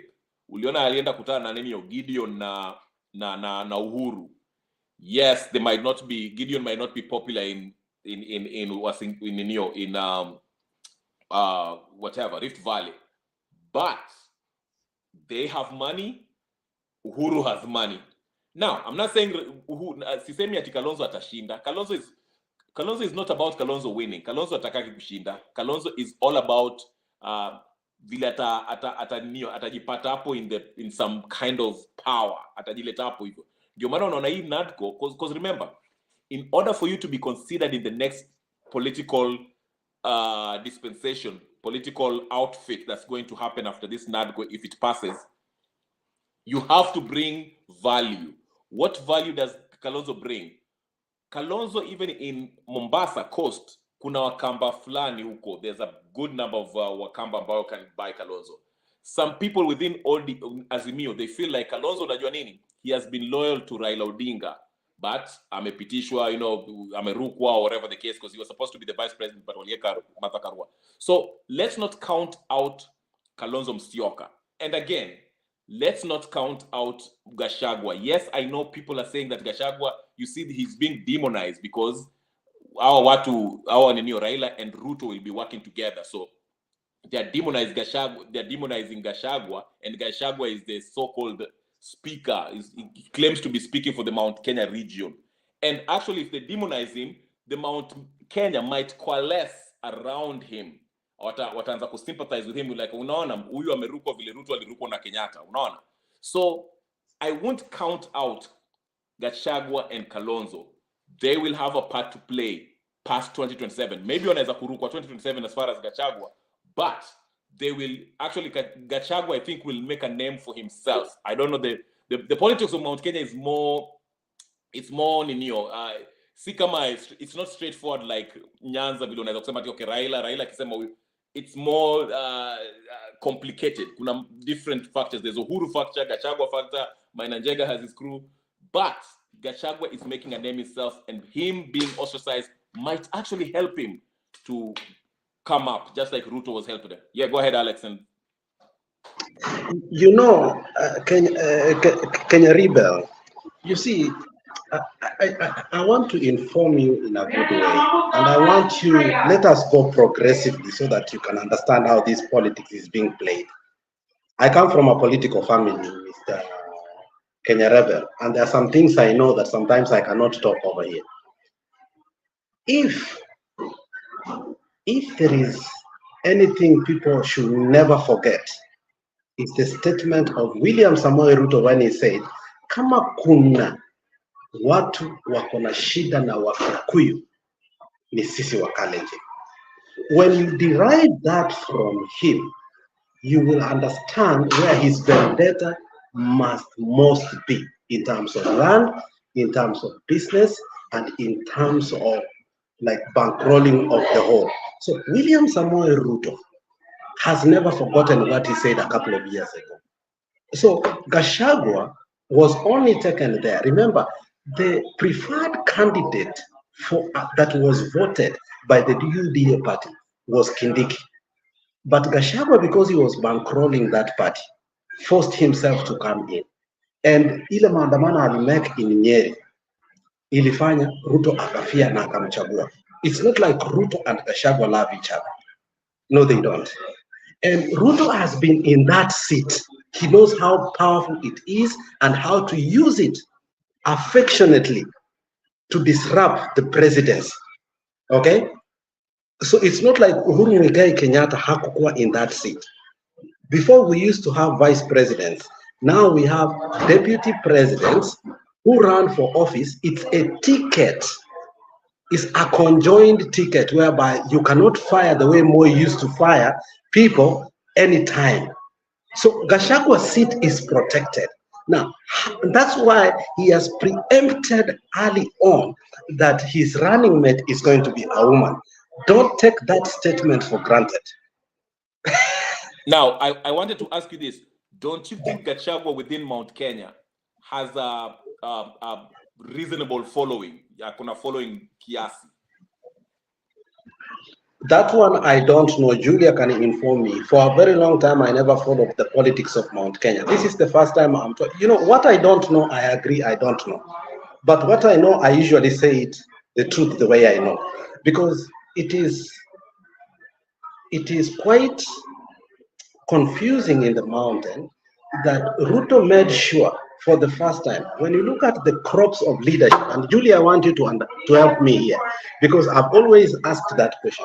When you look at the crops of leadership that the Kikuyu community used to have, people like Michuki, people like Peter Kenneth, yeah, good people, but this time around, they have minions and ninacoms, okay? So you sit down and ask yourself, in as much as I don't like Ndindi Nyoro, I want to say here that Ndindi Nyoro is a very smart politician. In as much as I may not like his politics because of UDA, but when you look at him in general, he's a better alternative than Gachagua because he can outsmart Ruto in many ways because he knows how to do business, he's intelligent, he sits in a committee of budget that he can use it affectionately to help his people in the mountain so that development can go there. But if you look at Gachagua has made a mistake of having almost all the leaders in Mount Kenya to become his enemies. If you look at Gachagua, who is his friend? Is it Kate Waruguru? The other day when he went Laikipia, he went with Kate. Who is Kate? Do you understand? So when you are forming a formation and you want to bring the community together, you must work with the leadership of that community. So Ruto had made sure mtu kama Moses Kuria amekosana na nani? Mtu kama Ndindi Nyoro, mtu kama Ichungu. So Gachagua may be strong, but Gachagua will have a hard time because the leadership is greedy and is going to follow Ruto because of the positions and the money. And then, but if you take Gachagua himself as an individual, he has built himself as a political prowess, whereby he has the money, he has the chopper, and through Moi's politics, you can say that he's a little bit experienced. But I'll tell you, Ruto is using Kikuyus to kill Kikuyus themselves. That's the disadvantage that he has. And I agree with you. Kikuyus are not seeing that. Alex, and that's why I said I agree with you. And I think once Ruto starts working with Raila with the ODM, and when he ostracized the Mount Kenya region, people will rally around Gachagua, because Gachagua has always he positioned himself as the champion of Mount Kenya. That's why every speech in watu wa Mount Kenya, sisi watu wa Mount Kenya. So when he finally starts working with Raila Odinga, you can hear the ODM people are saying, Gachagua is the problem, Gachagua is the problem. Ruto actually can work with Baba. They've been working together for a long time. So once they start ostracizing Gachagua, I feel the Mount Kenya will feel like, okay, tumetolewa, Ruto has betrayed us, and they might rally around Gachagua. But that's just something that I think. I'm not saying that's what will happen. That's just something one thing that needs to change, I agree. One thing that needs to change now is Gachagua to start changing his politics. He needs now to become an intelligent politician. This statement, that the careless statement sometimes he makes, you see, you don't want to become, when you start politics, Kenya River, and I've studied this very well. First of all, you become a regional politician. Then you become the kingpin of that area. And then now you advance your politics to become a national leader. Gachagua has refused to become a national leader. He's becoming he wants to be the kingpin. So how do you make Gachagua powerful? If I was his strategist, okay, I will tell him, now start having national politics. Stop making incendiary statements that you start looking like a fool. And I agree with you. Gachagua is a very smart person, but sometimes his statements are disappointing. Given the fact that he has good money, he has the experience, and also Gachagua is a student of history. Remember, one thing I like about Gachagua is a student of history. And many people do not know that. And you've made a very good point. And what I think he thinks, because remember, in Mount Kenya, he hasn't solidified Mount Kenya, because Mount Kenya, remember, kingpin one Mount Kenya ni nani? Uhuru Kenyatta is there, and so forth, so Maina Njengas and all. So he hasn't solidified. He's not the kingpin of Mount Kenya yet. That's why he tried to restrict himself to Mount Kenya. That's why you hear him every statement. Sisi kama watu wa Mount Kenya. Because like you said, you've said it very well. Before you become a national leader, you have to solidify yourself among your people, Mount Kenya. And Gachagua hasn't solidified himself yet, because we have Uhuru Kenyatta and we have every other else who are still factions that are still challenging. So he has to mpaka aendelee na hiyo mambo yake ati watu wa Mount Kenya, so he can galvanize this Mount Kenya people around him first before he goes to national. Go ahead. And I want to tell Julia, unfortunately, because Julia is one of the people who have been criticizing Gachagua for a very long time.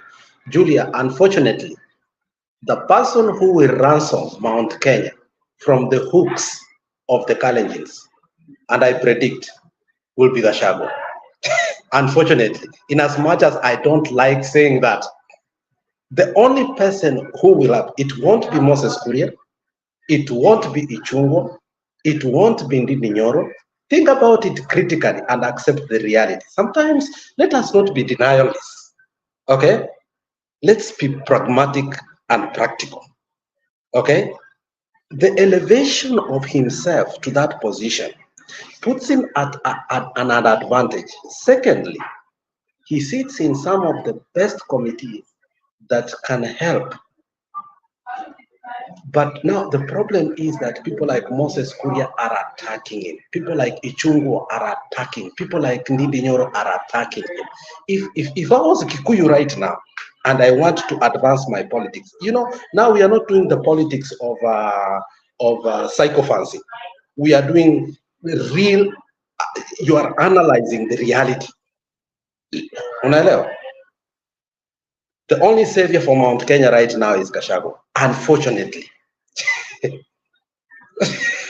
Haya, Julia sema kitu. Julia amenyamaza sana. Oh, yeah, I'm enjoying the talk. Hata Jake amenyamaza. Okay, Gachagua, mimi sijui nitasema nini Gachagua because he fights everyone left and right. I mean, okay, I'm sorry, Alex, I have to say this. He's an embarrassment to the Kikuyu community. Lakini there are people here who say, naona yule nani anaitwa Mburu. Anasimanga kwamba yule anakujaga kwa ile show ingine. Anasimanga kwamba Gachagua is his hero, ati Gachagua anaongea ukweli. But you know, sometimes hata kama ni ukweli unaongea, you have to be very wise. You have to ask yourself, like, are you scattering people? The other thing that this mistake, these people Gachagua made is that he forever insulted Uhuru and disrespected him. So there's a big proportion of Mount Kenya that are like, apana, wametusi Uhuru sana. Unaona, Alex? Sasa hiyo shida Gachagua ako nayo. Yani mpaka watu wa hili. So because of that, Gachagua hata Gachagua yeye anaweza wachwa kwa mataa kama Kalonzo. Anaweza wachwa kwa mataa. Lakini the only thing I don't want to buy is I don't think Ruto will go for Gladys Wanga. Ruto will still have Gachagua for running mate because Ruto has nothing to lose. The only thing Ruto now needs is a second term. And once he gets his second term, through who can think, whether stealing election or doing what, he doesn't care what happens later. But one thing I'm sure is Gachagua will never be president. Or may, let me use the word may. Sometimes using the word will, we end up biting our own tongues. But I want to say this, may never get anywhere close to presidency. My reasons are, he's still struggling even to get Mount Kenya region around him. I'm not sure Mount Kenya can come out kumira for Gachagua. I don't think so. Kuna wenye, Alex, nakwambia, ile matusi wametukana Uhuru, iyo ndio itakula akina Gachagua. So, because of that, I wish they even didn't fight Uhuru or insult Uhuru. I wish they campaigned against Baba na wakutusi Uhuru. So, because of that, iyo ndio itawakula. Now, I wanted to come back to Kalonzo Musyoka. I have a different view about Kalonzo Musyoka. Hata kama Baba amewacha Kalonzo Musyoka kwa mataa, I have a strong feeling Kalonzo will be the compromise candidate. First, he's not a Kikuyu. Remember, Kenyans now are looking for a presidential candidate who is neither a Kikuyu nor a Kalenjin. So, Kalonzo is likely to be the compromise candidate. And I'm seeing Kalonzo looking for the people like Akina Wamalo. Naona anatembea na watu wenye wako na akili. And you know something, Alex? I remember in the late 90s, we had dismissed Mwai Kibaki kabisa. And let me tell you, I want to say here without fear of contradiction, that I don't believe that Raila supported Kibaki because alimpenda sana. It is because Kibaki was the compromise candidate. It's because according to everybody around, Kibaki... Actually, the person he wanted was Nyachai, but he found that because of Uhuru Muigai Kenyatta, they had to divide the votes for Mount Kenya. Yes, Go ahead. it is here to walimpenda sana. Kibaki was a compromise candidate because that was the only way of beating Uhuru. Because otherwise, Uhuru was going to get the backing of the whole mountain, and Moi was going to use that to steal the votes. You know what people do? They claim that kuna namba suku. Alafu sasa hiyo nafasi wanachukua ya kunini ya kuiba kura. So that was the only way of beating Uhuru. Si ati walimpenda sana. The other reason why Uhuru Kibaki was a compromise candidate, because for a long time, even Kikuyus included, Kibaki was seen as General Kigwaya. Kibaki, by those days, was not generating the politics of hate. Uhuru and Kanu were generating the politics of hate. Another person who generates the politics of hate is Raila. Raila, because of Jaluo, kama wewe ni Mjaluo nisamehe. Mnajua ile msemo inaitwa Jaluo jeuri. You know that saying that says Jaluo jeuri. Eh? They at one point they generate the politics of hate.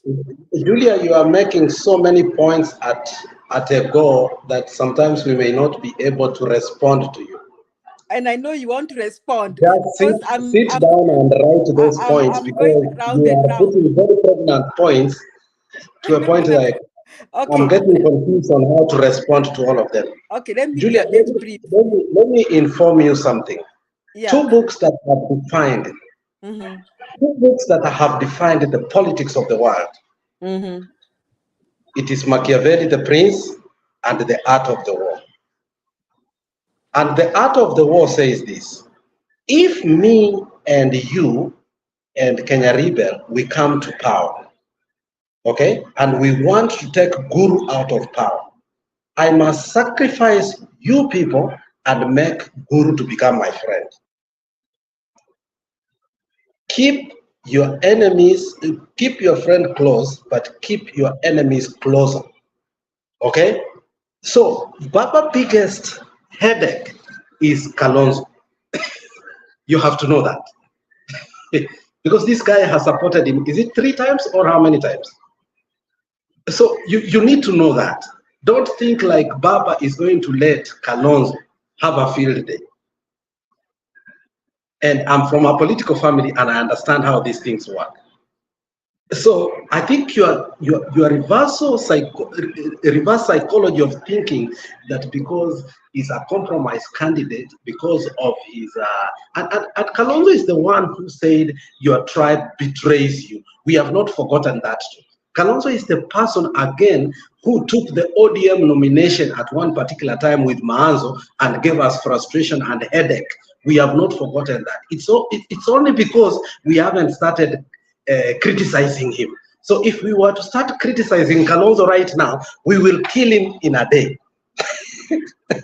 Do you understand, Julia, what I'm talking about? Okay, now let me finish what I was saying about Kalonzo. So you have brought the point. If Baba doesn't address the needs of Kalonzo, Baba and Ruto, I promise you, Kalonzo will be the compromise of candidate in Kenya, and he'll give them a run for their money. I promise you. So Baba and Ruto must address the needs of Kalonzo, and if they don't, I promise you, he'll give them a run for their money, because everybody else will look at Kalonzo. Kalonzo najua ni watermelon ya ukweli kabisa. So Julia, I see where you're coming. I see it. Yes. Because people will be like, wacha nikwambie, hata Wakikuyu wataona Julia is having wishes that politically are not going to work. I think we have to wait for this thing to unfold. Another thing, I'm very sure there's nothing like Gladys Wanga. Gachagua will still be the running mate. Wait and see. I'm telling you the truth. You wait and see. There is a statement that Cheriot made a couple of 2 years ago, where he said, whether Baba wins or Ruto wins, for the first time, we are having a candidate that is an idiot. That statement for the first time gave me chills, and I remembered I was a Bantu. Julia, I will never lie to you. Julia, we were with you, and Julia, let me remind you, there's a statement you made a couple of years ago that I want to remind you here. It was a dangerous statement, but by then I could not tell you because we wanted your support by then. But sometimes vile Ruto anasema kuna vitu zingine unanyamaza, unapata uongozi kwanza ndio unaziongea. Do you know when we were palleting between Kalonzo and Martha Karua in Mutembei by then, that if Martha Karua is not chosen as the running mate, you rather vote for Ruto. Do you remember you made that statement? No. I never said that, Alex. That one you are I misquoting. saved that video. I will send it to you. I have your number. Alex, you are misquoting me. I have never ever supported Ruto. And even now, if vile mnaenda naye huko kwa Gladys Wanga, siwezi, nakwambia, siwezi. I have never ever supported Ruto. Maybe that day, Julia, you were very mad and you made a statement that you cannot. No. Alex, I have never. That one you are misquoting me. I have never. Okay. Let's not degenerate into that. But let me tell you in terms of how politics is going to play. If you look at after Fidel died, Baba is looking at how the Odingaism is going to continue because it's the only uniting factor within the Luo politics. If Baba exits without putting an Odinga, the toxicity and the polarity between the Luo, and I'm glad you went to Maseno University and you understand the politics of South Nyanza and the politics of Siaya and Kisumu. If Baba goes without putting the Luo community together, the Luo community is going to suffer the same way Uhuru did not prepare the Kikuyu community to become one formidable conglomerate whereby their vote matters. Now, what I look at here, Baba already has started playing the politics of tribalism. And it's unfortunate I'm using that statement, Julia.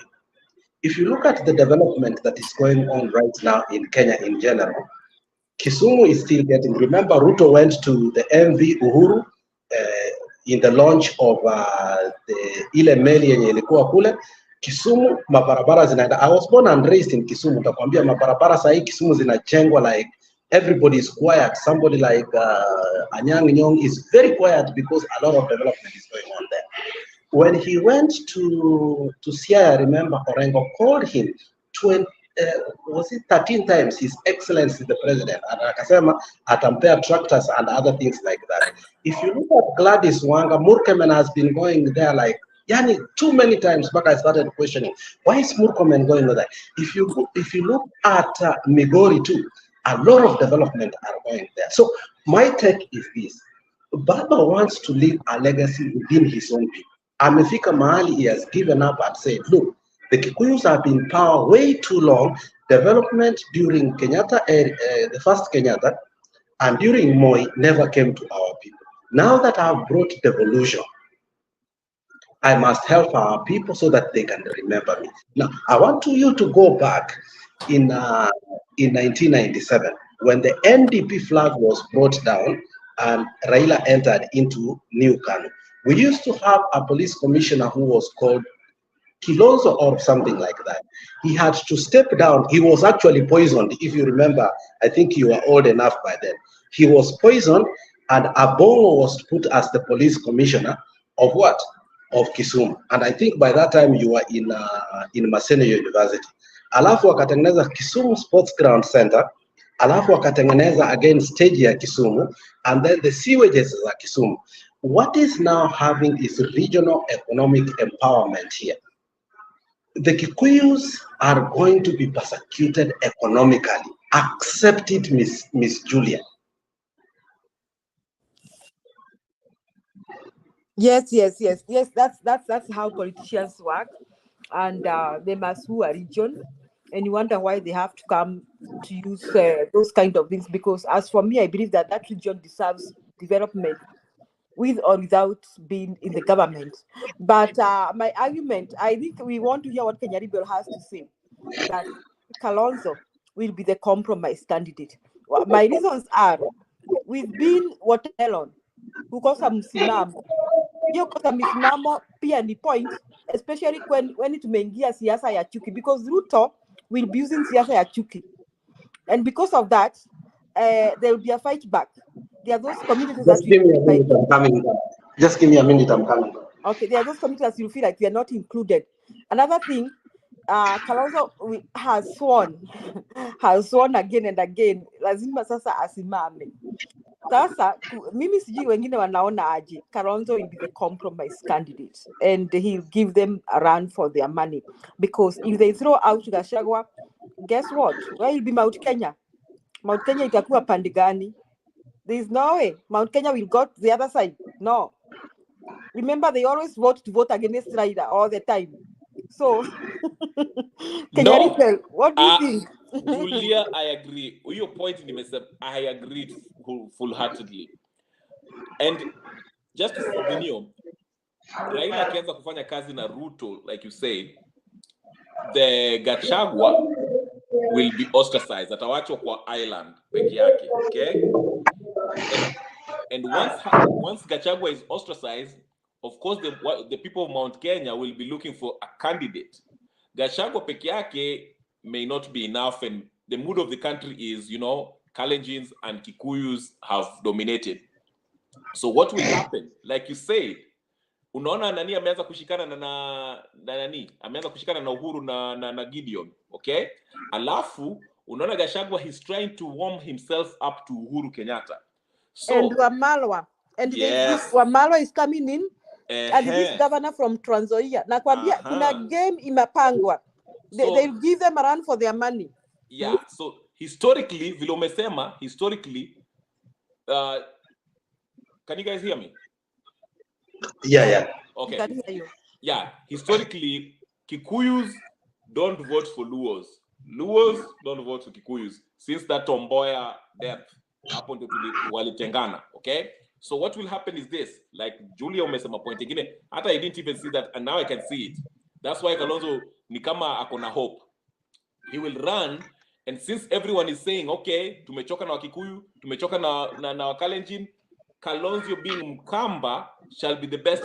Wata compromise on Kalonzo kwa sababu watasema hivi, he's not a Kikuyu, he's not a Kamba. Yes, he might not be famous. Yes, he's not polarizing as Raila Odinga in Mount Kenya. Watampigia na wataleta Uhuru Kenyatta to try to rally around these people and others. So I see that point.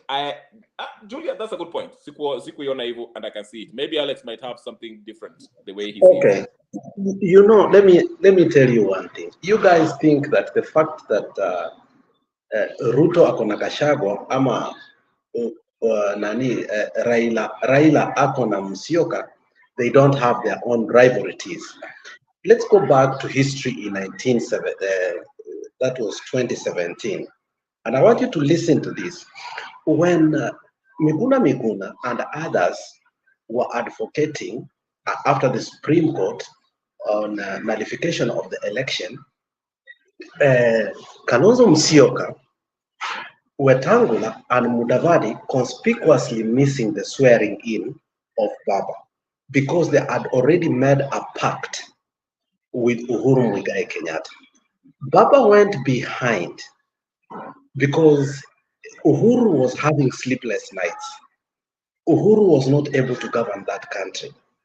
And what happened was that Baba superseded the three of them had made a surprise pact with Uhuru Muigai Kenyatta, and whatever that was agreed within Kalonzo Musyoka, Wetangula, and Mudavadi, ikakuwa null and void because Uhuru wanted to build his legacy. Now, this time around, if you could look at how the NADCO report came into existence, Martha Karua was against the NADCO report, and Julia, you will agree with me. And Raila, from the beginning, was against it.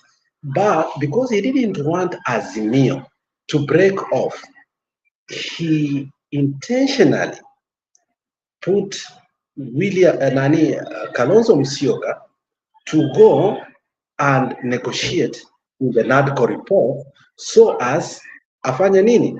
Amwaribie jina ama aonyeshe kuwa is the one that is compromising. And I'm telling you, if you look at the 2027 political equation, Raila will never and has never forgiven Kalonzo for supporting Kibaki, and he lost his seat because of one person called Kalonzo Musyoka. Don't think these nemesis people forget. Some of these things sometimes they did was for political expediency, but at the same time, behind their minds, they remember why Raila never became the president, because behind the corner, Kalonzo came and became the deputy president of who? Of one Kibaki, and he made Raila lose his presidency. So you have to put that in equation too. So don't think that everything is merry and rosy. No, these people too have their own differences. You have to remember that. So Raila will never allow Kalonzo to ascend into presidency because Kalonzo at one particular time denied him a direct ticket whereby Nani anajua very well he won for the election. So you have to put that as a disclaimer too. I'm telling you that the is a truth. good point. That is a good point. But Raila ended up with a bigger position than Kalonzo. He got the prime ministerial Yeah. position. With the negotiated through the help of William Samoei. Before we couldn't allow because we were going through an election, we refused. But the person who supported Raila to a point that he got that, the person who was at Bomas that really negotiated for Raila Amolo Odinga was Ruto. So Alex, why it's not for Ruto? Why it's not for Ruto? Raila could never have become the prime minister. Take it to the bank. Alex and Kenya Rebel and Julia, there's a question I wanted to ask you. Everyone was rewarded heftily in 2007, especially those who are on the front line helping these principles. I was going there, Jakes, but go ahead. But when it mattered, when it truly mattered, Martha Karua, who pushed through thick and thin to hell and back, she didn't get the deputy prime minister position. Uhuru got it. I don't know. Let me begin with Julia. What do you make of how in 2007? Yeah, 2007. No. Martha Karua was on the other side. You remember Martha Karua? No, Martha Karua was with Kibaki. No, Martha Karua was with Kibaki. Yes. He was the Minister for Constitutional Affairs. Yes, and she did not want this handshake. She did not want it at all. I don't know if you remember. She did not want it. Julia, what do you make of how in politics those who really die with you don't get the positions that they deserve? Because even how ODM had agreed, the person who was to be a prime minister was not Raila Odinga, it was to be William Ruto.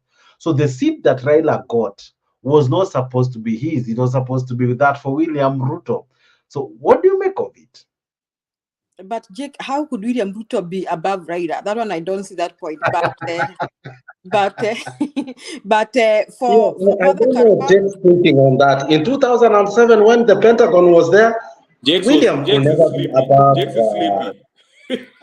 William Ruto would not have been above Baba. That is out. But for politicians, Martha Karua even walked out of Kibaki's government. I don't know whether it's the second time or the first time, but she did. That's why I count her as my heroine. Politicians are like that, and that is why you see the war between Kalonzo and Baba. They keep on selling each other, and because of what Jake is saying, let me ask for the three of you. So, do you think is Kalonzo's next move? Anaona akiuzwa tu hadharani tu akiwechwa kwa mataa. What do you think is his next move? Go home.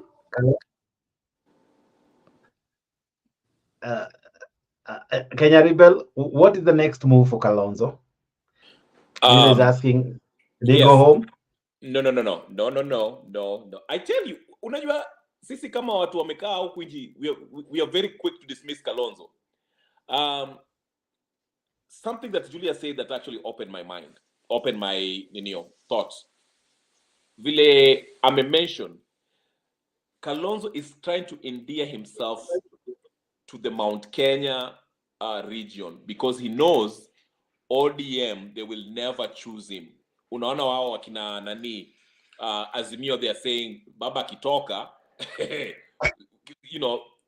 have their own plan, but it won't be Kalonzo. They will not accept Kalonzo. They will not vote for him. Kalonzo understands that. So Kalonzo anasema hivi, anaona hivi, okay, since I'm not going to be the presidential candidate in 2027, let me start fishing outside of this Azimio. Let me endear myself with Nini Mount Kenya, because Mount Kenya are the ones who are going to suffer in the next coalition government, which will be between Nani, Ruto, and Raila. Ruto and Raila is basically UDA and ODM. Okay, so you have the Nyanza and Wasingishu province already. Rift Valley province. But okay? but you guys are quite interesting. What's that? Bwana Kenya Rebel, when you say UDA and ODM, UDA has almost 40%. UDA has 40% to 60% central province. All right, if you include even Nakuru County. Now, yes. The lower percentage is not from, it's from the Kalenjin or from where William Ruto comes from. So unless another formation is formed, UDA still has a bigger portion of the central province. Let me oversimplify it. Let's get tribal. I hate to get tribal, but that's how we vote. Okay, tribal blocks. And I'll give it to you, Honorable Alex. I see you are burning. Hey. You see, the problem with us, we are not principled, to be honest, so that we can be consistent with what we say. If you ask Julia today, she will tell you Mount Kenya really never voted for William Samoei Ruto. Ruto stole from Mount Kenya, and he has artificial votes so that he can look like he won the mountain. Mount Kenya, more people stayed at home to vote than to vote, and that is why in the end, Ruto looked like he won the mountain. So sometimes we keep on shifting the goalpost so that it can accommodate what we want to hear. So Alex, you believe Ruto did not get to the votes in Mount Kenya? Ask Julia. Julia will tell you. Julia, ask Julia. We don't want to play with their political experience. Alex. People voted for Baba in the mountain for the first time. Okay. And let's not play politics here. This is my suggestion. Let us just assume what Jake is saying and take IBC numbers as they are. Mount Kenya around 1 million plus voted for Baba, and about 3 million voted for Ruto, according to Governor Nyeri. I hear him saying every day. So I think that was a quarter. It was a ratio of 1 to 3. I think so. Now, Jake is asking that, how are we expecting Kalonzo to penya Mount? Is that your question, Jake? How are you expecting Kalonzo to penya Mount Kenya? What's next for Kalonzo? No, my yes, question next is for Kalonzo. No, my I didn't finish my answer, but it's okay. Kenya Revolutionary was still talking. Alex, Julia, before you took over me, there was a thought that I don't want to forget, because I think I'm growing older. And at the same time, it's evening. Hapa watu wakunywe maji vizuri sana, wanakunywa vitu zingine. Let me say, Alex. Endelea Alex before kitu. Yeah, let me tell you something here. The problem with Kalonzo, and I swear to you, the one problem with Kalonzo, he has no insight, and therefore he doesn't have foresight. And Kalonzo here aliwekwa kwa hii chairmanship of the NADCO report so that when the negotiation will be accepted, okay, in the next move, whereby they are going to create these seats, Martha Karua is going to refuse to become the minority leader of the House. Martha Karua, by principle, she's going. But Kalonzo is going to accept to become the majority leader of the Senate, unfortunately. Once, if I was a strategist for Kalonzo, I will tell him not to take that seat. But because of the perks that come with it, Kalonzo atachezwa na baba na Ruto so that he can take that seat. Akishachukua hiyo seat, that will naturally kill him. By the time it comes to 2027, he will be saturated. If I was Kalonzo's strategist right now, I will tell him any seat that NADCO will create, he should not take it. But do you think Kalonzo will refuse to take a seat? Let's be honest. Do you think Kalonzo will refuse? Kenya Rebel, do you think Kalonzo will refuse to take one of those seats? No, I don't think he will refuse. Can I make a quick point before I bring Julia? Yes, there's something you were saying you didn't finish. Continue. Yeah, I'm confused. I've said a lot of things. Unajua hiyo maji Alex anakunywa pia hata mimi naigonja kidogo. But anyway, what I'm trying to say is this. You know, in the history of Kenya, there's two polar of powers, voting blocks, very powerful voting blocks. Mount Kenya and Nyanza. Nyanza kind of represent the western part of Kenya, which we have our cousins, the Kisii, the Lawyers on the west, and all that. Then kuna Mount Kenya, which goes the Gema, you know, the Kamba, and all that stuff. So when the first time that we removed Moi, the Luos and Kikuyus and their cousins, they voted for Nenio, so they won. But what I was trying to say is this. Kalonzo understands that he will not get that majority Western, because ODM wameshikilia. ODM is the most influential party within Azimio, okay? So they will never nominate him or choose him as the person who will run for president. So Kalonzo ameanza kufanya groundwork. Anaenda kutafuta nani? Uhuru Kenyatta. Okay? He understands that once Raila achikane na nani na Ruto, that is Rift Valley and the West. Okay? Na Nyanza na Western, majority of the West, okay? So, anashikana na Uhuru, who has most influence in Mount Kenya, and you see Gachagua also understand. Watu wameanza kubaudu hapo wanasema Gachagua atawachwa. Hata matamshi ya Ruto, the way he was saying, like Alex told us very well, that Wanga might be hapo, unaona? Sijui nani, Ndindi Nyoro, sijui nani. So Gachagua pia anaangalia mbele anasema nini? You know what? Let me solidify my place as the Mount Kenya person. So he's reaching out to Ruto. And this is the vote that Nani anataka ku harvest, Kalonzo. And like Julia said, tukiangalia Kenya, it's always, Wakikuyu will never vote for a Luo candidate, okay? Azimio is associated with Luo. I won't be surprised if Raila still is at the ballot in 2027, but that's a story for another day. So this is the thing. Kenyans will look, the perception is this. Tumechoka na Kalenjin, tumechoka na Wakikuyu. So who should we vote for who is outside of these two tribes? Musyoka.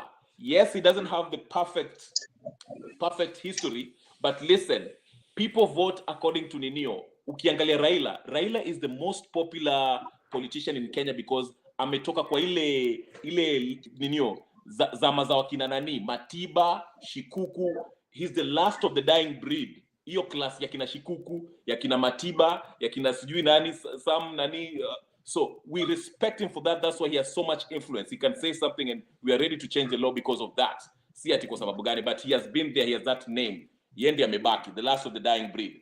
So, ndio mara nasema hivi, Kalonzo, do not dismiss him. Him and Gachagua, they might have something in the future, and I might be wrong.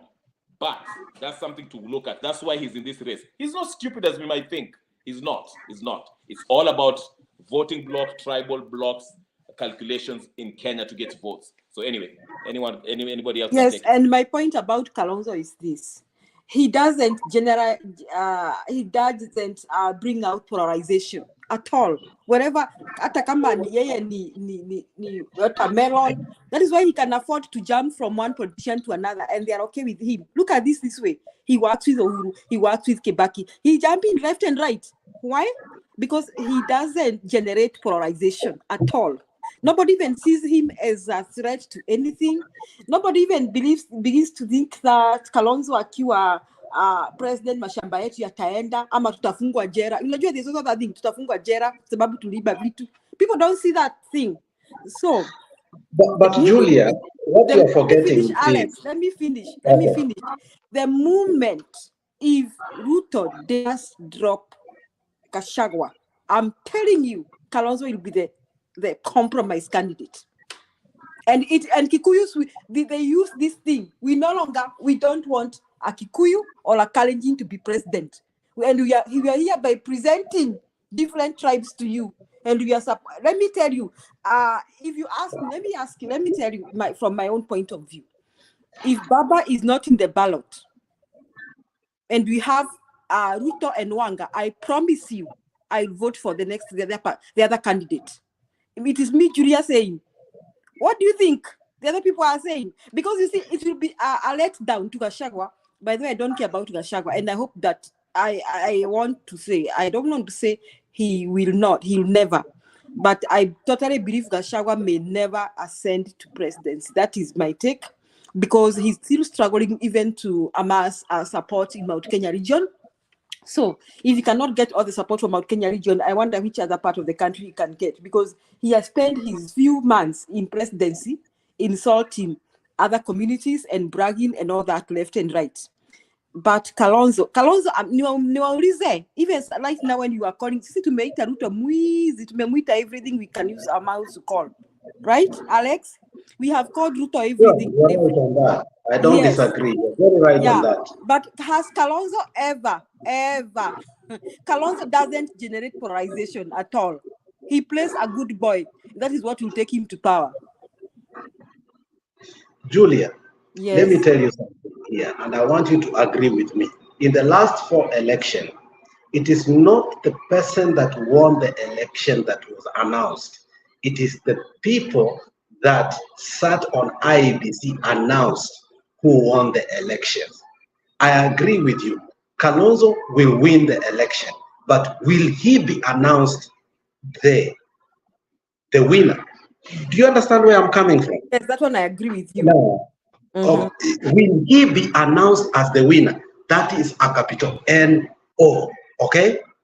And that is why I'm telling you that we don't need to fund anymore IEBC, because it's a negotiated process. What you are seeing here is that Baba will be given the seat of African Union. In the pretext, he's going to support Ruto. So they are going to have an artificial majority. But when the elections will be done, Kalonzo will win the election right in the morning. But is he going to be announced? Julia, let me tell you one thing. When the High Court, which was intentional, and I remember you know that, when the High Court said that, if you remember, the High Court the other time said that the IEBC should announce the commissioners for IEBC right away. Raila was the first person to say, no, we need to do the RATCO report first. We agree. So let me tell you, already Raila and Ruto knows who's going to become what? The commissioner of IEBC, so that they can plan on how they are going to see the election in 2027. Kalonzo does not know that. The negotiation between Raila and Ruto in regard to the 9 commissioners, because they used to be 7, now they added them to 9. They have already chosen. It's a matter of time before they reveal it to us. Yes, Kalonzo will win on the ballot, but will be announced. Julie, I want you to be honest on that. Will he be announced? That's what I agree with you. In fact, we will never have elections again in Kenya in the first place. I can promise you, like elections. That's the problem we have. Yeah. Unless we go back to 1997, where we had the IPPG, where safeguarded to a point that we removed Moi from power through Uhuru Muigai Kenyatta and Kibaki. But the kind of arrangement that is going to be, do you want to tell me when Baba came? You know, Baba first of all said, Nani, remember the event of the things, how they went. Baba came and told us that there's a secret meeting between the Chief Justice and who? and Ruto that was done in State House. Later on, he came to tell us that Chebukati is going to become the Chief Justice. Later on, he came and told us other things. By that time, Ruto and Raila were sitting down and discussing on the issue. So when the court pronounced that, look, in fact, before the election last year, we said that when we do not have the electoral commissioners in power, it's going to be what? Something called a constitutional crisis. Why has it not been a constitutional crisis for? Right now, we have about 12 petitions of people disputing the election of Kenya, but we don't have the IBC commissioner. We don't have anybody in the office. But has the court declared it so? Because the negotiation between Raila and Ruto are going on so that they can choose the commissioners they want and say that they can go on to do what they want.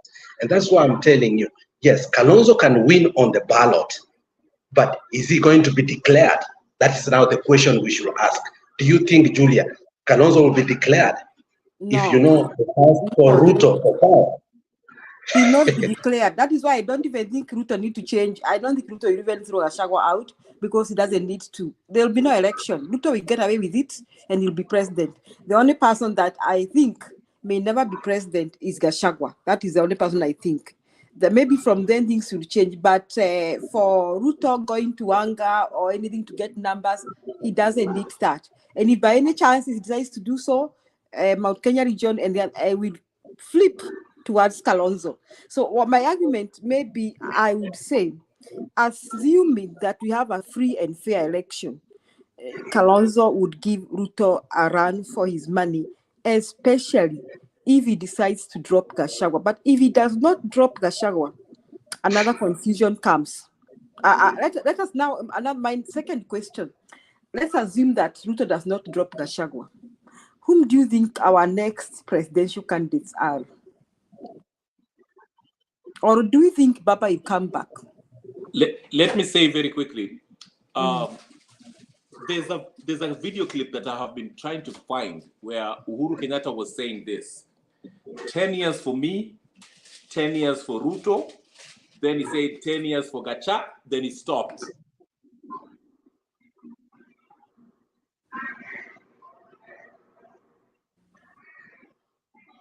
Let me ask. Gachagua was not in the limelight by then, Kenya Revolution. Gachagua just came the other day to the presidential thing.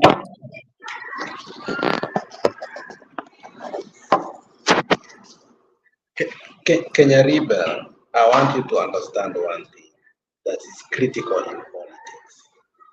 And I want you to listen to me critically. There is no way, once the nihilistic politics starts, and that is why I'm telling you that the whole issue, the narrative is going to change, Julia. Once the Kikuyus and the Kisis see, because sisi ndio tuliitwa madoadoa kwa Eldoret na Nakuru. You remember that, Madam Julia? Sisi tuliitwa madoadoa. You remember that? Yes. So the Kisis are going to divorce themselves from the Luo Nyanza politics. And the Kikuyus are going to start asking themselves, in whose hands are we safe? Okay? If Baba makes a pact with Ruto, Kikuyus are going to rebel, including you and me. I will never allow a pact between the Nilots, because that's really messy. Me, I don't even have a problem with Baba. I just don't want to hear that anyone is working to support Ruto to go back to power. When we have But fought it's going to happen. It has started working. When you saw Orengo meet with Atuoli, when you have seen Gladys Wanga working with William Samoei Ruto, when you have seen Orengo talk all the time, His Excellency William Samoei Ruto, when you have seen them giving ships, the most high-placed gift that a Luo can give to a sitting president is a ship. If you see dalili ya mvua ni mawingu, when you see smoke, there is fire. You see, let us not be denialists here. The Luos are going to work with the Kalenjins. That's a foregone conclusion. Now, the question is this. In whose hands are we safe in? Now, we must start asking ourselves, should the Luyas vote for them? Should the Mijikenda vote for them? And this is where Manyora comes in, when Manyora talks about political tribe mortgaging, whereby tribes start looking at the threats they have. But at the end of the day, there is nothing we can do, because if these people are going to choose the IBC commissioners, wametumaliza. Julia, what can we do if they choose already the commissioners? Remember Wakina Akombe tried last time to make sure the election. Maraga tried even to nullify the election. Tuliambiwa we will revisit the judiciary. So let me tell you, this body called IEBC, it is too powerful. And I don't know what Kenyans we can do to dismantle the IEBC commissioner, because before it used to be ECK, then we put one word that independent. These people are not independent. These people are bought. These people are told what they are going to do. These people still, they announce the election the way they are told. You see, if you remember Madam Julia, you see, there's a very interesting statement Hassan, who was the former IBC commissioner, said a couple of days ago. I don't know if Japolo, you heard that. He said, I miss that we could have tested the presidency of Raila Amolo Odinga. Do you remember that? Mm-hmm. He said that. He knew Raila won the election, but he was never allowed. Remember what Akombe told us? Akombe told us that guns were put right in their face to announce. So if these people are going to choose the IBC commissioners, even if Kalonzo was to win from morning, he's not going to be announced. So let us even stop going to vote anymore. I will never vote again. I'm going just to vote for myself in 2027. Julia, I will be in the August house. I'll be an MP for 10 terms, and I will leave it after 10 because my father was also an MP. Niachane nayo, niende kufanya vitu zangu zingine. By that time, watoto wangu watakuwa wamemaliza university. But I'll tell you, hii maneno mnaamuka at 4 a.m. line kubwa tunaenda kuvote, where there is an electoral commission that has already pre-arranged to announce the election. The will of the people. I think this one is a good reason, Alex, to even as your followers, because unajua vile tumetukanana huko, hata tumefukuza kina Kenya Revolution nari. Ati tunatetea Now is my friend here. haki. I cannot even imagine that I'm having a conversation with Kenya Rebel. This one is a good lesson to us Kenyans, the common mwananchi, so that next time we'll think very hard before becoming obsessed with any politician. Hata kama ni ndugu yako. My other question is, do you think Baba you come back? Is there a possibility? Yes, let me ask you a question. Yes. Do you know that Julia got mad mpaka akatoa kwa WhatsApp group yetu? Do you know that? Yes.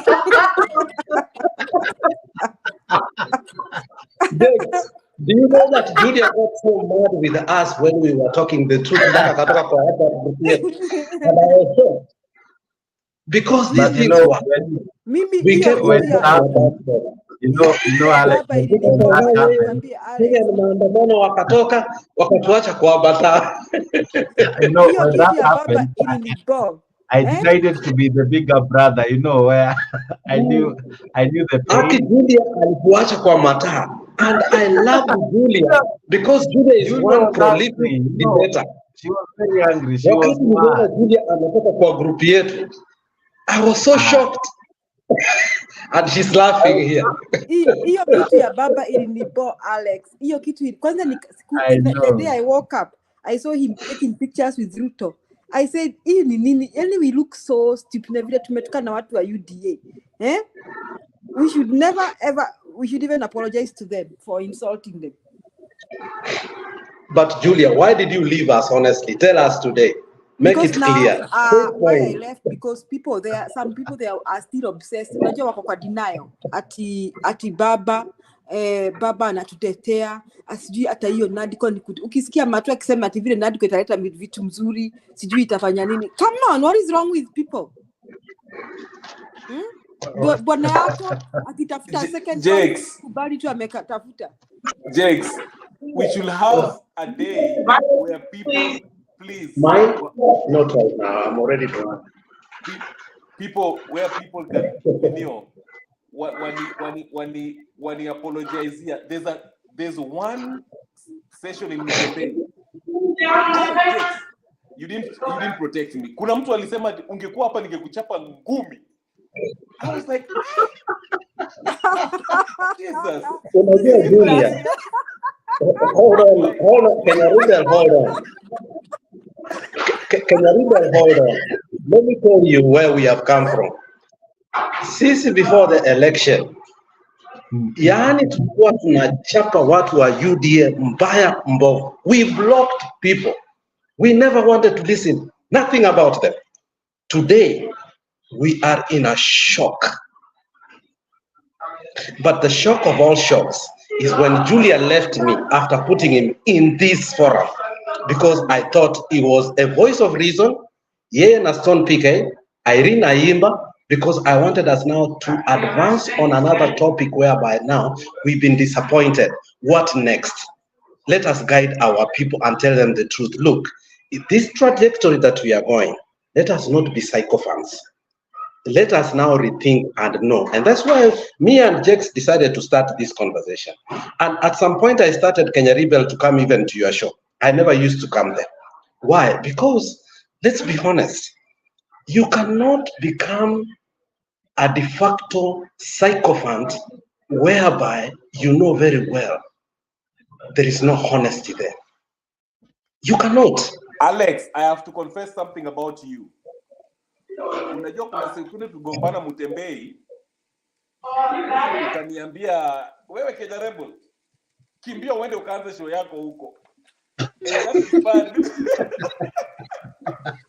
That inspired me to start a show. Unajua Julia, acha nikwambie Jex, Julia alikuwa akipata mtu wa UDA anaongea ni kama ako na blood pressure. Wewe wacha hiyo maneno yako. William Samoei Ruto is yani nilikuwa nachekanga. Hey, na Ruto kama angekuwa na record, si tumemuita majina kweli. Sasa hii akisikia tumetoka mbali. And the funny thing, I'm not even UDA. I wasn't even a UDA fan. That's why I told you. The politics is not about permanent enemies, it's permanent interest. I think that person had a big wisdom when he said that. Now, we should look at our interests. We should look at our interests. What is your interest? What is my interest? If it's not the politician's interest, we can do what Malema did. When Malema was dismissed from ANC, people thought that he was done. Him, Shloyd Shivambu, and Ndozi decided to start EFF, Economic Freedom Fighters in Our Lifetime, and people dismissed them. Today, you look at EFF. EFF is a very strong party in South Africa. The person who dismissed Malema from ANC was Jacob Zuma. Jacob Zuma has moved from ANC to Mkoto Wazinzwe. Can you imagine? So let us be prolific and be liberal enough to understand. And in psychology, it's called liberal intelligentsia. Let us accept that we cannot be static. Politics is dynamic. It's not static. If ODM, if Jubilee is not giving us our interests, why don't we start economic freedom fighters in our lifetime in Kenya and involve the young people and say we need jobs,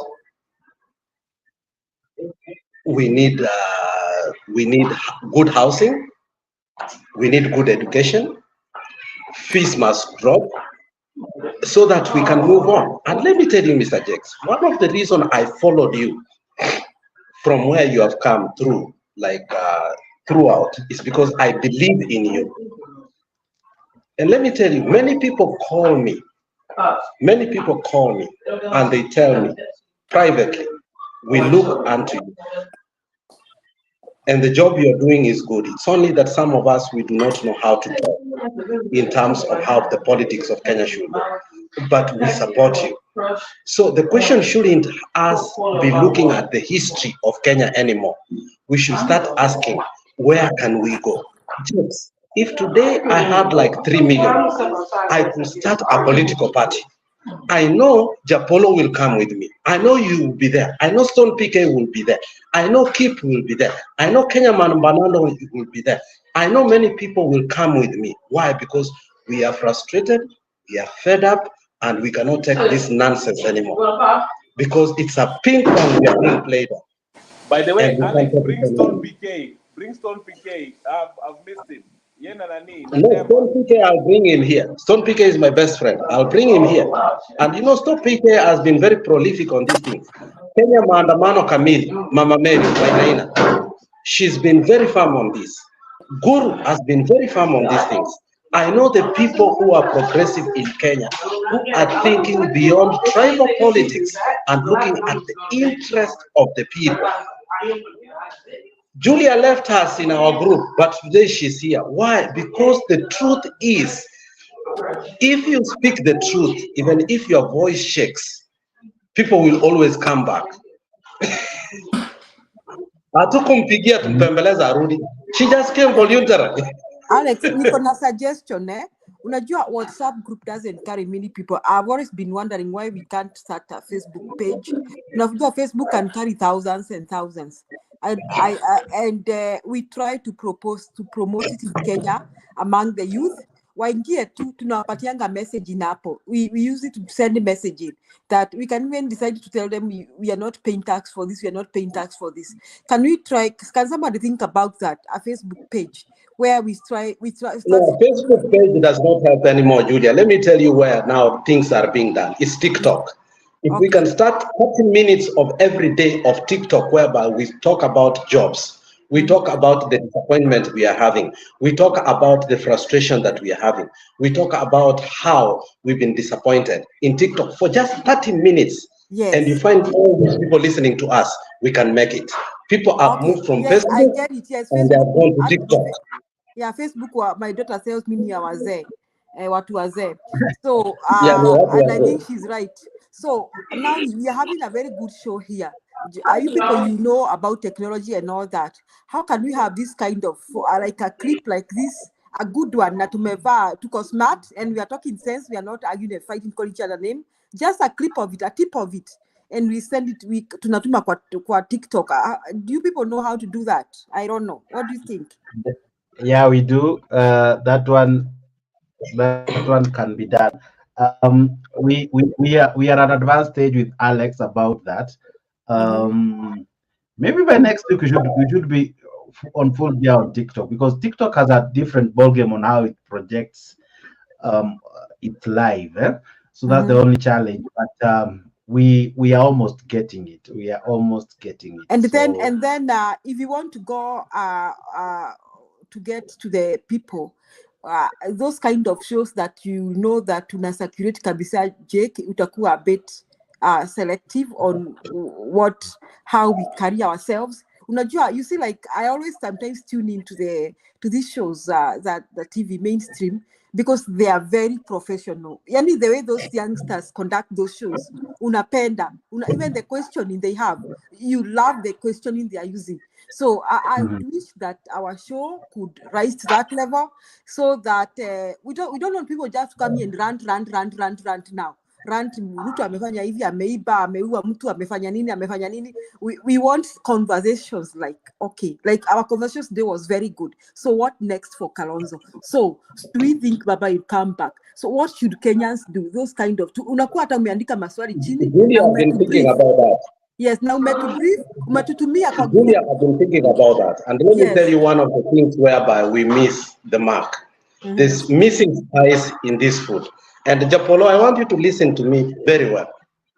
One of the missing spice in our food is when we come on the show without opening our cameras. Secondly, when we fear speaking the truth. If we can identify And Jex, I want you to listen very carefully. If we can identify 10 panelists who are committed to come to the show and we analyze, we can change the whole of Kenya. If we can take Stone PK, we can take Kip, we can take Madam Julia, we can take Madam Wainaina, we can take Japolo, and we should be like not from one tribe. We can become from like it's called a camouflage of tribes, Akisi, Aluo, Akikuyu, and so on. And we are not being tribal because sometimes there are things I understand from Kisi that you may not be able to understand. So that when we give our prolific analysis, we can be able. And we open our cameras, we become serious for 1 month, we can change that country. The problem is that we are yani tumekuwa waoga, like tunaogopa Ruto to a point that hatuweki kamera zetu. Watu ambao wanaweza advise Kenya kama Stone PK are not coming anymore. Also, Yani, I think Alex, my other suggestion about for cutting you is that in that show, we try and be professional. Unaona mtembei na sound kama tumesema vitu mingi, okay? But we try and be professional so that we are sellable to everybody. We don't look like we are insulting. Or kwani tumesema vitu venye mtu akifikiria arudie uwezi rudia. Things that you can't repeat and say them again. So if there are things that we can't repeat and say them again, then we shouldn't say them at all. You know what I'm saying? So, and even the shouting matches, we have had shouting matches and all that, which is very unprofessional.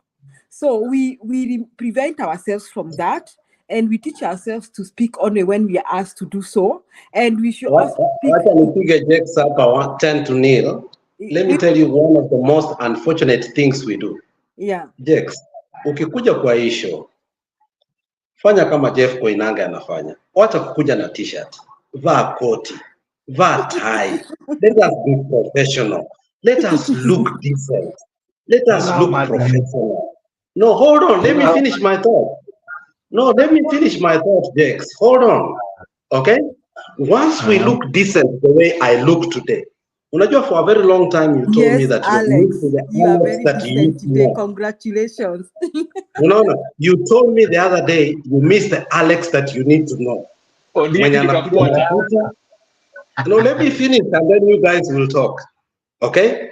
So when we come here and give an evident analysis, we dress nicely, we talk nicely, we speak good English, we do our research. You send us the topics before, and then we do a very exclusive analysis. People are going to respect us. The problem is that the moderator is coming here with a t-shirt. Who is going to respect us? Yeah, I will defend him. I will defend him. No, don't defend him. Don't defend him. Let me finish. This is the one I wanted to end with. Unapata Njiru anakuja, hajawahi nyoa ndevu for 6 months. No, let's not be personal. It's your not point personal. Your point is on how Kenyans. No, Jex. He's not defending. No, Jex, I'm not being personal here. Jex, I'm not being personal here. We must groom ourselves to be nicely so that we can look decent and we can talk to Kenyans. When you see people come to Jeff Koinange show, they wear nicely. They talk nicely. They debate nicely. They converse nicely. They have a dialogue, not a monologue. We've been doing things here that are myopic, Mr. Jex. I want you to be coming here with a suit. The same way I've decided to come with a suit. Henceforth, I want to see Julia saying, I don't have even one. If you don't want to listen to me, there is value in listening, there is civilization in listening. Yes, hii ni show ya wananchi. as if we are the people at the bottom. Jeff Koinange caters to, if you see, it doesn't bring the common mwananchi. So, Jakes, it's okay to come with a t-shirt. It's almost in your mind, not what you're wearing. Your sound, Kenya. No. Jex is not allowed to come here with a t-shirt. That one I will disagree with you. He's our moderator. We respect him. He must come here dressed decently. Now, no. I'm not going to agree a t-shirt here. Maneno ya t-shirt wachana nayo hapa. No. I'm not going to agree that. If we want to make an impact, you see, sometimes they say this: how you dress defines you. All right. You know that very well. Yeah. Let's come here. If you want us to have 9 panelists every day, and we focus on how we can go to move only 9 people that can move this country to the future where we want us to be. Jex, we must start asking ourselves the ethics on how we do things. And I'm not forcing you to buy a suit. But what I'm saying is what Julia had said. Julia had asked, how can we have panelists who are prolific, who are consistent, who are smart, and who understands the politics of Kenya? One of the things is that... Can I make a suggestion? I think what we're doing is it almost borders private. Can we go behind the tent and we end the show so that, because people watch this, so this, what we are discussing, is not part of the... No, we are not going to end the show. We want the people who come to the show to know that, look, we want to look decent and we need to have a conversation, because we are sick and tired of these politicians. They have played with us way too long. And we need, if we start our own party, we can succeed. EFF was started in somebody's basement. Jex, you and me can start a party today. Julia, I want to... Julia is one of the 3 women that I respect most in politics in my life, apart from Martha Karua, is Julia, Mary Wanaina, and Irene Ayimba. These are women who are a powerhouse. If we have the 3 of them, and we have a couple of men, we can change the politics of Kenya. I don't know, Japolo, for the first time, I think you agree with me. We never agreed on anything before. In fact, there was a time I used to say, I don't want to debate with you. So are you the one who said you wanted to beat him up? When do you say utamchapa? Amejificha leo ametoka.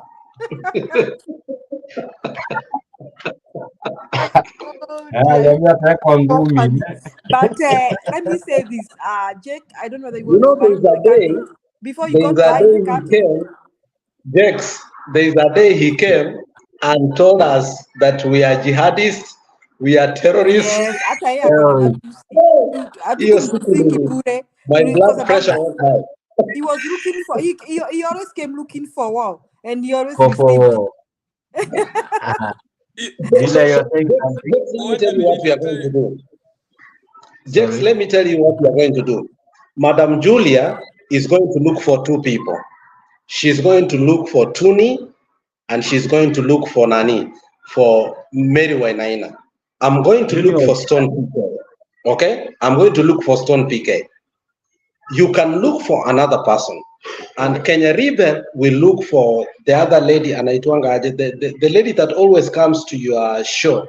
She doesn't want her face to be seen, but she's also one of your ardent supporter, Kenya Ribe. Good year. So that we can have, so that we can have 9 to 10 panelists. We are constant. We open the TikTok. We discuss for 30 minutes.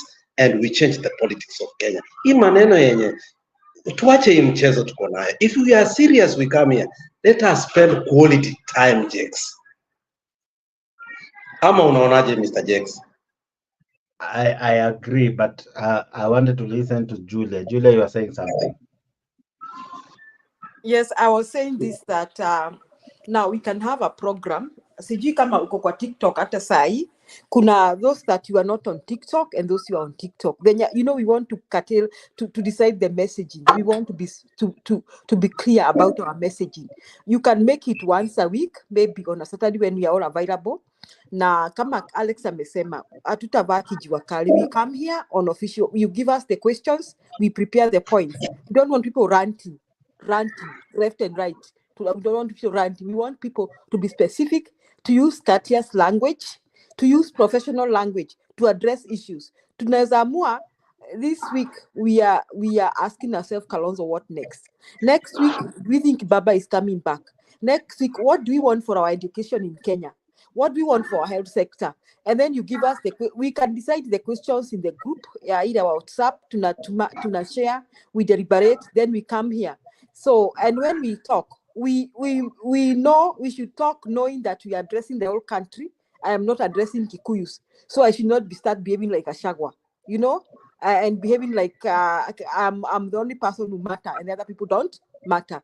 And however much I don't like this tribe, I should not use words that insult that community for whatever reason. For whatever reason. Wacha hiyo nikae nayo kwa roho yangu. Unasema ujasema, people will never know what you are thinking in your heart.